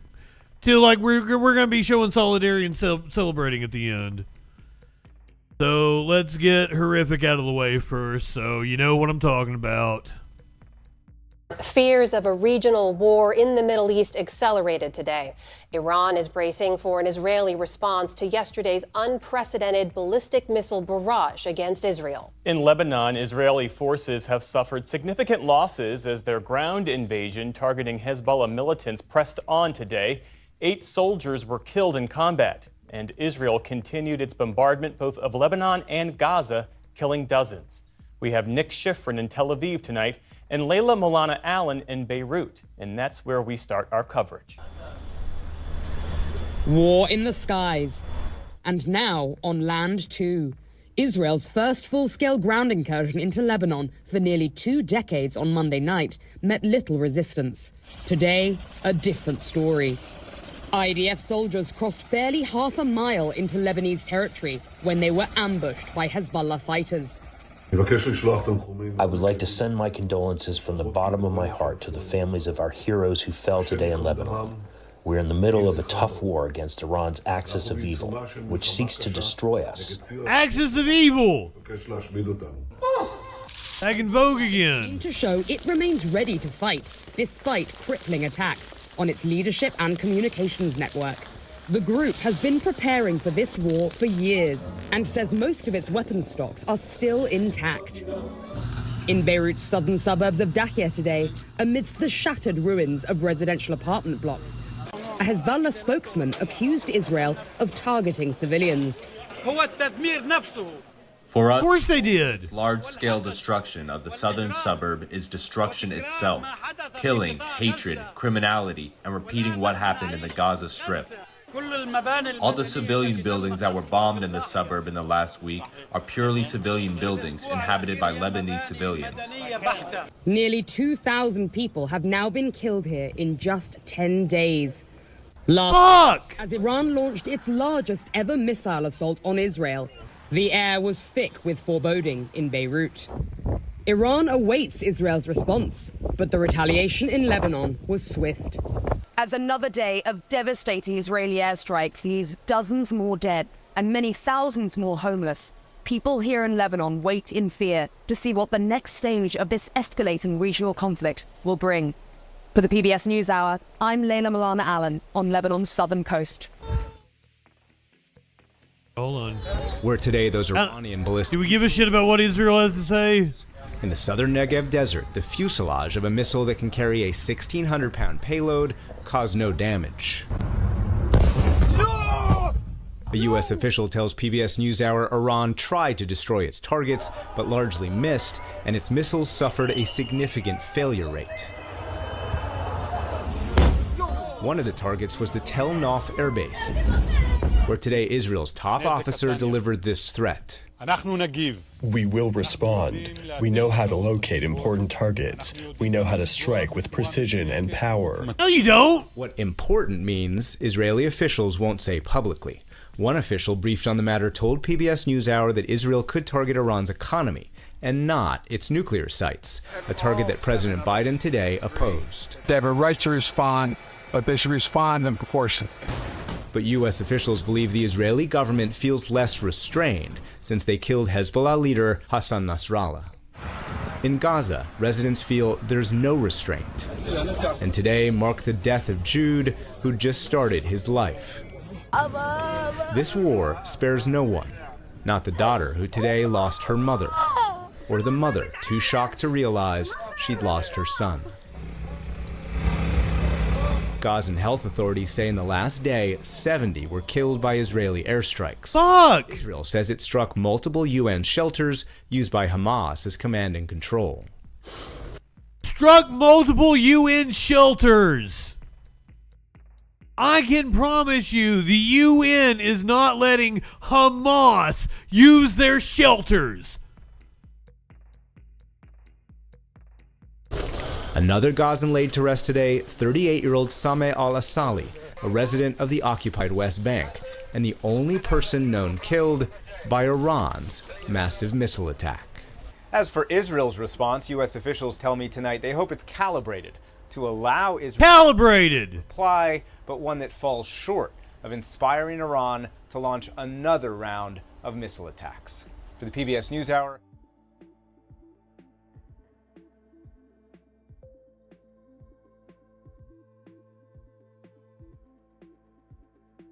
Dougie, good evening. I had General Breedlove. I was going to listen to what he had to say just because I wanted to mock his name again because I thought it was really funny the last time. I can't do it, and I don't want to hear our State Department propaganda through a fucking defense contractor.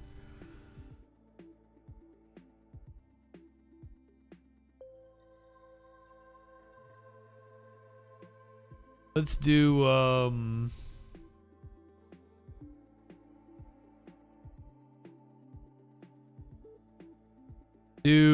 shooting that apparently shut down an interstate. It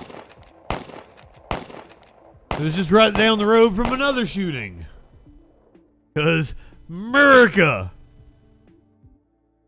This happened in Massachusetts. We're following breaking news as we come on the air at 6 o'clock in Worcester. 2 shooting scenes. One in a neighborhood in Worcester. And another one, a second shooting on I-190. Right now, police are not saying whether these shootings are connected. But right now at 6, Interstate 190 is still closed in both directions. Traffic is being detoured up. Damn! But it is, as you can imagine, a mess. Backed up for miles. Good evening, everyone. I'm Ed Hart. Hi, everybody. I'm Maria Stefano. So the 2 shooting scenes are about a quarter of a mile apart. We are live at both of them. Our team coverage begins with News Center 5's John Atwater, who is live right along 190. John?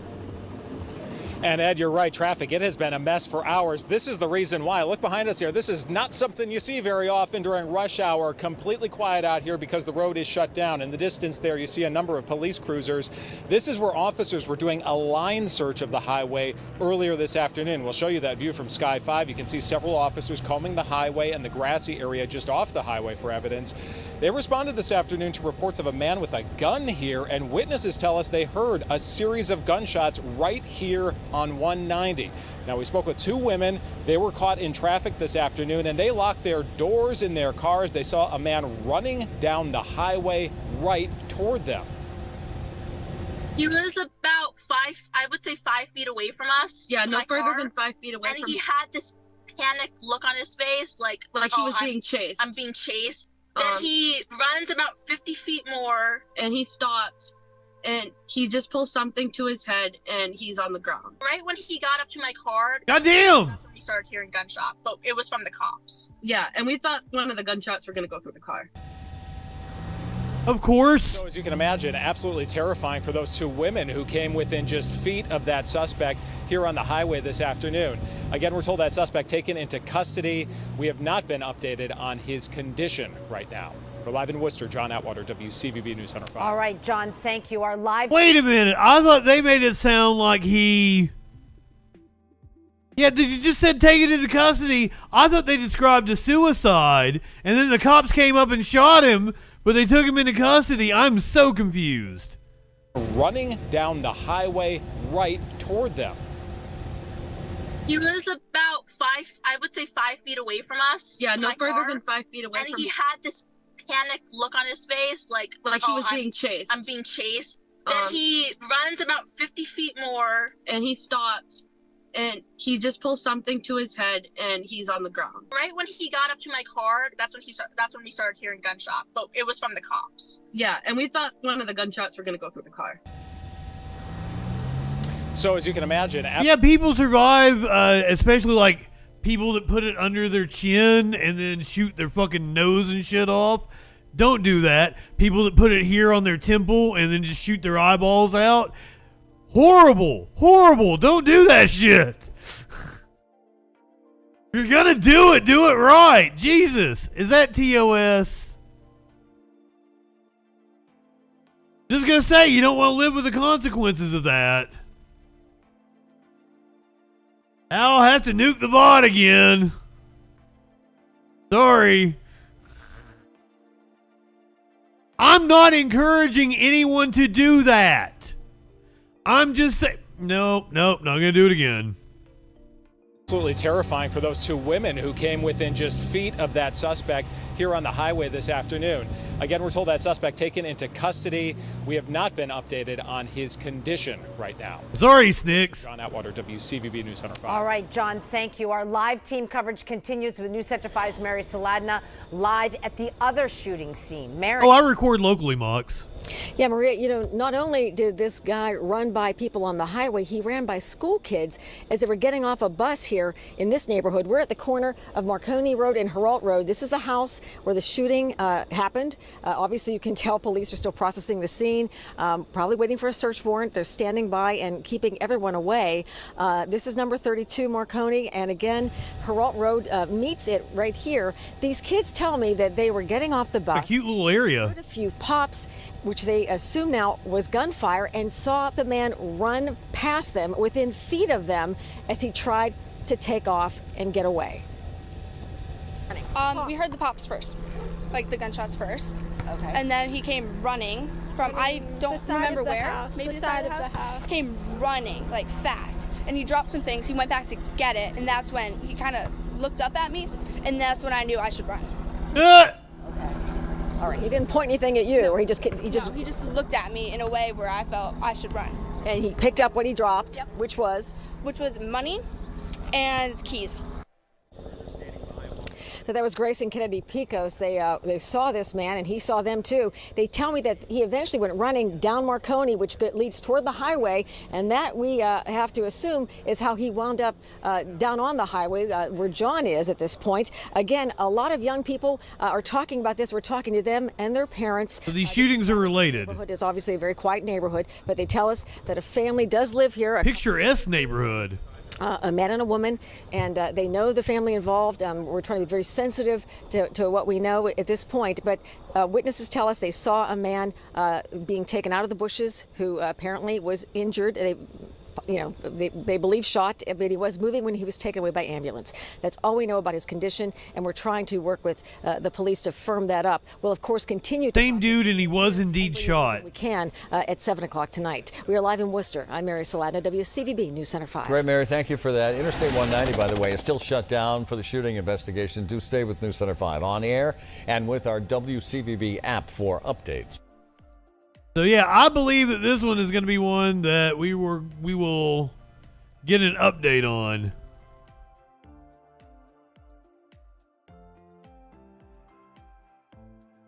All right, here's the one you guys have wanted an update on, for sure. I don't know how much of the video they're going to show, but I'm sure it's censored all to hell. Freedom, good evening. We're going to go to WKYT in Kentucky to tell us about the sheriff that shot the judge. He appeared in court yesterday. I watched the video. I saw the whole hearing because I was on the edge of my seat. In a courtroom today as shocking new details were released in the death of a district court judge. Former Letcher County Sheriff Mickey Steins retired effective yesterday. Police say he shot and killed District Judge Kevin Mullins inside the courthouse on September 19th. Video says he did it. I do want to warn you that some of the details in this story may be disturbing to some viewers. WKYT's Phil Pendleton has more on what took place during a preliminary hearing this afternoon. He joins us with our top story at 5. The preliminary hearing was moved to Morgan County after the deadly shooting in Letcher County about a week and a half ago. Oh, the judge? I think it's Mullen and not Mullins. About what happened on that September afternoon, a series of events that resulted. But if he's a Mullins, yes, I'm related to him. Shot and killed, and a sheriff charged with his murder. A shocked courtroom after seeing surveillance video played of a deadly shooting in a jail. Yeah, they paused it. Prosecutor Jackie Steele simply asked the detective who the people were in the video. That was Sheriff Mickey Steins and Judge Kevin Mullins. And also, who had the firearm? Sheriff Steins. That was the basis of the questioning from the Commonwealth, but Stein's attorney questioned about the witnesses who saw or knew about the shooting. The detective said those interviews were done by others and are still being processed. They're also reviewing the content of phones owned by Steins and Mullins. I was told that Sheriff Steins had tried to call his daughter, and he had tried to call his daughter from the judge's phone also. The detective confirmed that Stein's daughter's number was also on the judge's phone. Detective Stamper also talked of Stein's demeanor after the shooting. Mostly calm, I thought. I mean, I talked to him, but he didn't say nothing about why this had happened. Now, the next phase of this will be a grand jury, possibly. They left off the part where apparently after he was in custody, he said, and I quote, "They are trying to kidnap my wife and kid." That is the only indication that we have. Considering an indictment, and that's after probable cause was found. Probable cause does not mean guilt, and a grand jury will likely consider this case over the next couple of weeks. In Morgan County, Phil Pendleton, WKYT. Steins remains in the Leslie County Jail. He retired yesterday. The Letcher County Sheriff's Office announced that Billy Jones was sworn in today as the new sheriff. Yeah, this is gonna be a wild case. I figured the family didn't have anything to do with it. There was rumors going around about the daughter. As I said, there was a lawsuit against the jail, and a sheriff's deputy had resigned in disgrace. He was trading sexual favors. I figured there had to be something going on with the lawsuit, but apparently there's something far more personal. And if you watch the video, it was personal. The sheriff shoots him multiple times, starts to walk out. The judge is still gasping and begging, and he goes back and shoots him 2 or 3 more times. It is brutal. Now, it seems like the defense, because this was just a pretrial conference, it was to determine if there was enough evidence to hand it over to a grand jury. I was trying to get a sense of maybe what the defense was going to argue, and perhaps their case is going to rely on trying to get it knocked down from murder to some form of homicide. They seem to want to argue that there was something so upsetting on the phone that it sent him into a rage. So therefore it couldn't have been murder, because murder has to be premeditated. But we will get more of a sense of what their arguments are going to be when we get to some sort of preliminary hearing, which is probably a few months away. Prometheus, good evening. You missed the wild-ass debate. Since we're talking about cops and legal troubles, let's go ahead. We'll go to former cop Eric Adams. Had his first court appearance today after his arraignment. Mary Sue, good evening. There could be more charges against New York City Mayor Eric Adams. Prosecutors made that announcement today during his latest. Fuzzy Zimba. Adams was. If I do have any Jewish followers, happy Rosh Hashanah. Is that what you say? Is that the proper nomenclature? To wish you a happy Rosh Hashanah? Shana Tova. Is that it? Did I say it right? So, and also I want to say to anyone that is Jewish, I am so fucking sorry.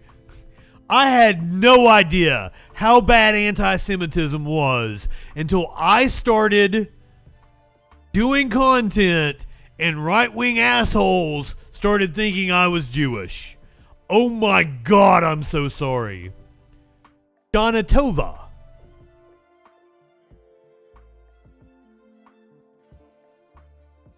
So my heart goes out to you guys, and that's why, we want to. I don't want close enough. I don't want to disrespect you. I want here. Hold on. Let me get the phonetical pronunciation. We'll make this work. It's insane. It is. And that's why, we're very critical of Israel, but I don't ever want to step foot into that anti-Semitism.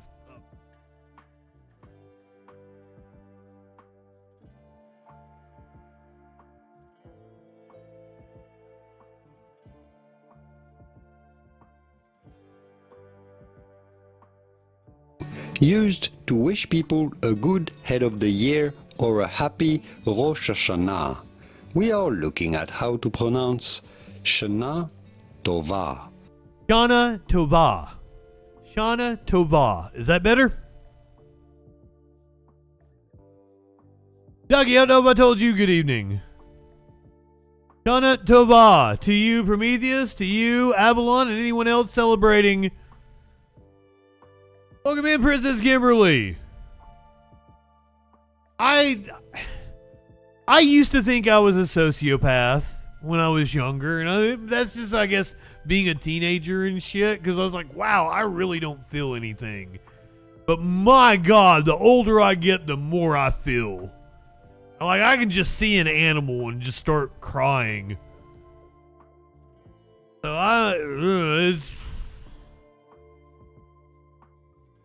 that's another one of those things where if I hadn't experienced it, that people make Jewish cartoons of me. And I'm like, this is wild.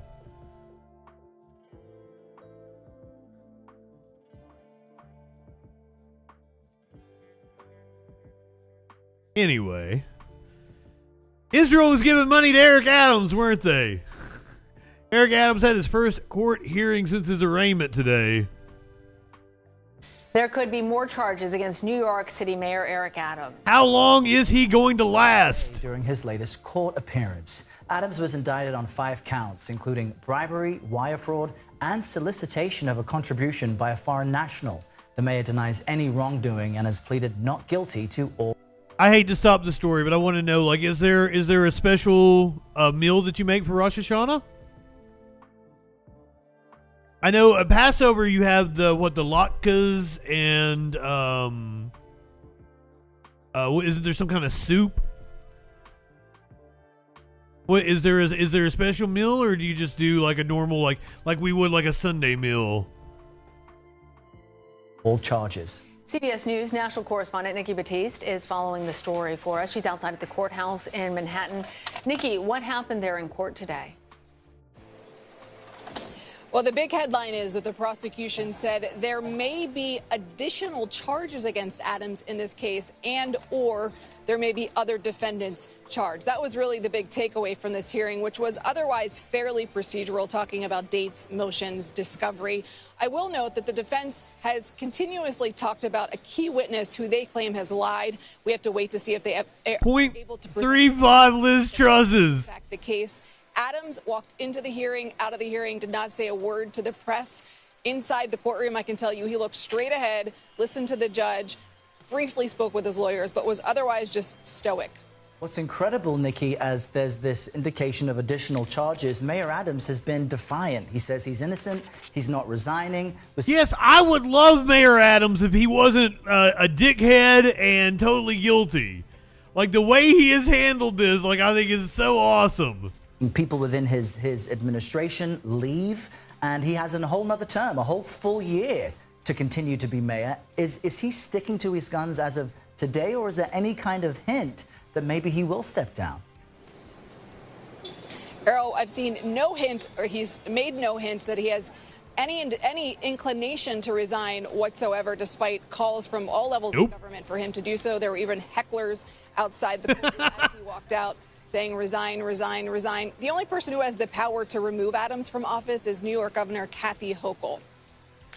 So, Nikki, what then is next in the case, and when might we get answers about whether these additional charges come from the prosecutors? So I think when those charges might come, if they do, is difficult for us to tell. Just a reminder that last week, whenever Adams was arraigned, the morning before his indictment was handed down, 12 federal agents. I thought she was getting ready to sniff her finger. Cell phone. So the prosecution has just recently gathered what could be evidence. So it's hard to tell what that timing is. The prosecution made no indication. The next steps, motions, the defense has filed 2 motions, one motion to dismiss the bribery charge, the other motion alleging that accusing the prosecutors of misconduct for essentially leaking material from the investigation. Wow. Mayor Adams will likely be back in court within the next month. Amazing. No trial date was set today, though. Okay, just all seems to be growing, Nikki Batiste, across it all. Thanks so much. Matzo ball soup. That's what I was trying to think of, wasn't it? I've never had matzo ball soup. And also, all the things I know about Jewish culture basically come from Larry David. I am a huge Larry David fan. Let's go down to Georgia and get an update on this insane cloud polluting the air. I don't even know where all it's at now. It could have engulfed the entire state. Working to get more answers in the aftermath. A chemical plume. Biolab in Rockdale County. Good evening. I'm Faith Jesse. And I'm Jennifer Bellamy. Tonight, that chemical plume remains in the air days after the fire. Take a look at your screen. This shows you what it looks like. This is live right now. Less than 2 hours from now, a shelter in place will go back into effect. Look at the color. Inside overnight in that area. Tonight, agencies are telling us that others beyond Rockdale County will see the haze tomorrow. Meanwhile, for the first time since the Biolab fire, the Conyers City Council will meet tonight. That's happening in less than an hour. They'll meet at the Cherokee Run Golf Club. That meeting will be live streamed for those who cannot attend. We want to get straight out to 11 Alive's Molly Oak, who is live for us in Rockdale County tonight. So, Molly, we see you looking back there, checking out this plume. We can clearly see it is still there, very active. Can you paint a picture for us? What are you hearing down there? Hey guys, you clearly caught me looking over my shoulder. That's because when we first arrived here this morning, we looked at it and thought, you know what, this looks a lot better than it has been for the past 48 hours. It was kind of a light white puff of smoke, but just recently, if you zoom in on this Cody for me, I'm going to step out of the way so y'all can see it. That plume has a tinge of yellow in it. Yeah, it does. Noticeably different from 24 hours ago is there was a back wall to that facility. That back wall is now down. Now, that's something the fire chief said that we could expect to see going forward. But again, we're noticing a yellow tint to the Is the fire still going? Officials about going forward as that shelter in place continues for you all tonight. Take a look at the plume outside the Biolab facility on Tuesday, right before Rockdale County recommended an overnight shelter in place. 24 hours later, the shelter in place recommendation and the plume persist. Today, Georgia Emergency Management says air quality is still being monitored. Overnight, it reports monitoring around the facility detected some exceedances above the action level for chlorine. You don't say. Current weather shows winds will start to shift tonight after sunset, saying there is a, quote, high likelihood that people across metro Atlanta will wake up tomorrow and see haze and smell chlorine. Oh my God. Just before noon, when it added, at the time, the chlorine levels in the air were at safe levels. This Conyers place is about 30-40 miles outside of Atlanta to the east. I also spoke with the city of Conyers. It says while Biolab is located outside the incorporated limits, the city is working closely with the county. The city says, quote, our priority has always been the safety of the citizens, and we are confident that the worst is behind us at this point. Rockdale County officials did not hold a press conference today. However, at yesterday morning's press conference, officials said they did not have a timeline on when this would be over. I also asked for an update from KIC Consumer Products, which has been providing statements regarding the Biolab facility. Our last update from KIC was 2 days ago. We have not heard back yet. Now, the city of Conyers also told me it is working with limited staff off-site since Monday. It does say City Hall will be reopened to the public tomorrow morning at 8 a.m. Again, I'm staying off camera, guys, just to give you a look at this plume. Again, we had been seeing a white plume all throughout today. If I was a reporter, I wouldn't be there. It shifted to more of a yellow tint. Again, we will be asking officials about this and what this means for you in Rockdale County. Guys. All right, Molly, thank you so much. Well, right now, GEMA and Atlanta Fulton County EMA are warning that wind shifts are expected to bring the chlorine smell and haze west toward Atlanta by tomorrow morning. We spoke with Mayor Andre Dickens this afternoon, who was headed to a briefing to learn more. Preparing to notify our residents of the preparation for why do they not have the N95s on? Chlorine smells again, and what precautions we all need to take. And looking at the wind patterns that may continue for a few days until this fully subsides. Now, we are constantly working to get you those updates on this developing story. We can send you a link. You've heard of chemtrails, now get ready for chem plumes. To the number on your screen. It's 404-885. For what? 100. We'll get that information sent straight to your phone. Updates on the plume, okay. I get you into the text messaging system. Is anybody in Georgia needs to get hooked into that text messaging system? I will go back and put the number up. In case anyone in the podcast, it's 404-885-7600. If you are in the Georgia area, maybe even in Alabama, maybe in South Carolina, you might also want to sign up for these text alerts.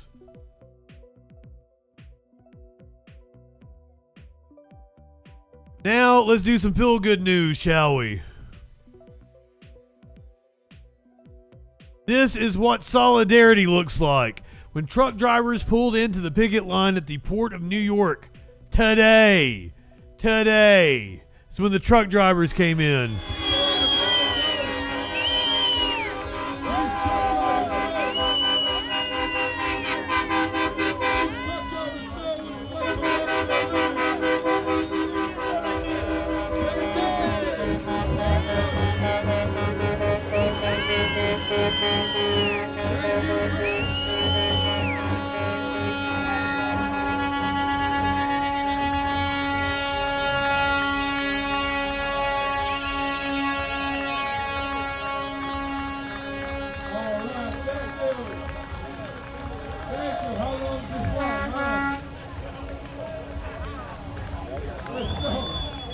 Let's go, truckers! Get that picture right there. That's what it looked like today. The second day of strikes for dock workers. Apparently people are getting worried, starting to panic buy.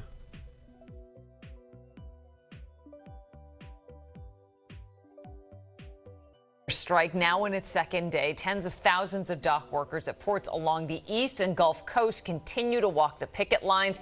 Here in our area, the panic buying among consumers has now started.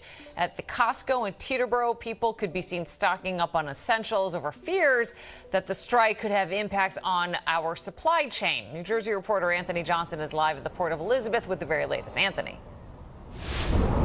Yeah, Liz, you can see the dock workers are still behind me. They are still standing their ground. At this point in time, no new word on any talks between management and the union, but the union workers say they're going to be out here as long as it takes so they can get a fair contract. Now, you talked about the people going to the store, customers going to the store. A lot of people online very early this morning before that Costco actually opened. Of course, this is the Jewish high holy days, so a lot of those folks were going shopping because of that one fact. But a lot of people learned nothing from COVID. Prepared for the possibility that supplies will come up short. Long lines at one of the local big retailers. Idiots. The result of a frenzy of shoppers worried about supply shortages, especially if the dock workers' strike lasts a long time. That's what causes supply shortages. We are scared because we don't know. It's just like going over with COVID again. People rushing the stores. Everybody's panicking. You caused the supply shortages during COVID too. 9:30, I was waiting online because I know people panic every time they hear something. Some shoppers are not panic shopping, but when you mix in the fact that the Jewish high holy days are here, the crowds are unusually large. I didn't come here because of the strike. I just came here because I legit, every month I come to Costco, but now there's people panic shopping. Yeah, I had just bought groceries right before the lockdown, and I needed toilet paper, and I usually buy like the 50-something rolls anyway. So when COVID started, I was set on toilet paper for a while, but I ended up running out. I think it was still about 3 months before toilet paper started like coming back in. Disinfectant. In the meantime, the striking longshoremen are manning the picket lines for a second day in a row. It's estimated the U.S. economy is losing billions each day. The head of the New Jersey Business and Industry Association says this strike could hit small businesses in the state hard and fast. The small business, they could get shut down quickly because they are relying upon those things coming in on a regular basis to actually fund 100%, to build 100% of what they're putting out by way of a product. This graph from the New York Waterfront Commission from 2019 to 2020 shows the salaries of dock workers in our region, with some making hefty salaries. But workers say the numbers don't reflect the dangers of the job or take into I bet not. During COVID. A technology expert says if the walkout persists, some popular holiday presents may not be in stock because of a semiconductor shortage. Many of those are shipped from overseas. This will determine whether or not there's a good holiday and a strong economy, or a recession and Scrooge coming along and holding back the gifts that consumers love. Yeah, once again, you saw that graph there showing the salaries of dock workers here in the New York, New Jersey metropolitan area, but that does not reflect dock workers in other places. Remember, this strike goes all the way from Maine down to Texas, and hearing from the ILA yesterday, they say some of their workers and some of the Agreed, DJ Dub. just over the minimum wage, so a fair contract is vital for them and their families. That is the latest live from Elizabeth, New Jersey.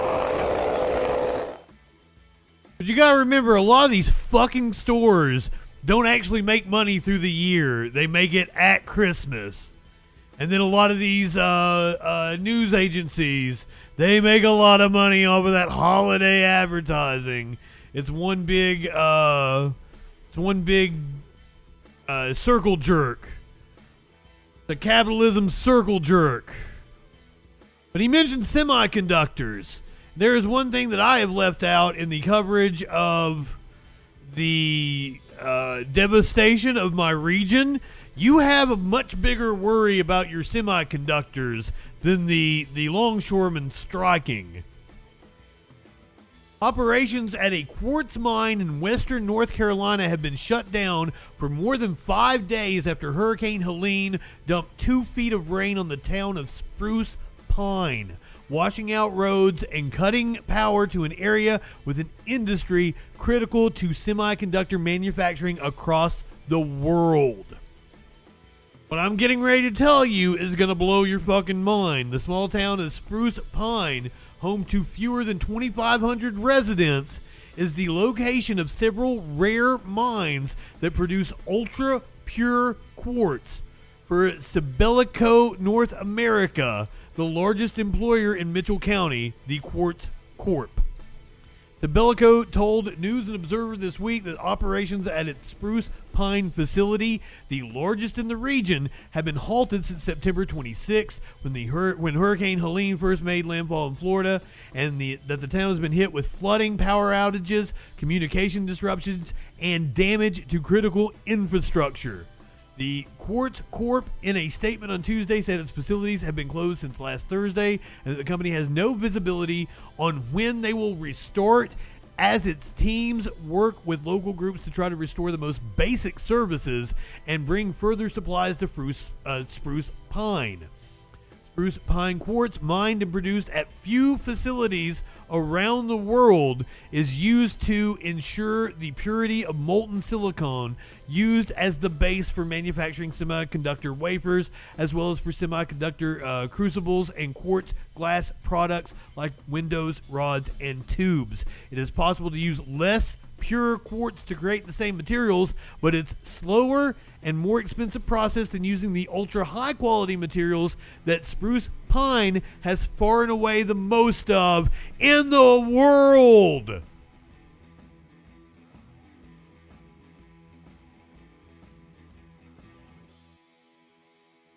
This is the only mine in the world for this specific type of quartz.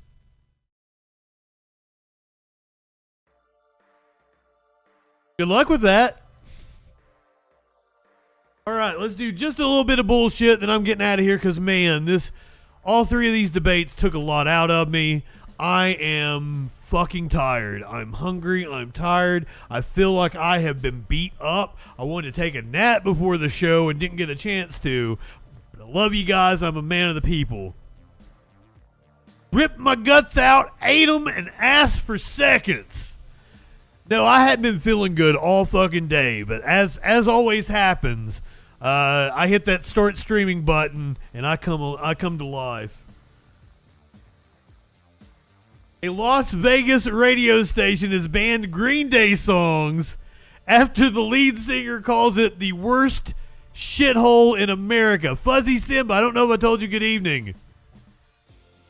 The next debate is tomorrow night. We're doing the Pennsylvania Senate debate between Democrat incumbent Bob Casey and Republican challenger David McCormick. And David McCormick, like Hung Cow, is a nut job.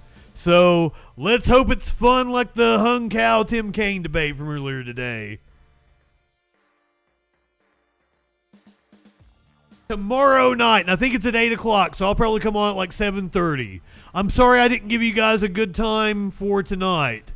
I always have the events on YouTube. If you check like an hour or two out, I should have the correct time on there.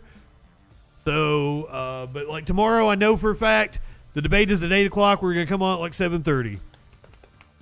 Maybe there's a lot of news. Maybe I'll come on at 7. Who fucking knows? Las Vegas radio stations ban Green Day songs after the lead singer calls it the worst shithole in America. Now, I've never been to Las Vegas, but I'm assuming there's a lot of places that are much bigger shitholes in America. I've been to Arkansas. Singer Billy Joe Armstrong lashed out over the Oakland A's moving to Vegas.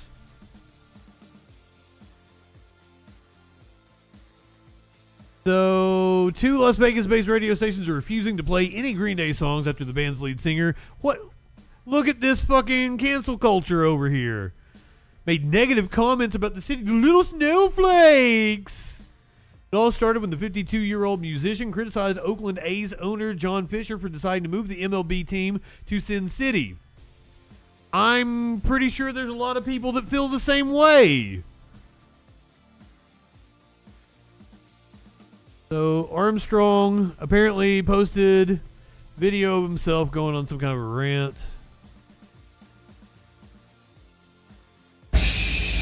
Look.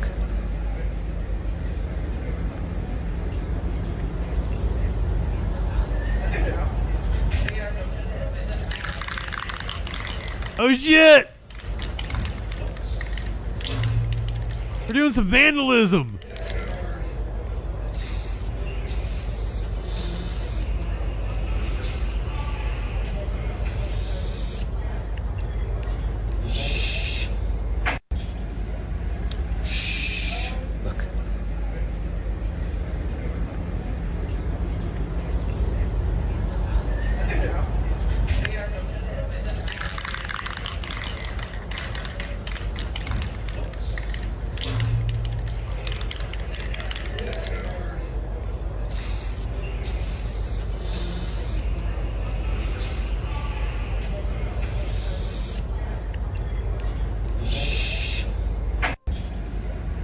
Oh, we didn't actually get to see the finished product. I know, come on.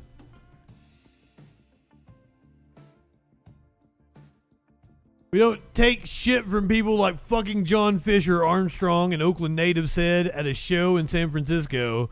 The station, KOMP 92.3, shared a photo of the band with the giant red no symbol superimposed on top of its Instagram. Oh my god, snowflakes.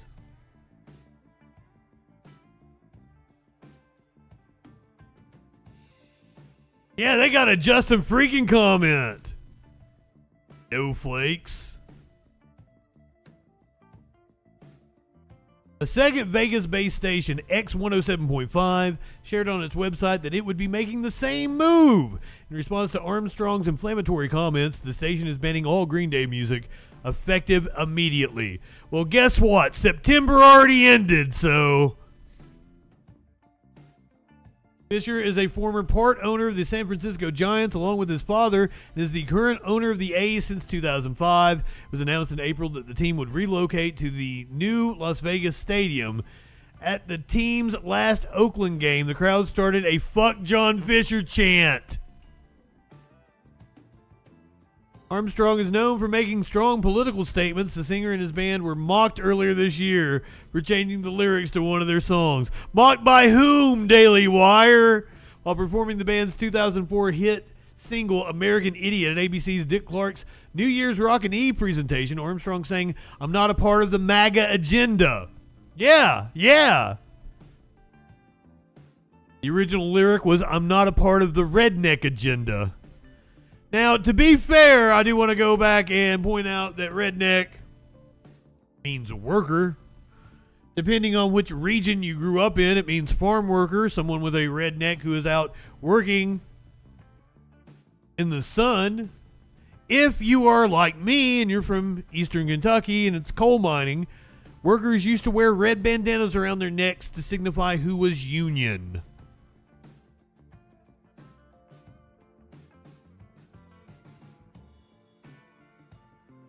Ah, shit.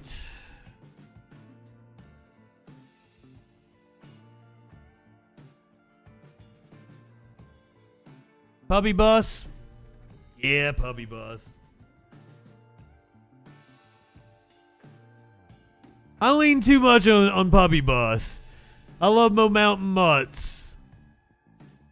If you're new here, always end with a fantastic animal video. I didn't have one pulled already, so anytime I do that, I just go back to my favorite, the Mo Mountain Mutts out of Alaska. We do puppy bus. Cool Burns, good evening.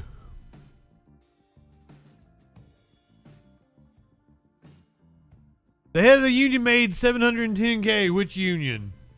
Also, you're worried about somebody making $710K. How much did Bezos make in the last hour? He made like $710K in the last hour, didn't he? Priorities are in the wrong place, my friend. Use your fucking brain. Picture of all the dogs lined up, and I was talking about my break command, and I saw a comment where people saw the dogs were wearing e-collars, and they thought maybe I was like shocking them to stay, and I just want to show you that I don't do that. I forget that people even do that with that tool. That's not what we do. So when I train to sit stay, I don't use e-collars. I use food, so I'm gonna get the treats out of the treats. John Fain, the head of the UAW, makes somewhere around 100 to 200 grand. Come on, picture time. Good dogs. Very good. Come on.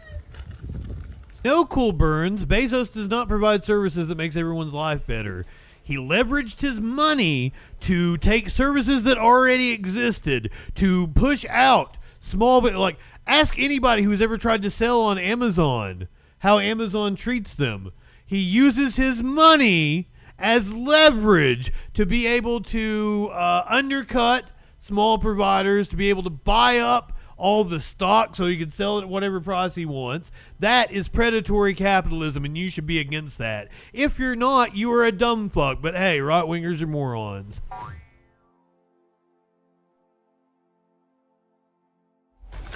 Good girl, Bama. And then they know to be like lured. So it takes me a while to, lure them all into the sit. Good sit. Fish. Him to turn his butt. Tap his butt. Sit. Good. Jake lined up perfectly next to him. Good stay. I'm gonna body block Echo. Body block Echo. Good. Slade sit. Good boy. Good boy.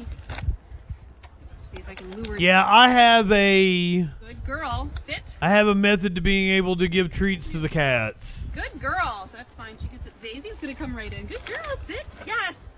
So see how they kind of. Oh. If you missed the first debate we watched with Hung Kao, keep an eye out on the YouTube. I'm totally going to put that clip up as soon as I can. Food. There, perfect. Got Amaru in that spot. There's Guinness. Jameson back. Tomorrow night, we're coming on about 7:30. We're going to be doing the Pennsylvania Senate debate between Bob Casey, the incumbent Democrat, David McCormick, who is a batshit crazy MAGA-endorsed dumb fuck. So that should be a lot of fun. Daisy. That's tomorrow night at 8 p.m. Eastern. Then we'll find out what that news be doing afterwards. See, now they look pretty darn good. If my littles were originally in the back. 7:30 Eastern time, M. Lord. So 4:30 out there on the Pacific Coast.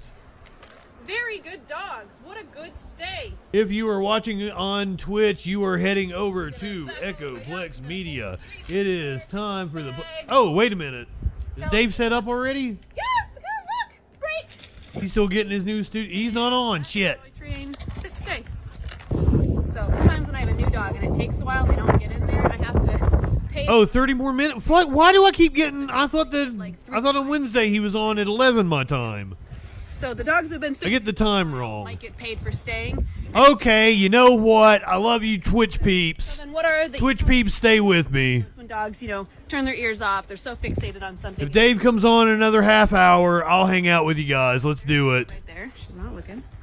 So what we would do is if she's dinking her. Oh, he's starting late because it's super hot. Okay, fair enough. If you are watching on YouTube or checking out the podcast, we're going to see you tomorrow night. Stays until. Go ahead, light one up, tip one back. It's all right to have a little fun before you hit the sack. I'm JustinFREAKIN. Twitch peeps, stick with me. Ooh, I need to nuke the VOD anyway. Perfect.